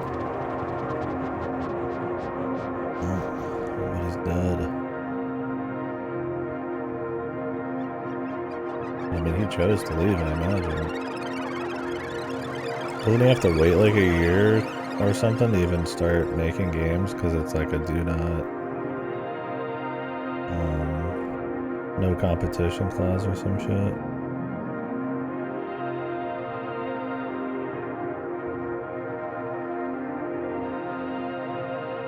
Just because you're in it doesn't mean they didn't agree to something.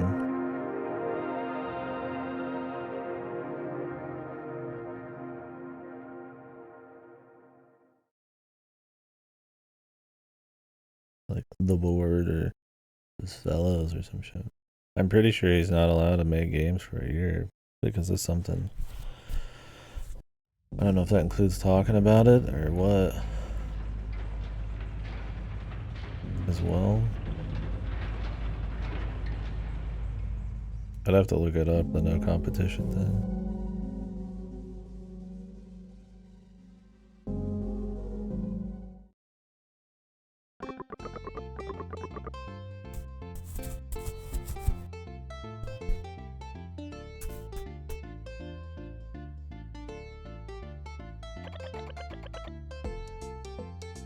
Okay, on the train full of miasmas coming. How does it have infinite miasma?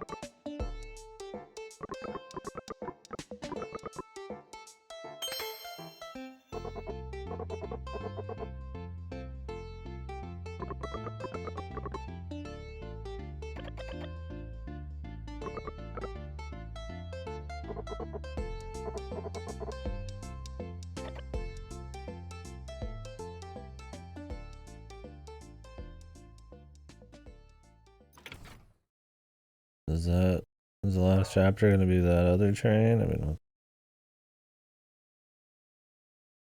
we're still going.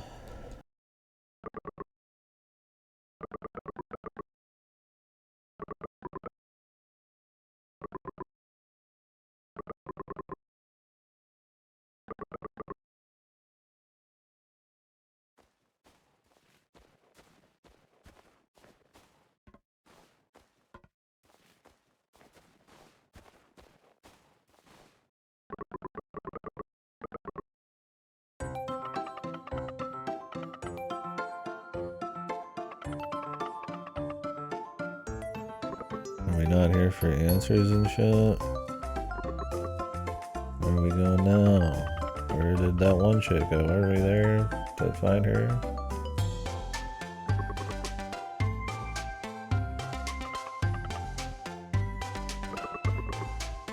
An illusion.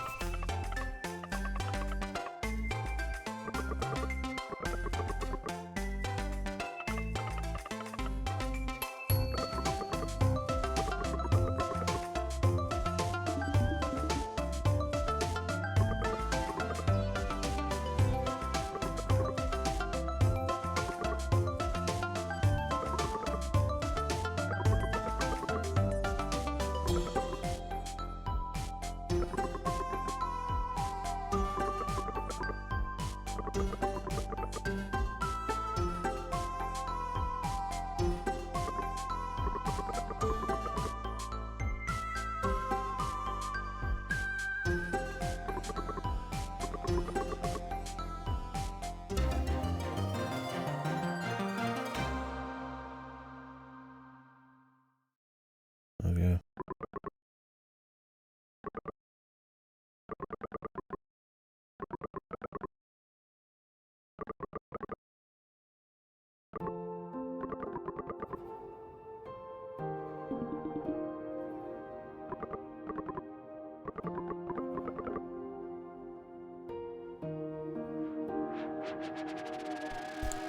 Wow, I really grew to love them.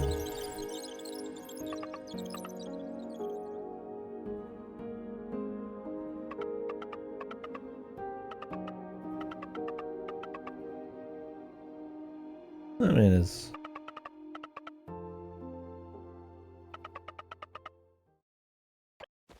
that concept for sure.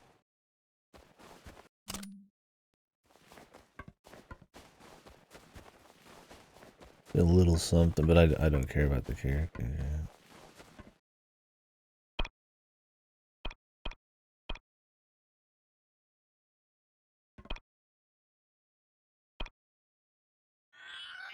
I have no health.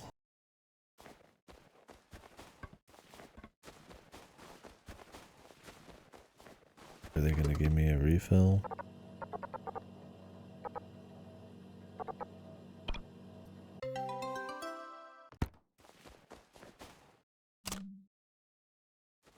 Okay. Whatever.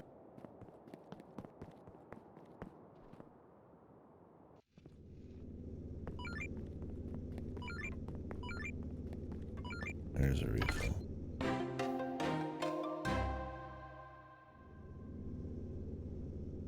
There'll be another full run through this dungeon, but different.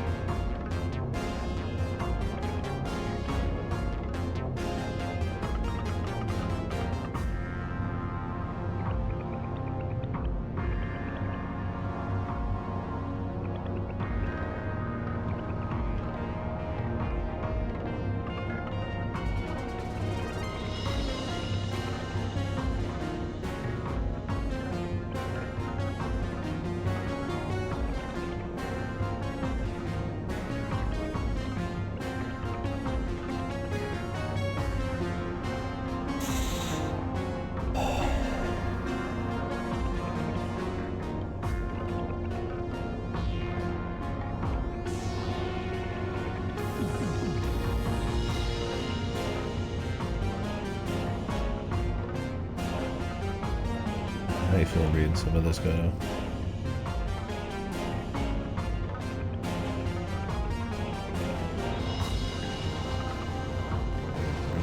alluding to a lot. Such beautiful wordage.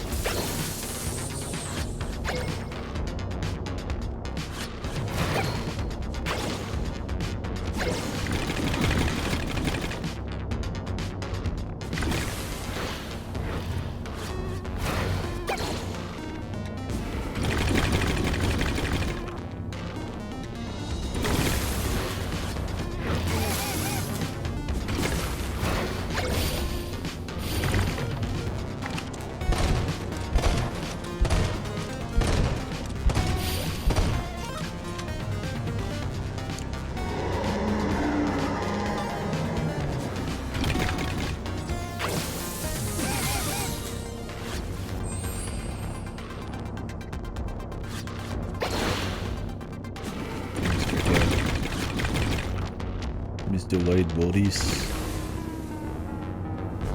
I thought this whole fight is invalidated by just standing at the very top. Something I feel like anybody will try because you want to get to the edge to fight him anyway. A fucking horrible fight.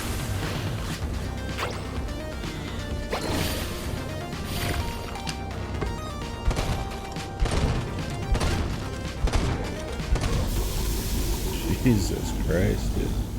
That didn't even seem like that tricky of a thing. I mean, to just stand at the top. It's not even like really specific.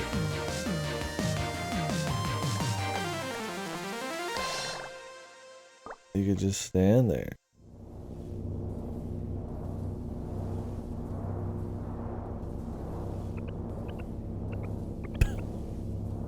Okay, dude.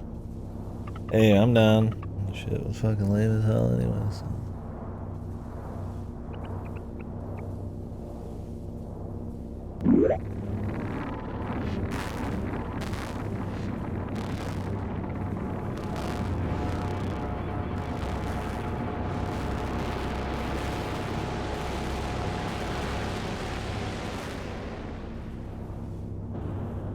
I like the background.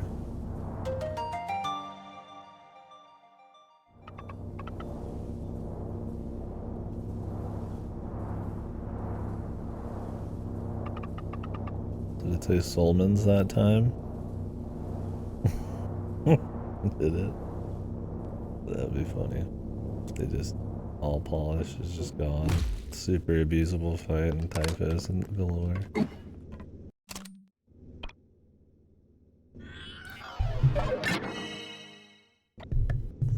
Solman.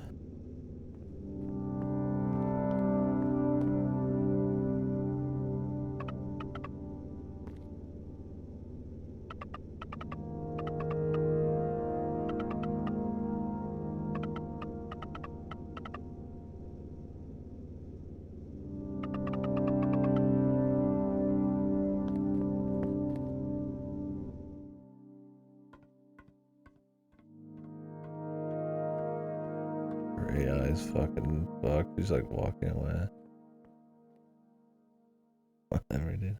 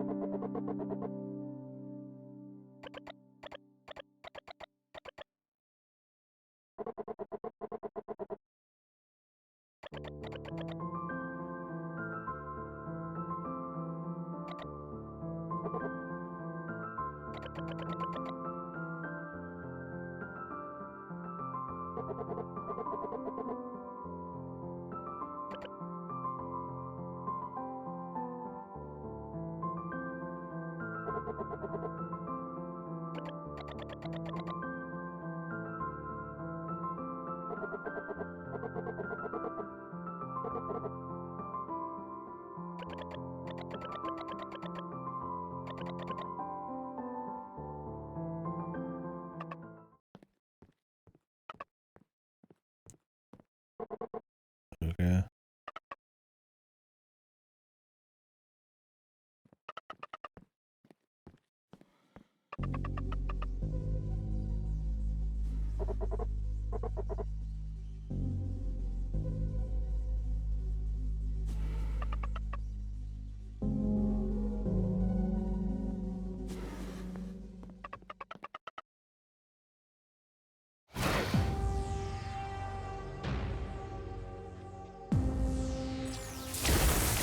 Of course, man, the fucking obvious flags, bro. Oh, I think it's time to go back. I'm gonna meet my brother.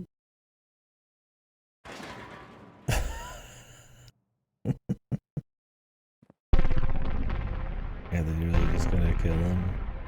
He was one of the good ones, man.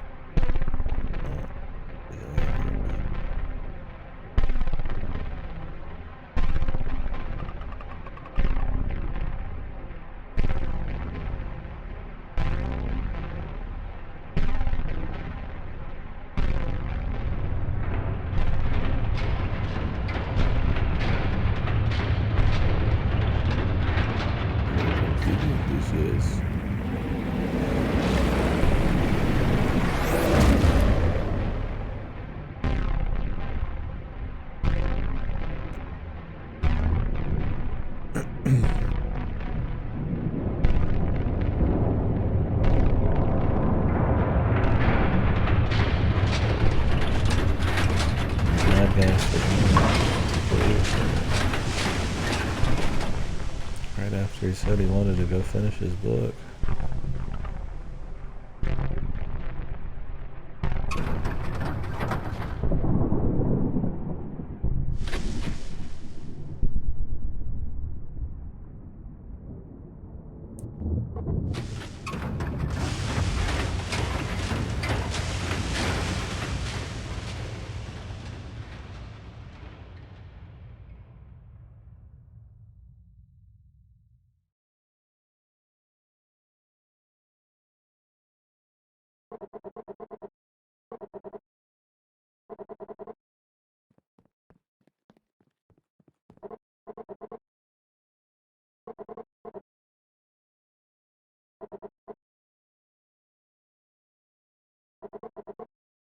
Was the only reason they had him undergo the operation is so that he wouldn't have superpowers anymore?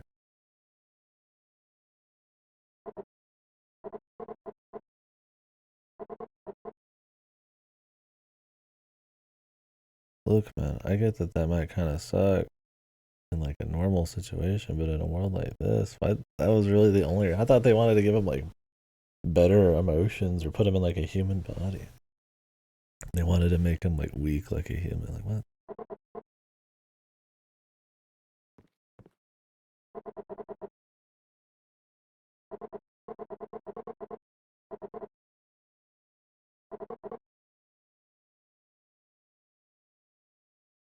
Like Williams just.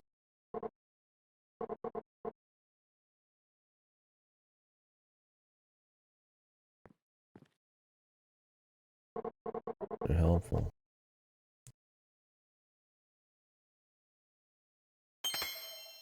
Characterization's always been odd, man. He's like tricky, willing to fuck you over a lot. And he kind of just helps you because you're going to the same place.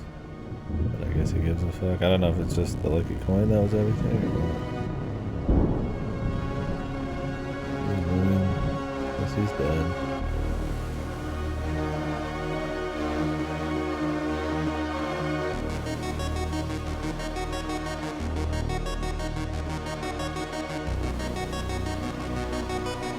Where's he gonna go now? There's nobody left in that city.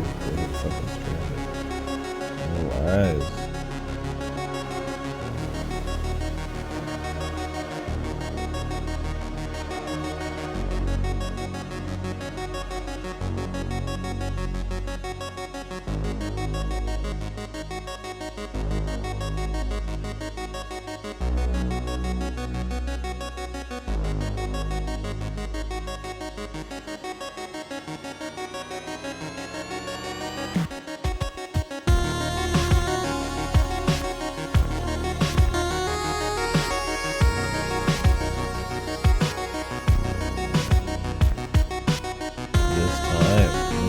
their time.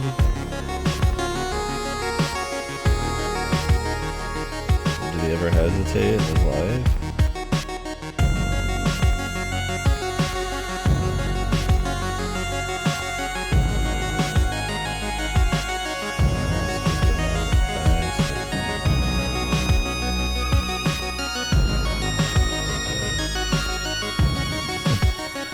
Yeah. Straight to the credits, John. As quick as you can. Quickly, John, Johnny boy.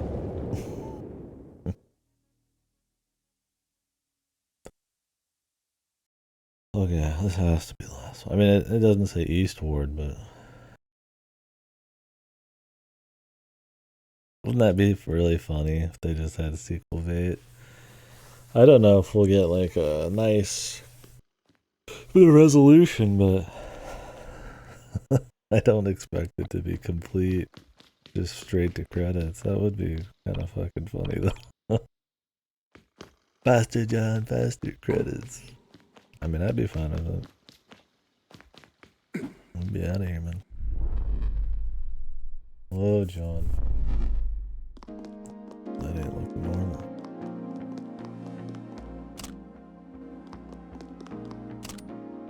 Am I in Carol right now? Eastward redemption status.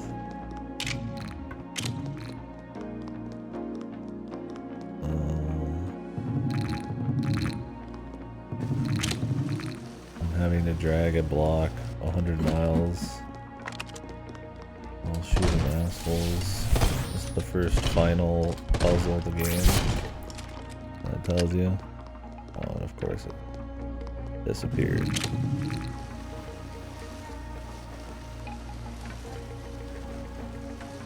Put on a timer.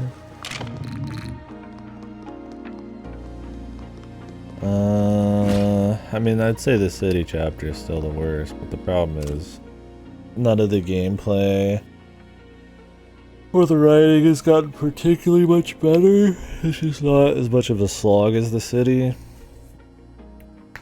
The problem is, since nothing else has gotten that much better, you're kind of more sick of it at this point. It's like on paper, it's like,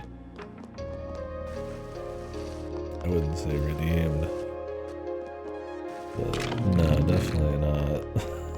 Definitely not redemption.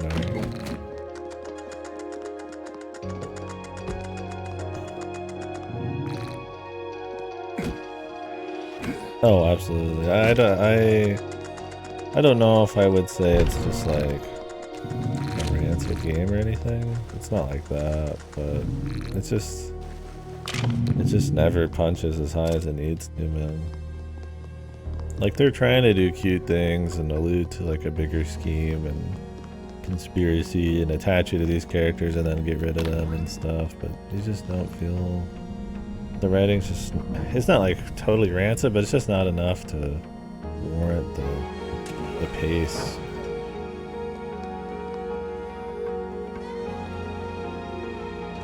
Music's good.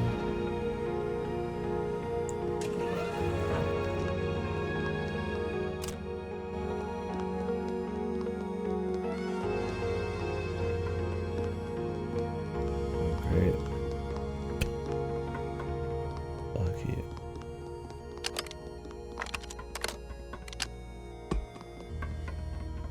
And I mean, the puzzles are like this almost all the time, right? Drop a bomb to activate it later, some shit, or shoot a bomb across the gap, and rinse, repeat.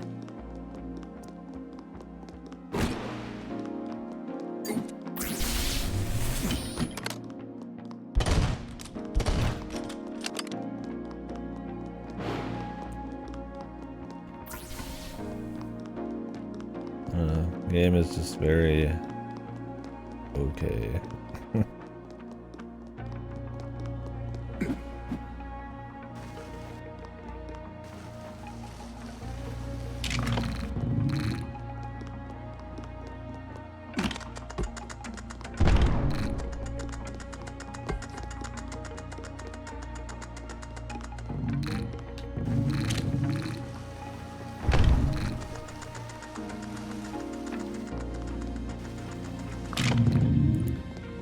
gameplay is just so it's just so weak. Oh, battle arena.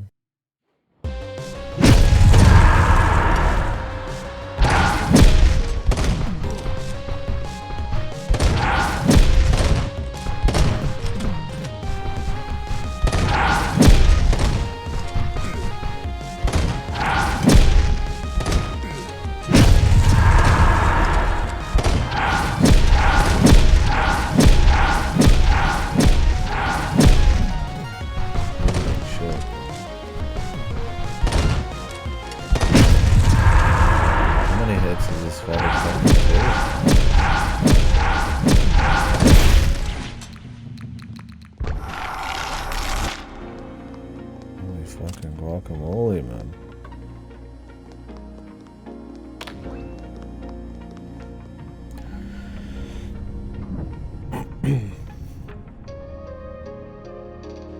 Oh, it's a hard one to kind of really nail down. I would say best it's just okay. Like, it tries to do a lot of stuff, and sometimes the audiovisual side of things does succeed. Not too bad, but it's just that's few and far between, and it's mostly just entertaining in that moment, not really like as a whole. It's just like, ooh, this would sound nice in another game kind of thing. Like, this would be really cool and effective in something else. Like, it's neat here. It just doesn't go anywhere for me. God, dude. I mean, look how much health I have. This food's all like complete shit, dude.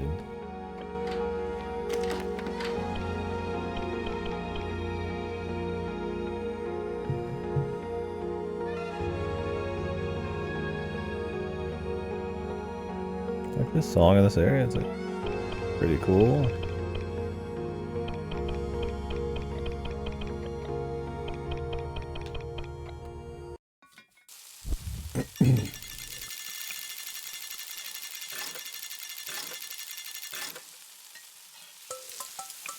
Not to mention the food, its effectiveness is like, the roulette is so important, and it's not the kind of roulette you can easily manipulate.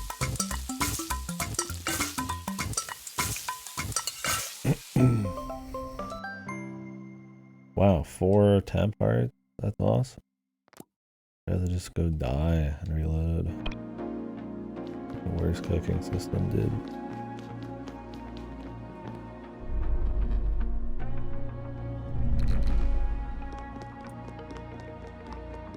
I don't know, like illusion worlds and time shit, and, you know, uncovering like the truth of some kind of bigger thing.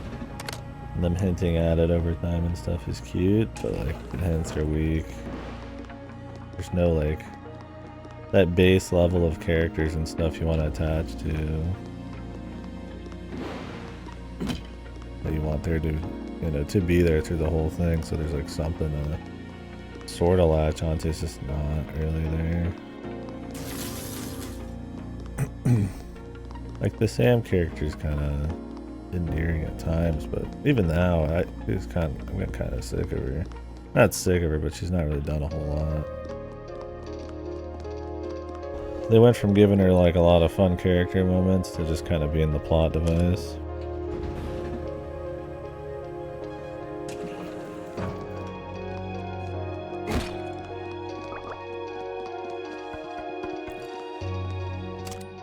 Like, this atmosphere would be fun in a different fucking game, different story.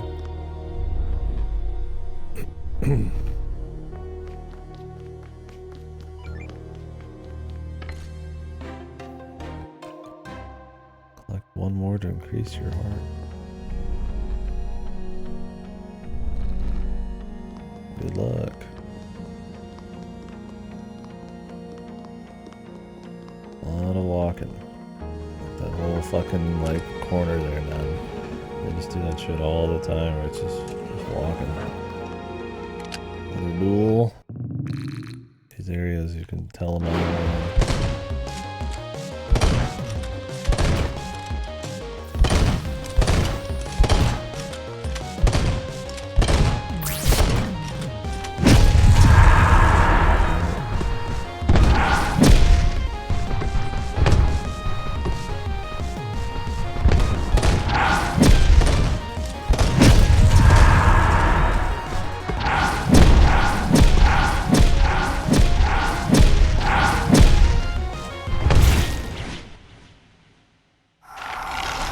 Those bombs do good enough work.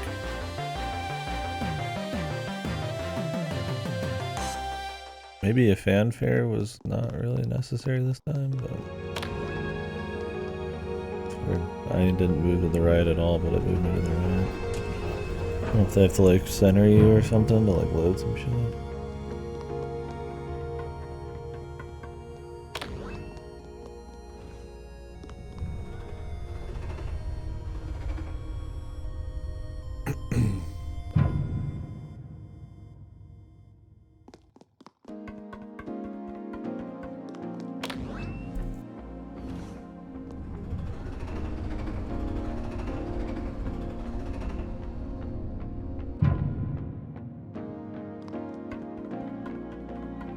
Yeah, and that's one of those that's just kind of like alright. Like, you could definitely try to like point to what makes it not good enough. I think, you know, maybe all together.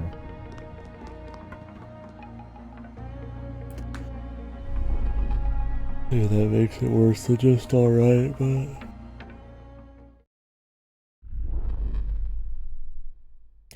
Like, I do find myself bored by it more by the end here. Not maybe like right here, but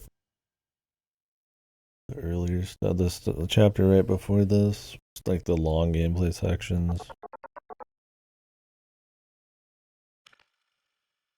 Oh, okay.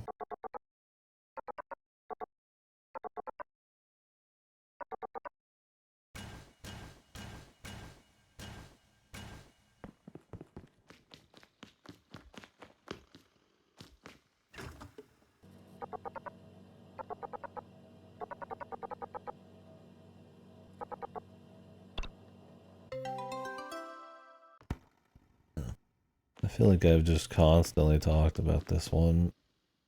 Just a hard one to root down, really. I don't find myself like in agony playing it. It's not just like horrid or anything, but there's not much I could say other than the visuals and sometimes some of the audio-visual combo that really work. I think the other stuff isn't just like offensively bad. I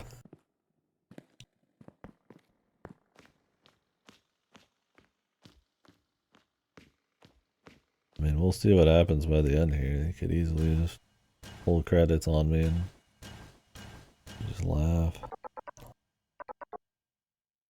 The egg of life.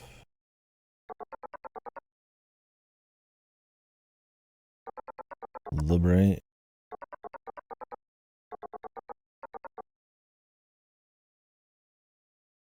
Unlimited mental capacity.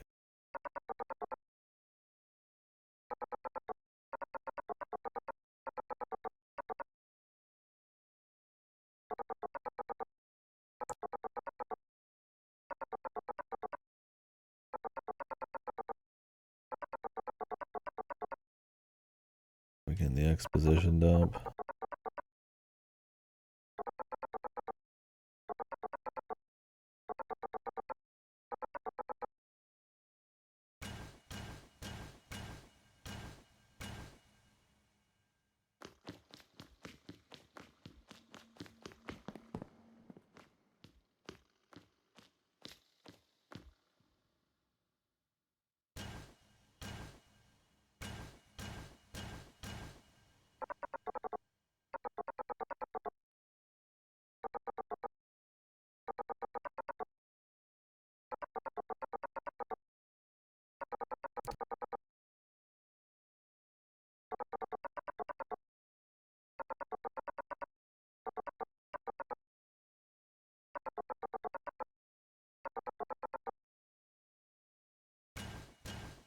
Okay.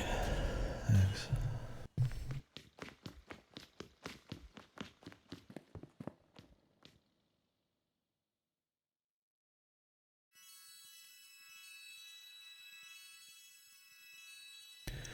For a particular reason, somebody wanted to create ultimate life forms. A threat. How did they even pull it off? Who decided it? All those professors before?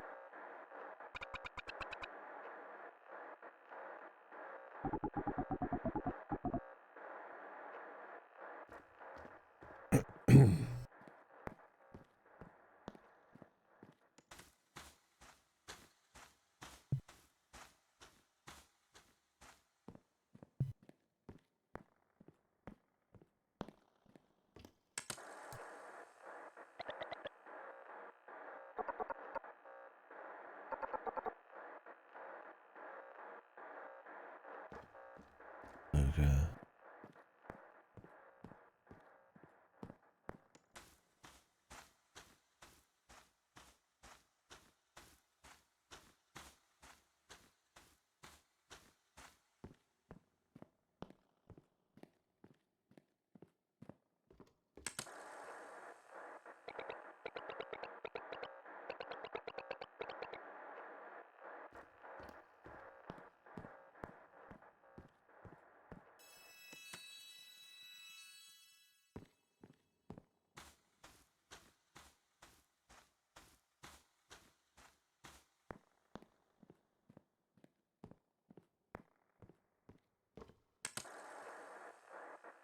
Walking through darkness, remembering things, section.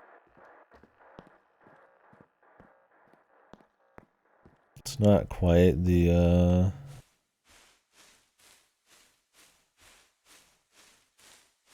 what you call it that like every fucking game has. Yeah. The diorama, like like the walk along story thing. I don't remember what we ever called it. Like everything, but it's not too far off. This has some like puzzle, I guess. Where you're supposed to like figure out which one to follow.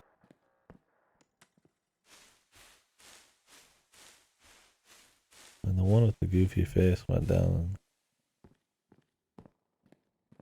We're supposed to follow the goofy face.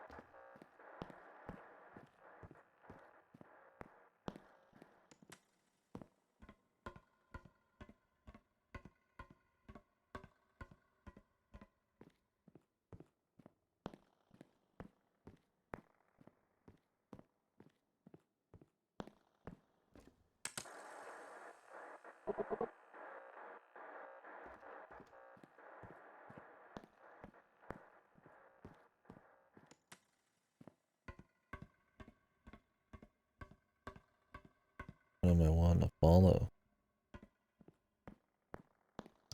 That one looked like it had a normal face up top, but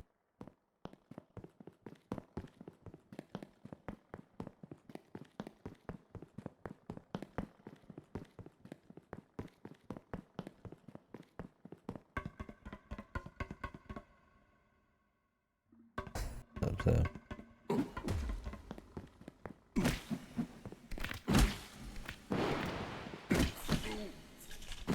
I'm gonna fight 1,000 birds. Just the band.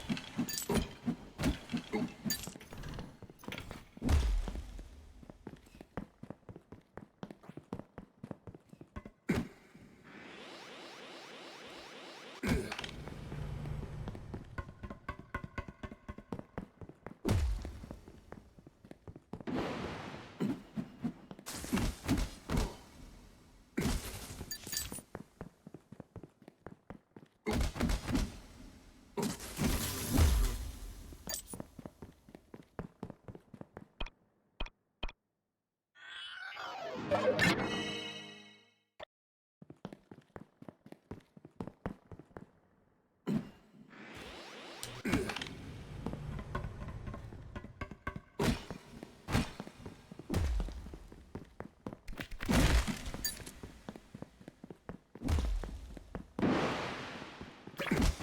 I just supposed to be enraptured by how surreal and bizarre this is or something?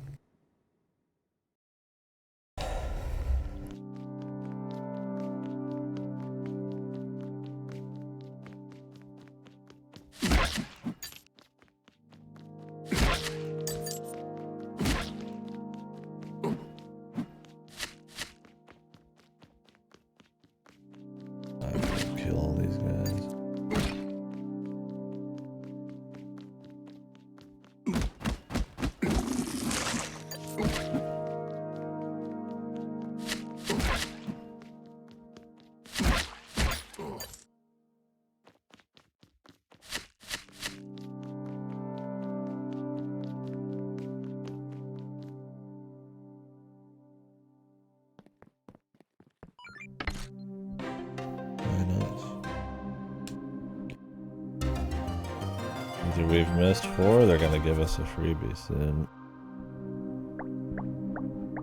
Or the health bar goes one past this.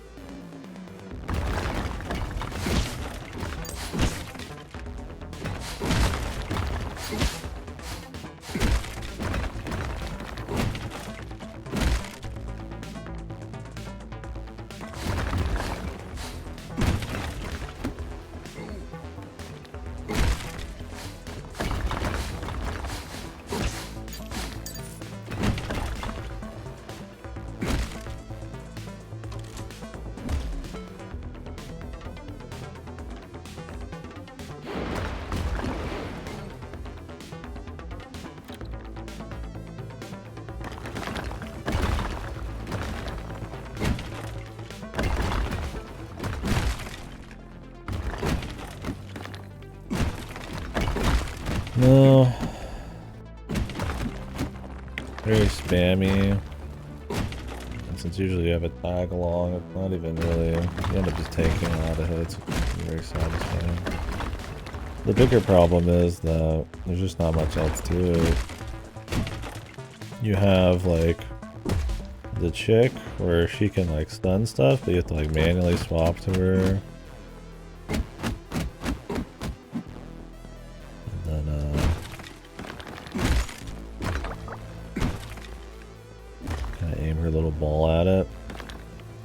And then swap back, and then he can't use any of his abilities at the same time as melee, so you have to always like keep swapping manually to like different stuff. And they're all just guns, and her shit's a long range weapon too. Right now I don't have any of it. They decided what would be fun is to remove all of your shit.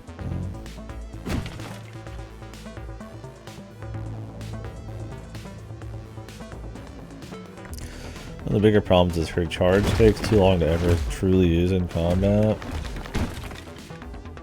And then her spells take like 30 minutes to get charged up by killing guys. And they barely do shit, so they just never use them. There's no like cool like usage of like some of these mechanics in the middle of fights.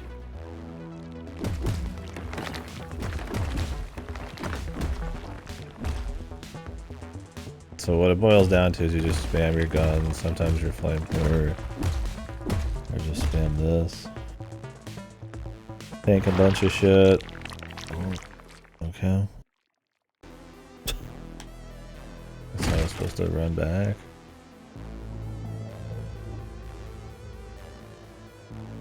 It's funny their gameplay sections have the same problem as their writing, it's just fucking kind of pad it out and paste like shit. Like this whole thing, and then the level before this, chapter 7, are just way too fucking long for what they are.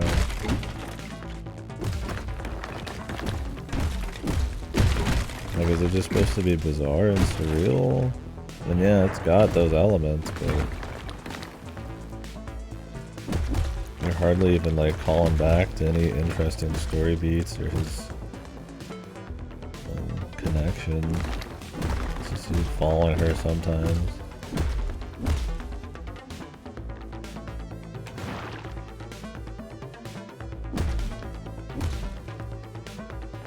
It's purely just supposed to be spectacle, I guess.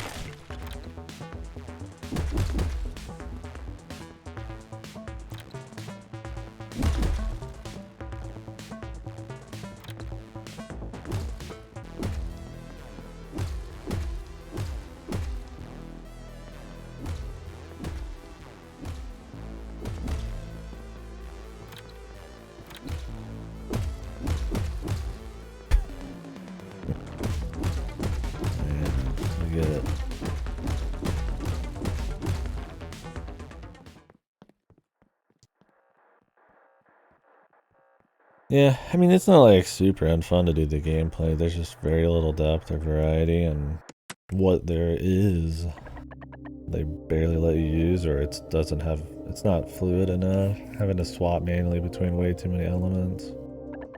I've got a whole fucking controller to work with. Even just swapping between the characters, which is on just one button, is only used for kind of like bitty puzzles half the time.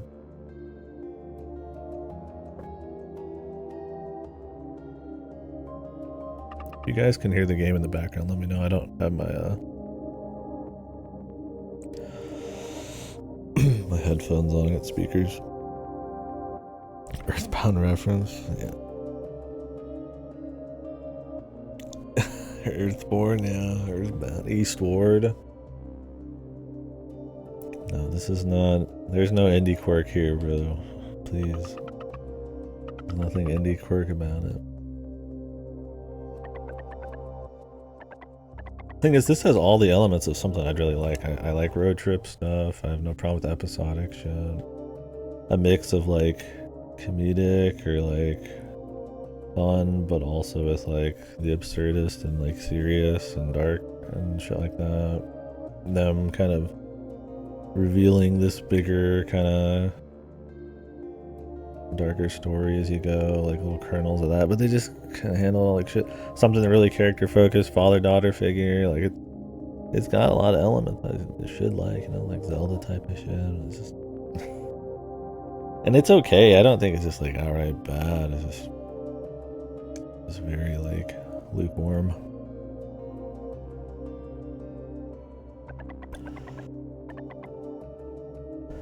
And paste like shit.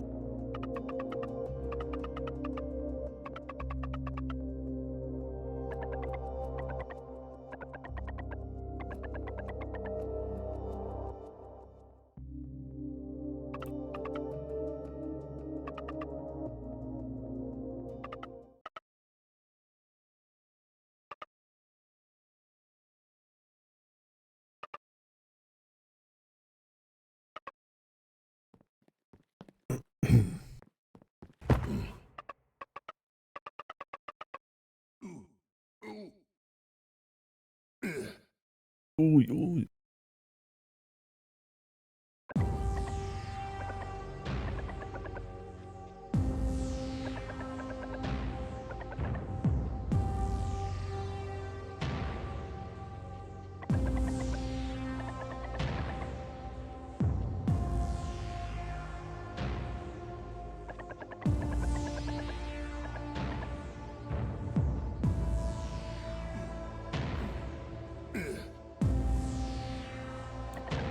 Let's see, pushing again. Like again.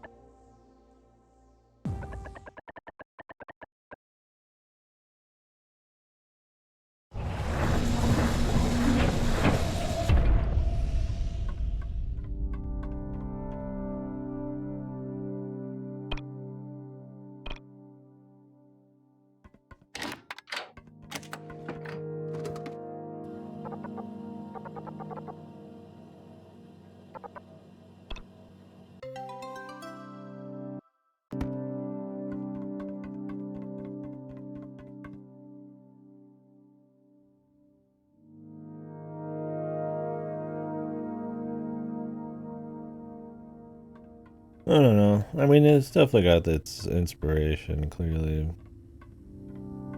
I think it's different enough from Earthbound. I'll definitely give it that. I mean, obviously, the journey thing through a bunch of different crazy, quirky locations and all that. I mean, it's going for more Zelda gameplay. I don't think a lot of the British shit is really that strong. Maybe they were trying to do it like Earthbound, but it just doesn't quite work out because it isn't as bizarre.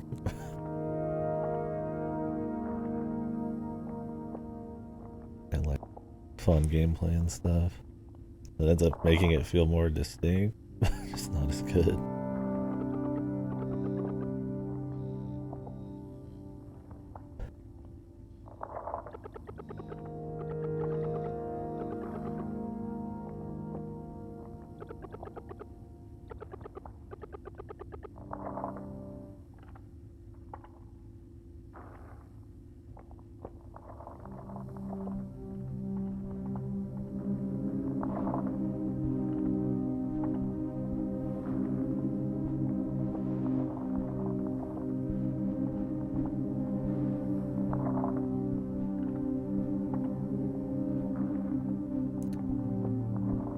Leave the lights on, dude. We get it.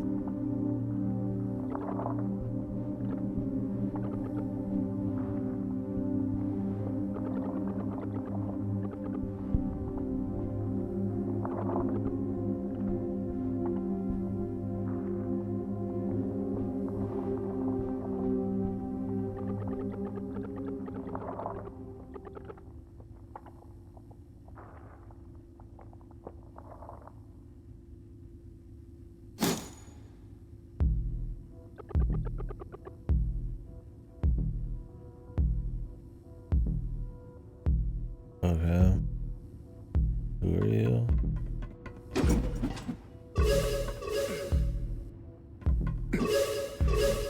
Yeah, Nick. Or devil.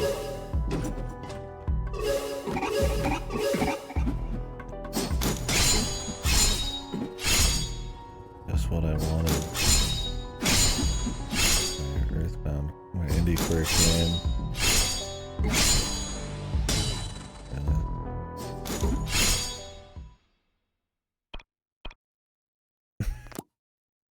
Awesome. Sword runner. Is it a rhythm thing?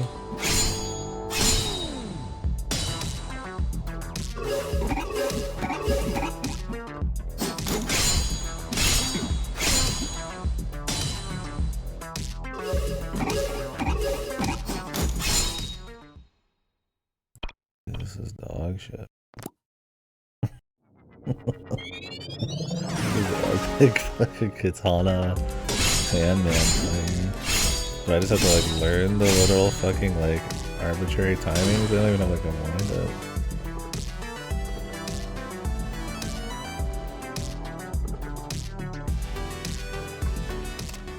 I don't even wanna.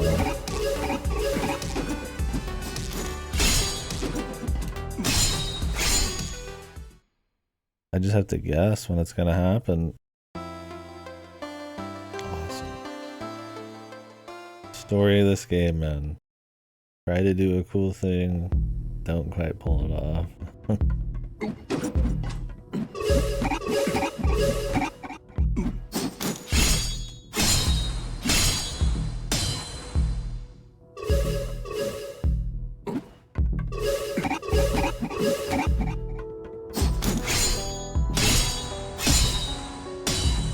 That's oh, we've already got timey-wimey, illusions, all the goodies, man.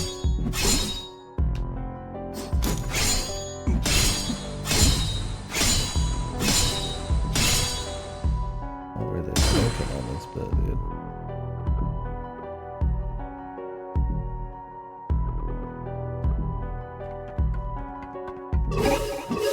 Are they playing like Liza B right before this?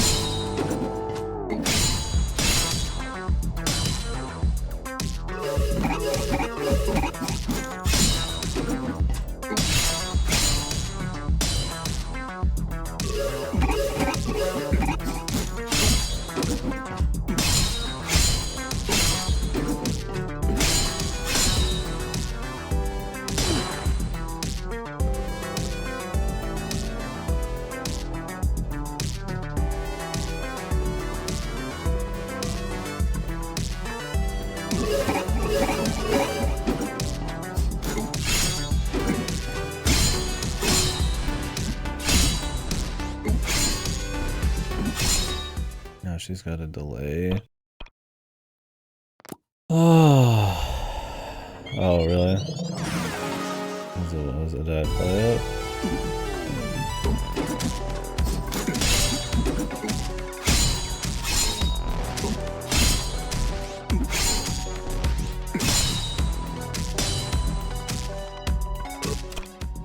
Alright, I'm tired of this, so let's just heal up. Those horrible heals.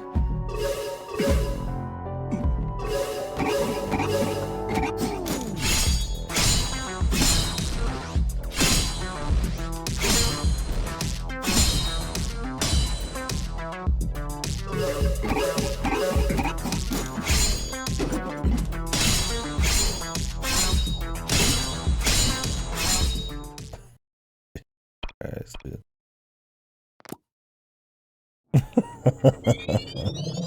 I mean, that could be all fucking sorts of games, I feel like. Wonder if this is the final fight. That would be really funny. What are some shitty ones I got that I never use? I don't use these hardly anyways.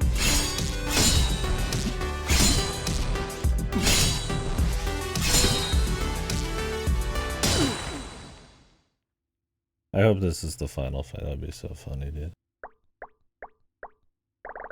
They give me another heart, so probably not.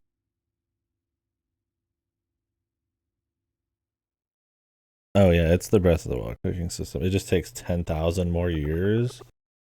It's extremely abusable, and it takes because it takes so long. You never do it.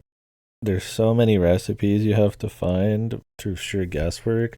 It has a roulette system, or a lottery system, to even like a slot machine system. A slot machine system to figure out how strong the food's gonna be. So yeah, you got recipes that are a bitch to find, and I'm not even gonna bother because the food takes about a minute to make per food, and you'd have to buy half your ingredients when there's barely shop.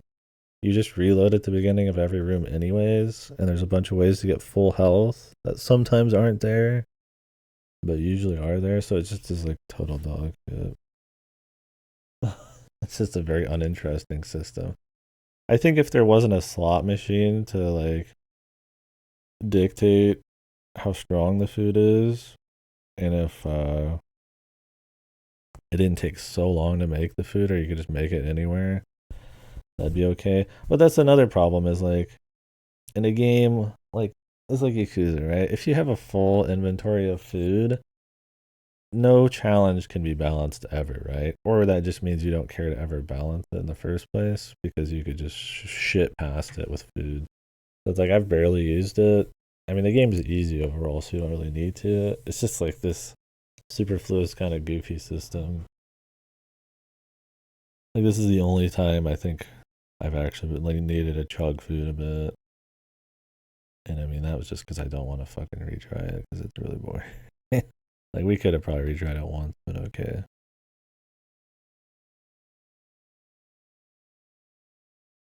Yeah, they kind of go hard on him being this cooking guy, but it's just not a very interesting cooking system, and it just doesn't work in the systems that well. Like, yeah, it's nice getting a couple of heals if you really need it during a fight, but it's over, all of it. 8 hours a day cooking. You got the Friday Thanksgiving or something. Wow, I really care about Alva.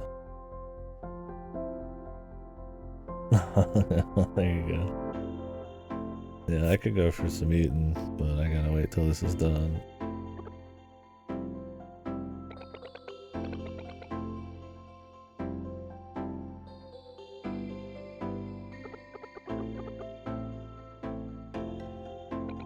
Oh, cool, awesome. That sounds good. I don't know how you make a cheesecake.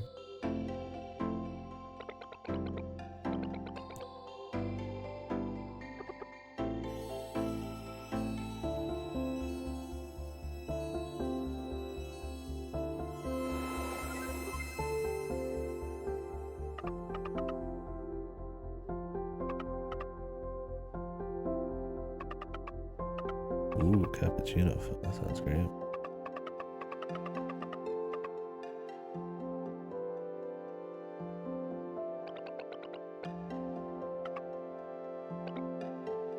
God, we're really supposed to have connected with Halva this much, dude.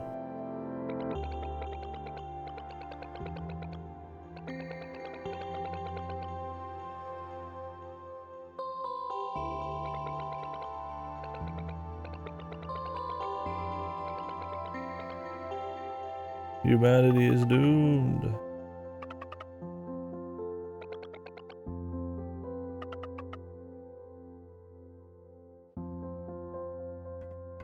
Can't tell us the price, right? One of you will have to die a bittersweet death.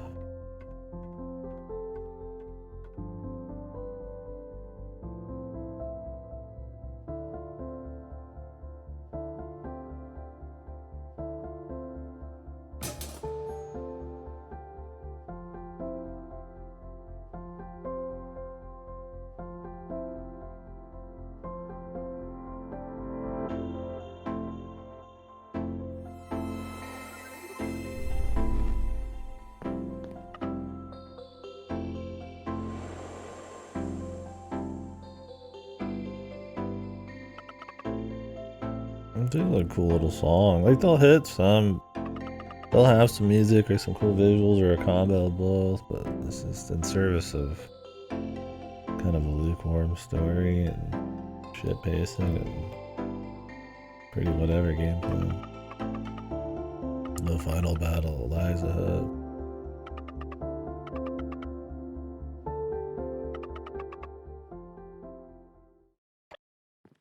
Okay.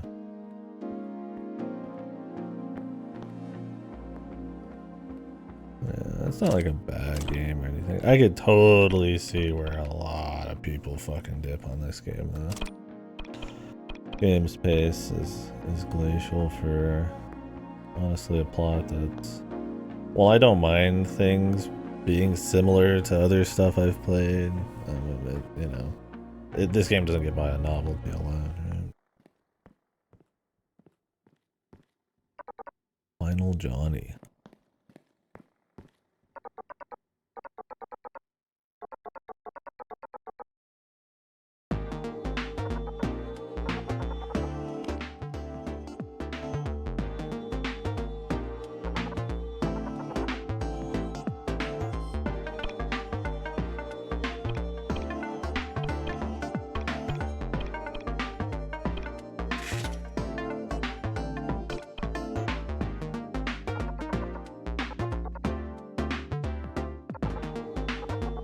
There's nothing to buy, buddy. I can only buy one SOS. I gotta go cook shit.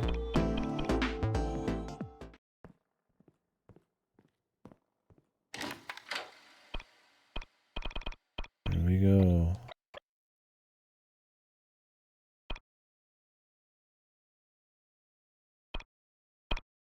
Any pre-made recipes that you get? Oh, they don't even tell you how good it is. Oh, you can't even make it through this. You just have to memorize it. That's cool.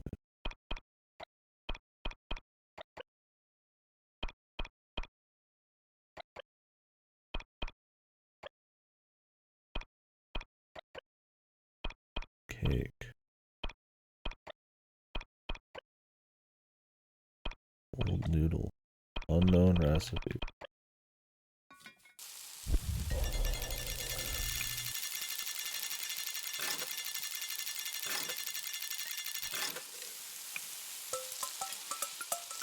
Time to get some shit food.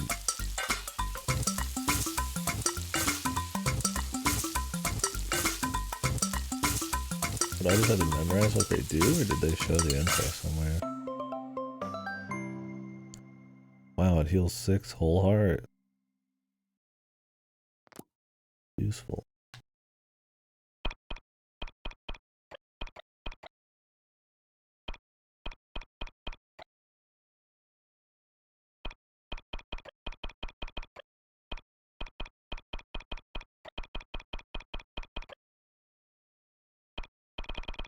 Yeah, that's true.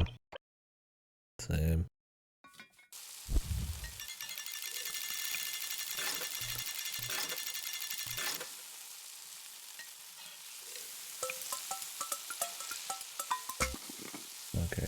If you've made it before, you can skip the animation.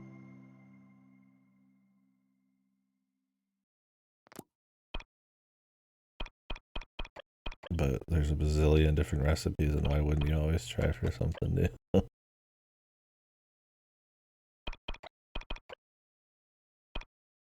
But almost everything I have is a vegetable. You pretty much have to like buy anything else.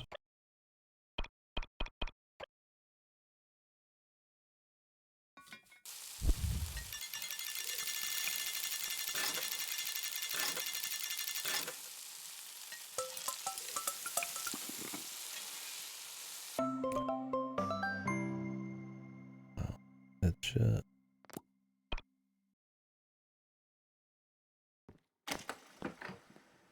Perfectionist, I respect that.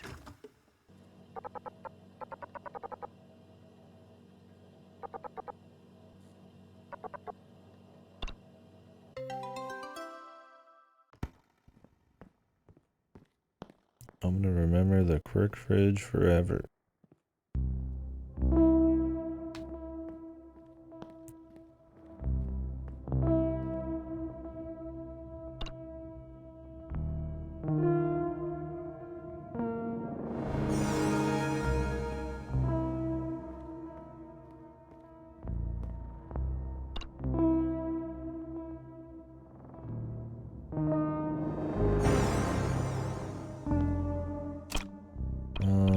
Yeah, it's just the same system, just slower. It's just as abusable, but honestly you abuse it less because it is so slow and cumbersome and you can only do it in so many places. You get like little bonuses too, like attack speed and shit. I mean, it's like a system that would work in the right game, but they don't make very great use of it here. It's just kind of there. Damn, that bitch got a huge schnoz, man.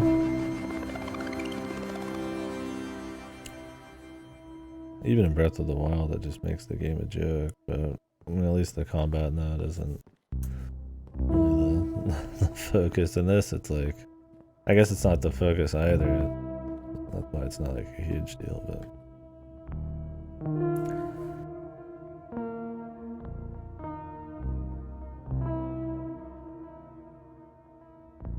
I mean, it's quick in Breath of the Wild, and it gives you some use for all your shit, and there's more things to use it on, like climbing, or heat, or cold, or something. So, like, you'll actually use the system. And obviously, if you don't have your gear maxed, guys almost one-shot you, so you need a spam food anyways. It works enough. I think it's a little abusable. It's fine. They're not going for that kind of difficulty. And this one, it just doesn't... It has more of those like actual bosses. You can just kind of shit past them. But then even if you didn't, it's like they're not that fun anyways. And then the slots and the length it takes and ingredient availability and... So, yeah. Well, they'll give you like powers. Like she has a power I have equipped right now that just heals you, but you could use it once every like hour and it heals like 6 hearts.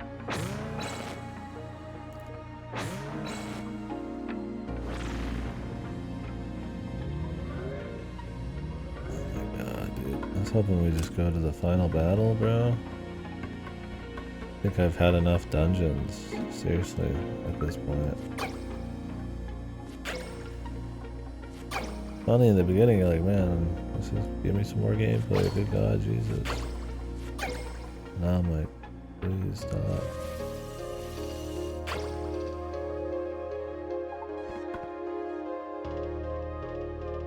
Like, it's a cool little aesthetic and the music's nice.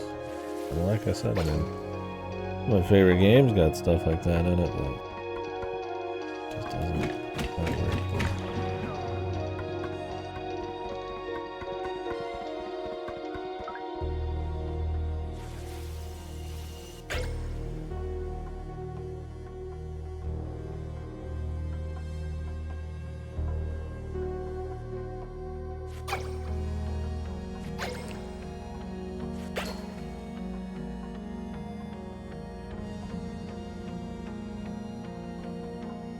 More waiting. This game is really good about having lots of waiting.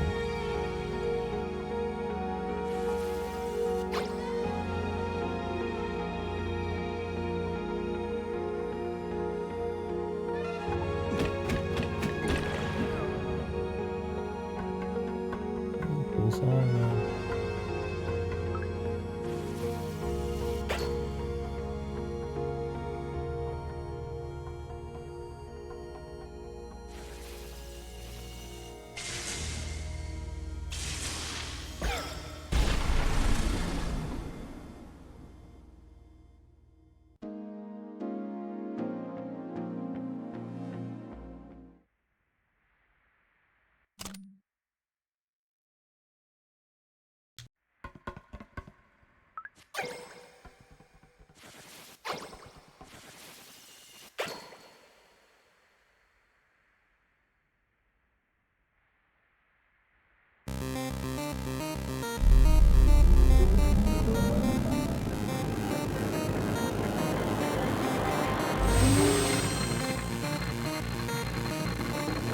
Dragon.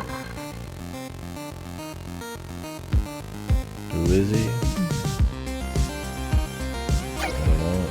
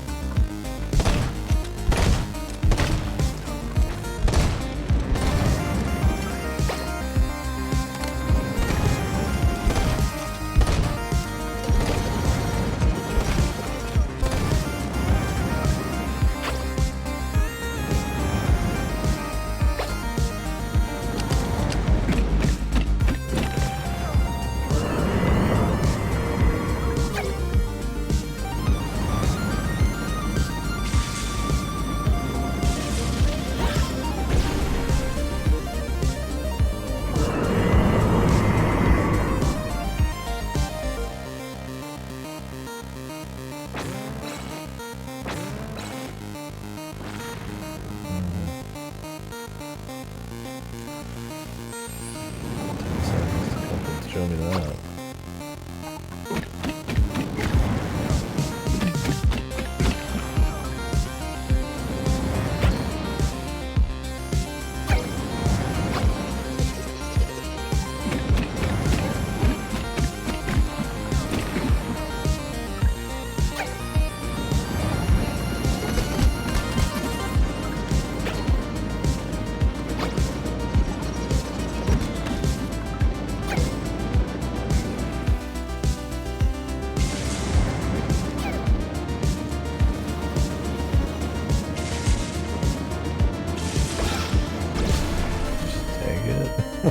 When it takes that long to charge up the hit, you need to break that. It interrupted me once, but then I could just charge it the other 2 times. Who knows, man? Maybe you're supposed to do it somewhere else or it's really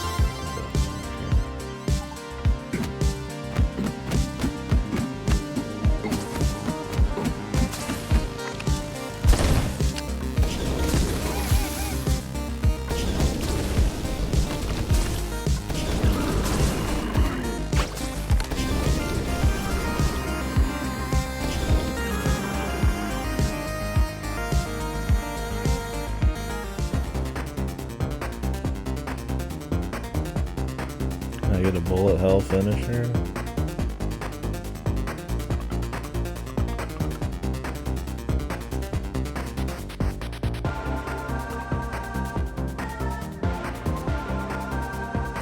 music.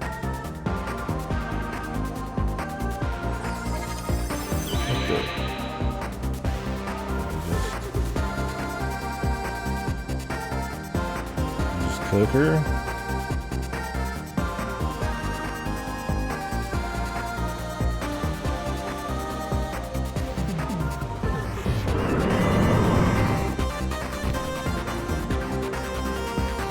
Superhero landing.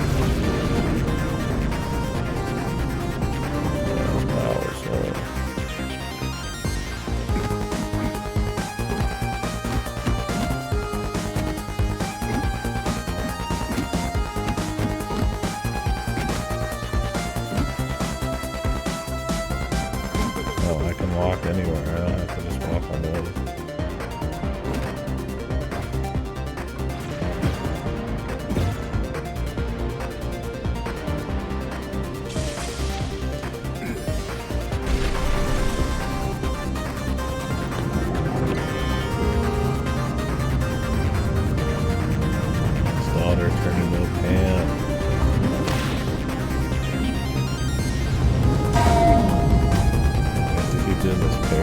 Again.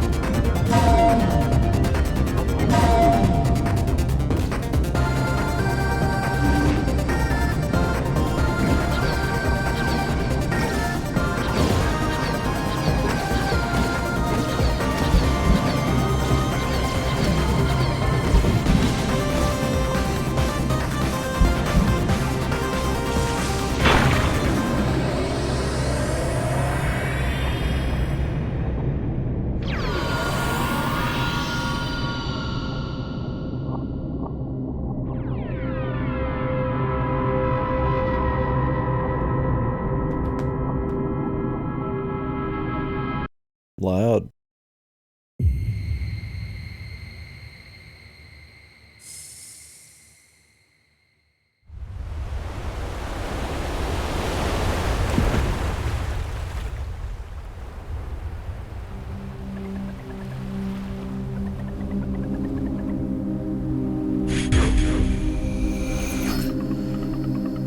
Because some of the dialogue comes across as just like ropey villain stuff, despite them trying to go for a more bizarre, surreal thing.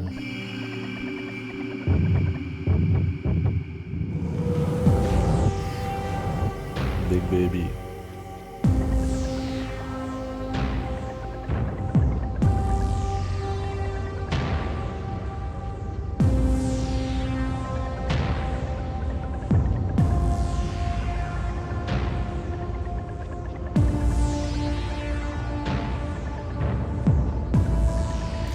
Explain why humanity needs to ascend.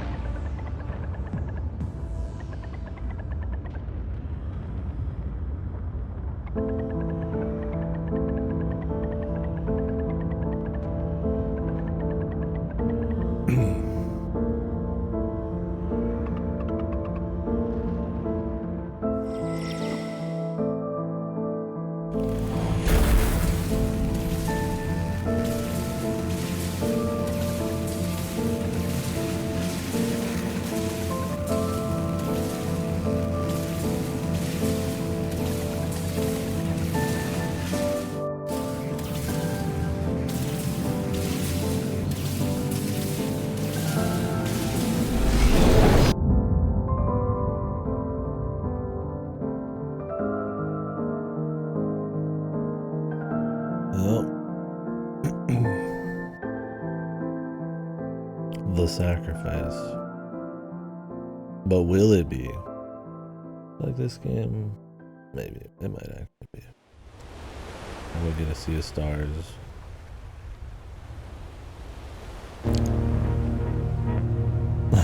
That's nice. Johnny boy.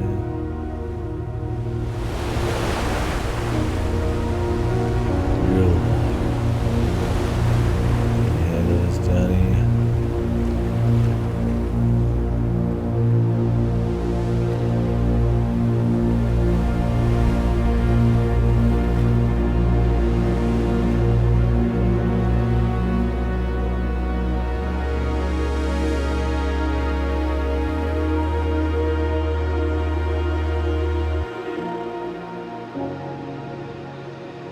Creepy baby with the giant heart.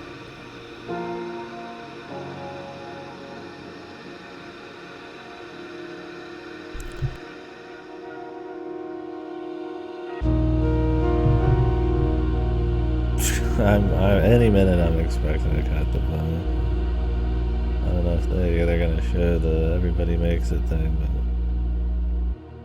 Eastward, go back to where you started and uncover the bigger evil.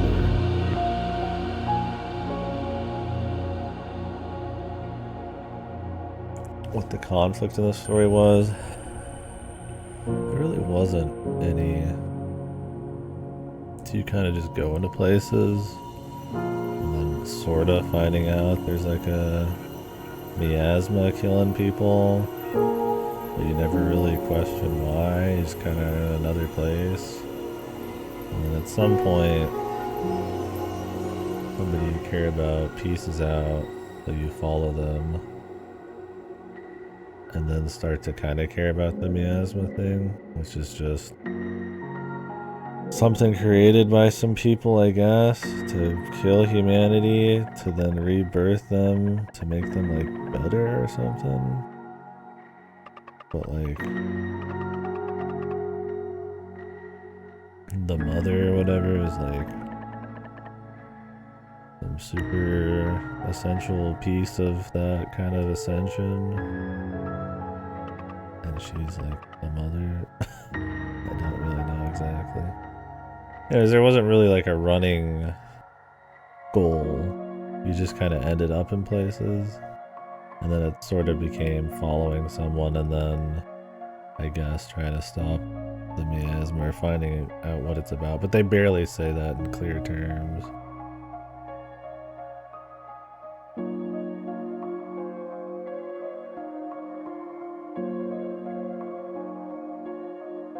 But not in like a cool, they don't really tell you the story kind of way, just like a, there's just nothing really going on kind of way.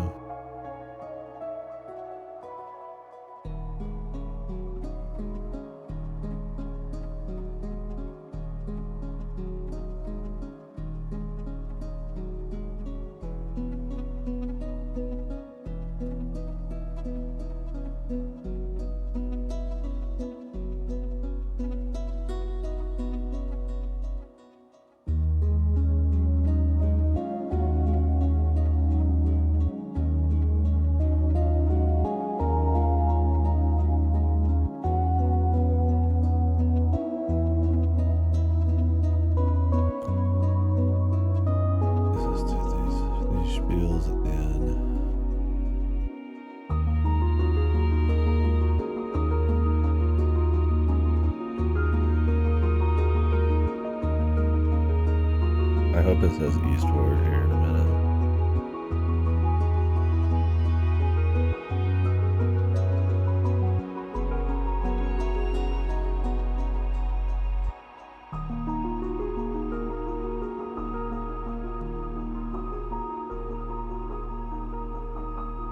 Yeah, that's my thing, is they'll have really cool visuals and music, and even together they'll be like strong scenes, and you'll just be there kind of on that level.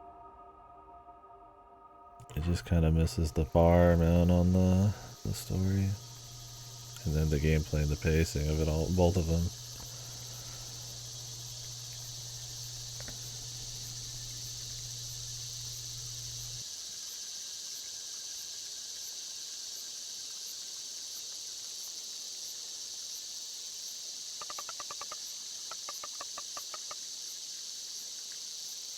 Eastbound down, born and raised for trucking.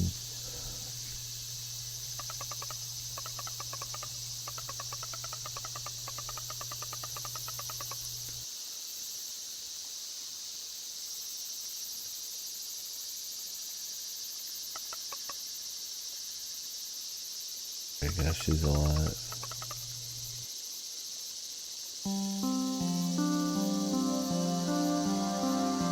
A little different. John's there.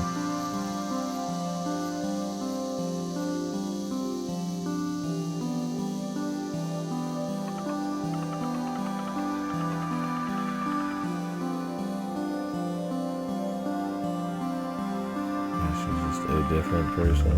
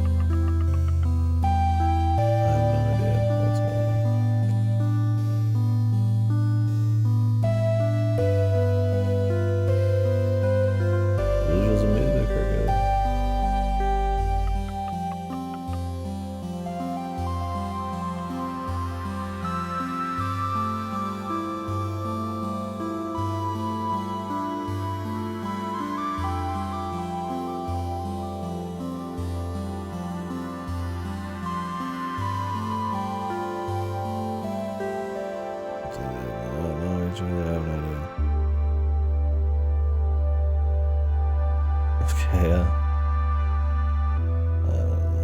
She was alright. It was endearing, but she kind of lost it a bit. Now I don't even know.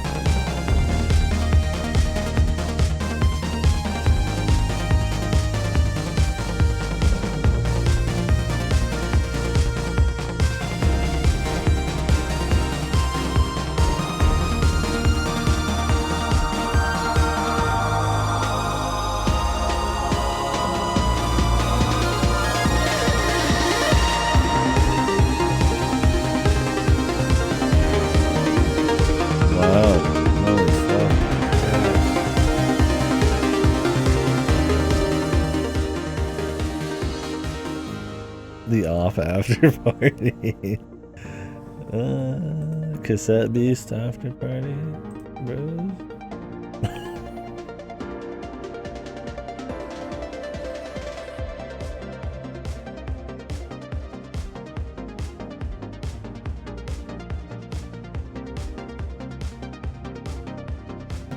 I'm gonna have a nice food eating after party. Off tomorrow. See.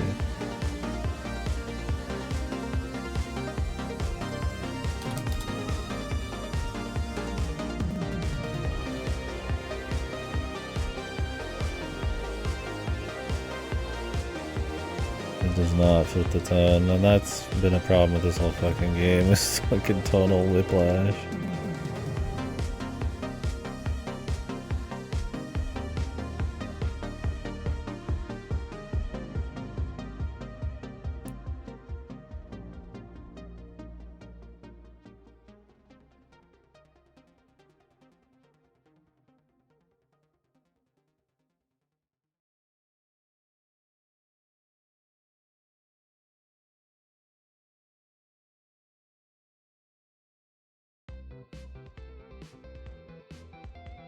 Okay.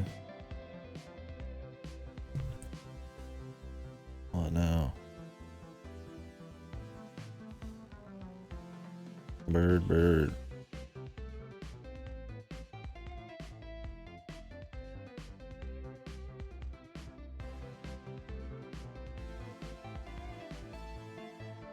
The Solomon guy again. Oh no, he's not Solomon. William was his actual kid. Or is this the robot? Oh, it's both of his sons, and he named them both fucking Daniel. Daniel 1, Daniel 2.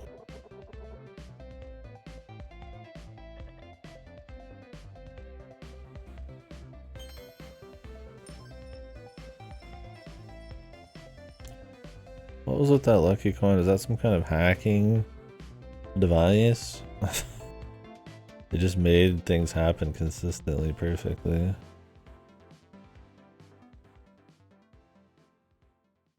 Look forward to the next game. Easterbound. Alright, well, that was it. Eastward, Eastbound. What is this game called? Eastward.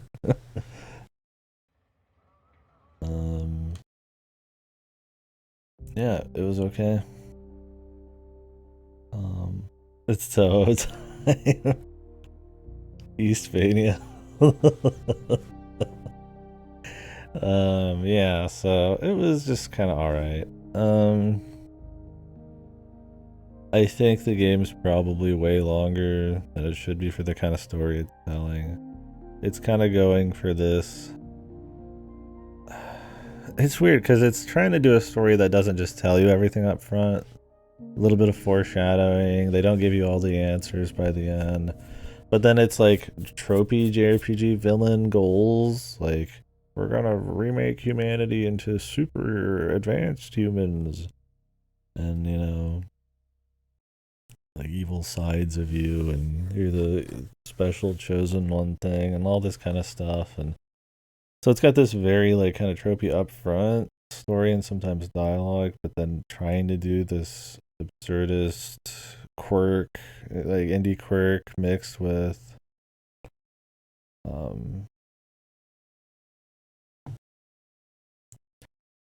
mixed with like serious and surreal, and you know, kind of like, I mean, like an Earthbound, or sometimes like an Undertale, or elements like Humanity or something. You know, there's all sorts of games that balance, or like these that have like kind of a quirkiness with some kind of serious undertone. This though, I feel like a lot of time it didn't have that through line that a lot of those do. Like, it didn't have like a world that I was consistently interested in, or like a goal, or even just if it was just about the road trip, you know, just interesting enough combat or pacing, or just really even just quirky, absurdist, interesting kind of levels to go through. Like with something like Earthbound, like every area you go to them pretty quick, and they're all really fucking interesting. This, you're in the area for a long time, and they're just like a city with like a little bit more wackiness. The art's great, but like it's not like a place that's like 8 hours you could survive on with nothing but just the novelty of the quirky bullshit. So it's like, I feel like more areas are paced quicker. I mean, you know, think of like a movie, right? And it's like 2-3 hour thing. This is like 20. You know, like there's got to be something, a different like way to approach it. And it's like, if it's not gonna be in gameplay, which we'll get to that, like just more interesting characters or dialogue, or if you're gonna do the kind of pull in timey wimey or tropey kind of stuff like that, there's nothing wrong with that. Just the execution, I don't know. I don't think that it had a very interesting like breadcrumb kind of discover it as you go sort of thing. I think that kind of stuff works well with video games because you can just discover it as you run around, and player agency and all that kind of stuff. But this was very much on rails. There's no like adventure game elements really. You know, you might get an item because they give it to you, but it'll tell you where to go next with it. It's just speech bubble to speech bubble, almost like a VN half the time, but you know, with kind of weak writing. I don't know. I think a lot of the writing's goal was to one probably impress you with the how wacky and interesting the zones were. Two, probably the most important thing was the characters. I feel like they're really trying to get you attached to some of these characters so that when they took them away or when they had these big moments where they croaked or something, um, you felt something there. But like 6 to 7 hours to like get me to kind of care about Alva and her squeeze, it just didn't even happen, man. Like, and that's like a driving factor for like the rest of the game. I think the first two areas that's fine, right? The you're underground and you think there's nothing in the world or something. Maybe they don't give you that feeling of like wonder and adventure or something. You just kind of exist, and like some people kind of say there's no above ground, and then you just end up above ground, after some shenanigans, and it's not too bad. But then the second area, you get like a nice contrast because it's like this idea, like perfect area, and then they take that away by killing them all. And I think that's a cool way to set it up. It just needed to drive with that feel, or change it to just more of an actual like journey kind of thing, right? Like a road trip sort of deal. Like maybe there's a reason they need to go east from the beginning, and they're just passing through. And I guess it doesn't need to be like that, but I don't know. Most of the breadcrumbs was just there's human labs being grown. People being grown in labs. You're like, okay, and then the characters don't say anything about it. Hell, she even just forgets about the first town somehow. Literally just amnesia. They never just she doesn't do it. It doesn't happen again. It's like they wanted to show that off, but they didn't want to like have to actually forward the character any, so she just forgot. And you're just like, okay. So I don't know. There was just they just didn't like they'd have the Solomon thing pop up occasionally. I don't know if he was just supposed to be the head honcho of each zone, so that like they could go forward with the erasing of humanity or something. But like they'd have him show up a few times, so then you thought, oh, there's some weird connection, and like that was it. That was pretty much like the story, other than the miasma existing to kill everyone, and that there was human labs. Which I mean, all that stuff is shown really quickly. It's essentially 15 hours to just get to those spiels at the end, and I mean, it's just not interesting enough foreshadowing or background stuff. Which wouldn't be a problem if the character stuff was solid. But it's just kind of okay. Like some of the characters, like the Sam character's endearing at times, but it kind of loses it. The other characters, like I don't hate reading the dialogue. It wasn't like it was frustrating, like Sea of Stars or something. It was just it's just all right. I mean, it wasn't worth that much time in each area. And even those things would be fine if the gameplay was there. But man, the gameplay is just kind of it's so just lukewarm, man. Like it's set up to seem like a Zelda game. Like, oh yeah, maybe you'll explore a bit, or maybe you'll get all these items and do these cool things. But it's all on rails. Most dungeons are linear. Every weapon you get is just a different kind of gun. I didn't even use. You didn't even see me use the newest gun, the saw blade. That whole final couple dungeons, just don't care. Um, swapping between them is cumbersome. You have to press multiple buttons to get these things out and use them. There's not any, even melee is not on a dedicated button. You have to swap from melee to everything else. And the enemies, they just kind of do shit, just fucking fly around on top of you. And you've got like a double hitbox because of the character. It's not hard, but it's like, it just kind of feels like shit. The melee, you kind of like move forward when you attack, so it's very smashy because you can just kind of mash your way forward. And the one standout thing I feel like they were trying to go for was the character swapping and separating, but there's no reason to separate in combat. And even in combat, there's no reason to really swap and stun with her because it just takes extra buttons, and swap to hit her, shoot, and hope hitboxes aren't fucked, because sometimes they are with her shot, and then you gotta swap back and then swap him and possibly swap to a weapon and then start beating away at the thing. And it's just like, I could just beat away at it anyways, right? You could just take the hit. It doesn't go off, King. Wait, off. Off, bros. Yeah, last time I tried to play off, it crashed my computer. That was on my old computer. I'll have to try again with this one. Eastward's basically Toho. Does Toho just stand for East or something? I don't know. What else? We were kind of talking gameplay. And I think all of that kind of feeds in a way into the cooking too. It's like, because the gameplay doesn't feel good, you don't really, the room for like good skills not really there. And even if it was, you wouldn't really need to cultivate it because of the cooking system. You just kind of shit your way through it, and it just makes it kind of unengaging. It's not like just rancid, but so many of the puzzles end up just kind of being hoofing it puzzles, where you just drop a bomb and then walk around and activate like an elevator or something, and then walk around and then go back and forth and swap between different characters and walk these like long distances and stuff. And it just, none of them require much brain power, so they feel kind of like tedium puzzles. Like you just are just carrying out the task. There's no like move tags. There's no really any of that going on, right? Kind of help make up for it. I mean, even in Zelda, you have like the dash, right? Or like Rock's Feather or some shit, right? Just like goofy little stuff like that. But if there is just walking around puzzles, you have like something there. You get the ability to like shoot flames, I guess, at your bomb to like make them blow up quicker, but I mean that costs ammo, and you don't get the flamethrower for a while. So a lot of it's just waiting for bombs to blow up, and then later on, you just have to leave bombs places and then run back and activate them. So it's essentially just a longer fuse. So it's just okay, man. And that's being generous, probably.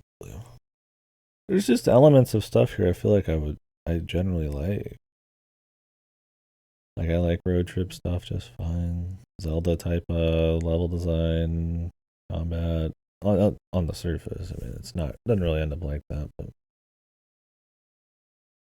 you know, the good art and music where they could balance tones or try to occasionally. You know, hints at like a bigger story without all the answers. Like, I like that shit. It just doesn't hit. A father daughter dynamics, I don't think they went anywhere with that. So, I don't know. I don't know what you guys think on it. Who played it here? I know Rydlos did that. It was the spark, if you will, to probably do this playthrough. But I don't know if anybody's played it or cared enough to watch enough to have a take. I mean, but yeah, I don't know. I can see where people would really bounce on this. I think, and while I don't generally have a problem with slow pace or lots of dialogue, I mean, like I said, I read VNs, right? I imagine that's where a lot of people bounce on this. Is it kind of starts out making you think it might be this kind of Zelda thing, and then it turns into just a very slow, meandering, kind of text-heavy game that I don't think quite justifies its its length. It goes for big spectacle and stuff at the end, and it's like I can appreciate those moments. I do think there's moments where the music really matches the scene and the visuals, and it's just really nice. It's great, but those are just kind of like moments where you just like imagine it in something else, and it's like, oh yeah, it would be cool, or I feel a little something, right? I don't think it quite works out. There, like every area has like this big goodbye to the characters and stuff, so you can tell they were trying to like, oh, we bonded with these characters, and now we gotta give them this, bittersweet goodbye and all that kind of stuff. And it's like you could see what they're trying to do. You've seen that in other stuff, right? And like road trip shit, where you just kind of keep going to the next place, and Just doesn't. I don't know if you're just kind of tapped out after the city, so you're not really engaged from there, and even trying to kind of be on the level they're trying to dish out, but it just doesn't. Anyways, I guess that's it for me on this, man. We'll probably continue cassette beasts after this, or I would swap to the other setup and do one of the shooters. I don't know if the mail runs on Friday, Black Friday. I'll check the mail. We might do Smile for Me later. It's a shorter kind of adventure thing. But I don't expect that. The mail's probably gonna be fucked, so I'm not expecting much there. But yeah, I'll probably continue cassette beats. Another Zelda but Pokemon thing with odd maybe tone, questionable. This did not have questionable production value. I think it looked pretty good. I think there wasn't enough music, but they used it well. Sometimes, sometimes this game, I guess I didn't mention that, has tonal fucking whiplash, man. You are going from like really somber or sad moments like after the city into a fucking monkey Hollywood train. And even at the end of the city chapter, it's like hunky dory happy talking to the merchant, and like we're literally chasing after someone after like who's like carrying somebody's corpse around, man. Like they're not good at like bringing back in the funny or the quirk.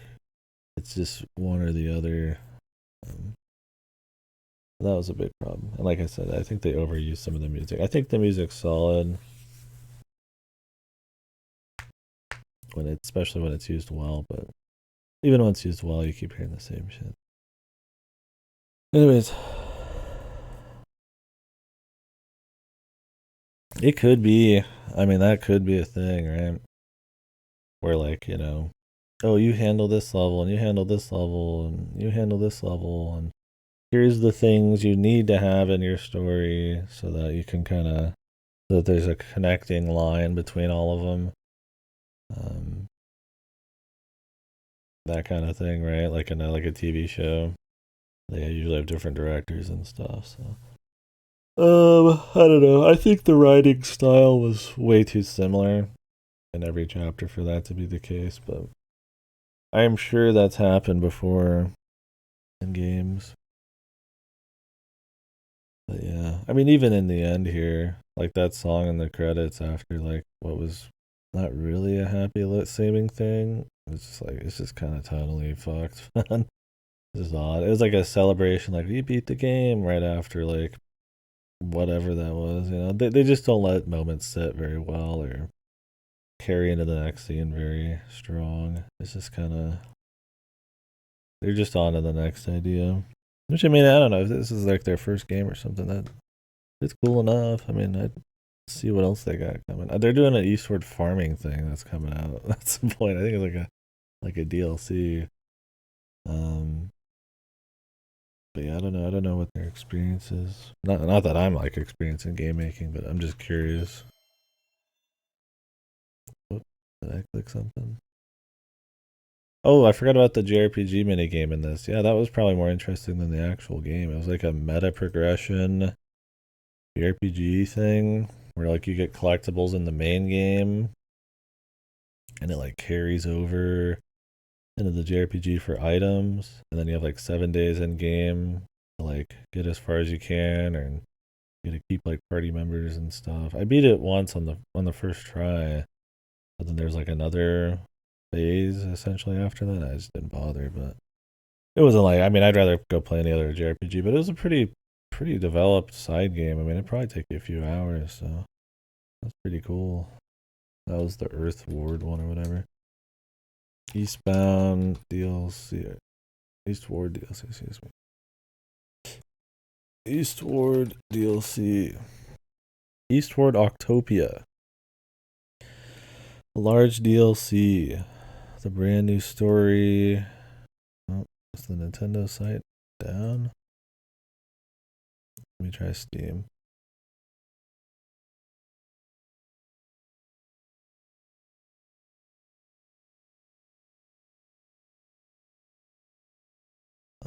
Next stop, Octopia. Sam and John return in an all-new adventure. In this heartwarming story-driven farming sim, players can grow crops, tend livestock, turn an abandoned fairground into a thriving village with the help of the weird and wonderful cast of the Eastward characters. Oh, great. There's noise. Let me show you guys what we're looking at here.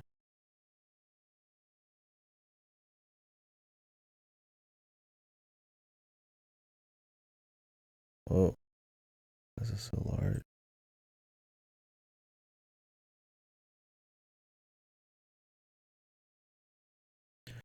Yeah, Farming Bros.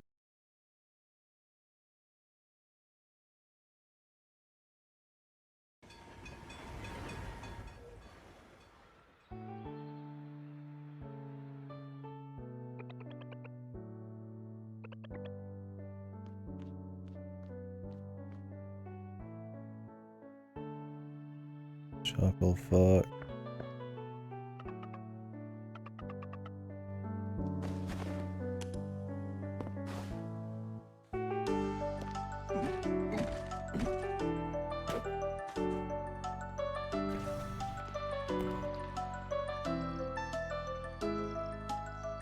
I don't know where this falls in any of the story. Considering she looked totally different at the end of this game.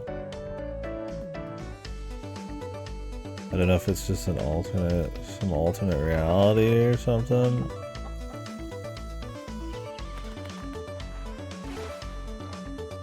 I would not be surprised if this was better than the base game. I don't know about that even. When it is a DLC, it might just be super basic, them just flipping the assets to get a buck. It looks a little more effort than that.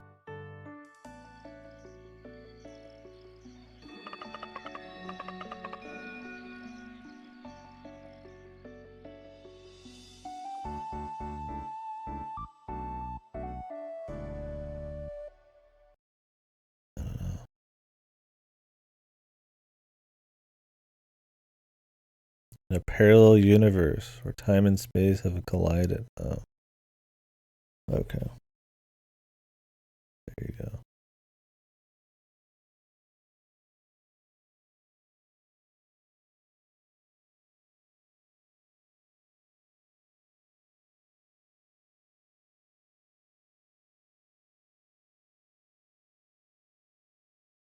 The Hollow Axial of Eastbound Lakes. Yeah. Get ready, bros. Yeah, I don't know. Maybe that's cool. Didn't tell you. I don't think I'll be playing it. Anyways, that was Eastward. Yeah, overall I would say it was just it was alright. There's stuff I liked. There's elements that I feel like I should like. But I don't think it all comes together, and it's got pacing issues. And I don't think very well thought out gameplay or systems. Some of it works, some of the bosses are right, some of them are rancid, some of them are broken, abusable, super easy. It just kind of feels bad. But great art. I don't know if it's good enough art where like you should just play it just for that. Like it's good and it's got some variety, but I don't know if it's got 20 plus hours of variety. If it's worth going through all the bullshit, so anyways, that'll be that.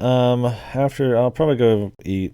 I'm gonna take a break for like an hour, and then we'll probably get back on Cassette Beasts. I did like an hour of that before we started this. Gameplay wise, that seemed a little more promising, but the rest we'll see, huh?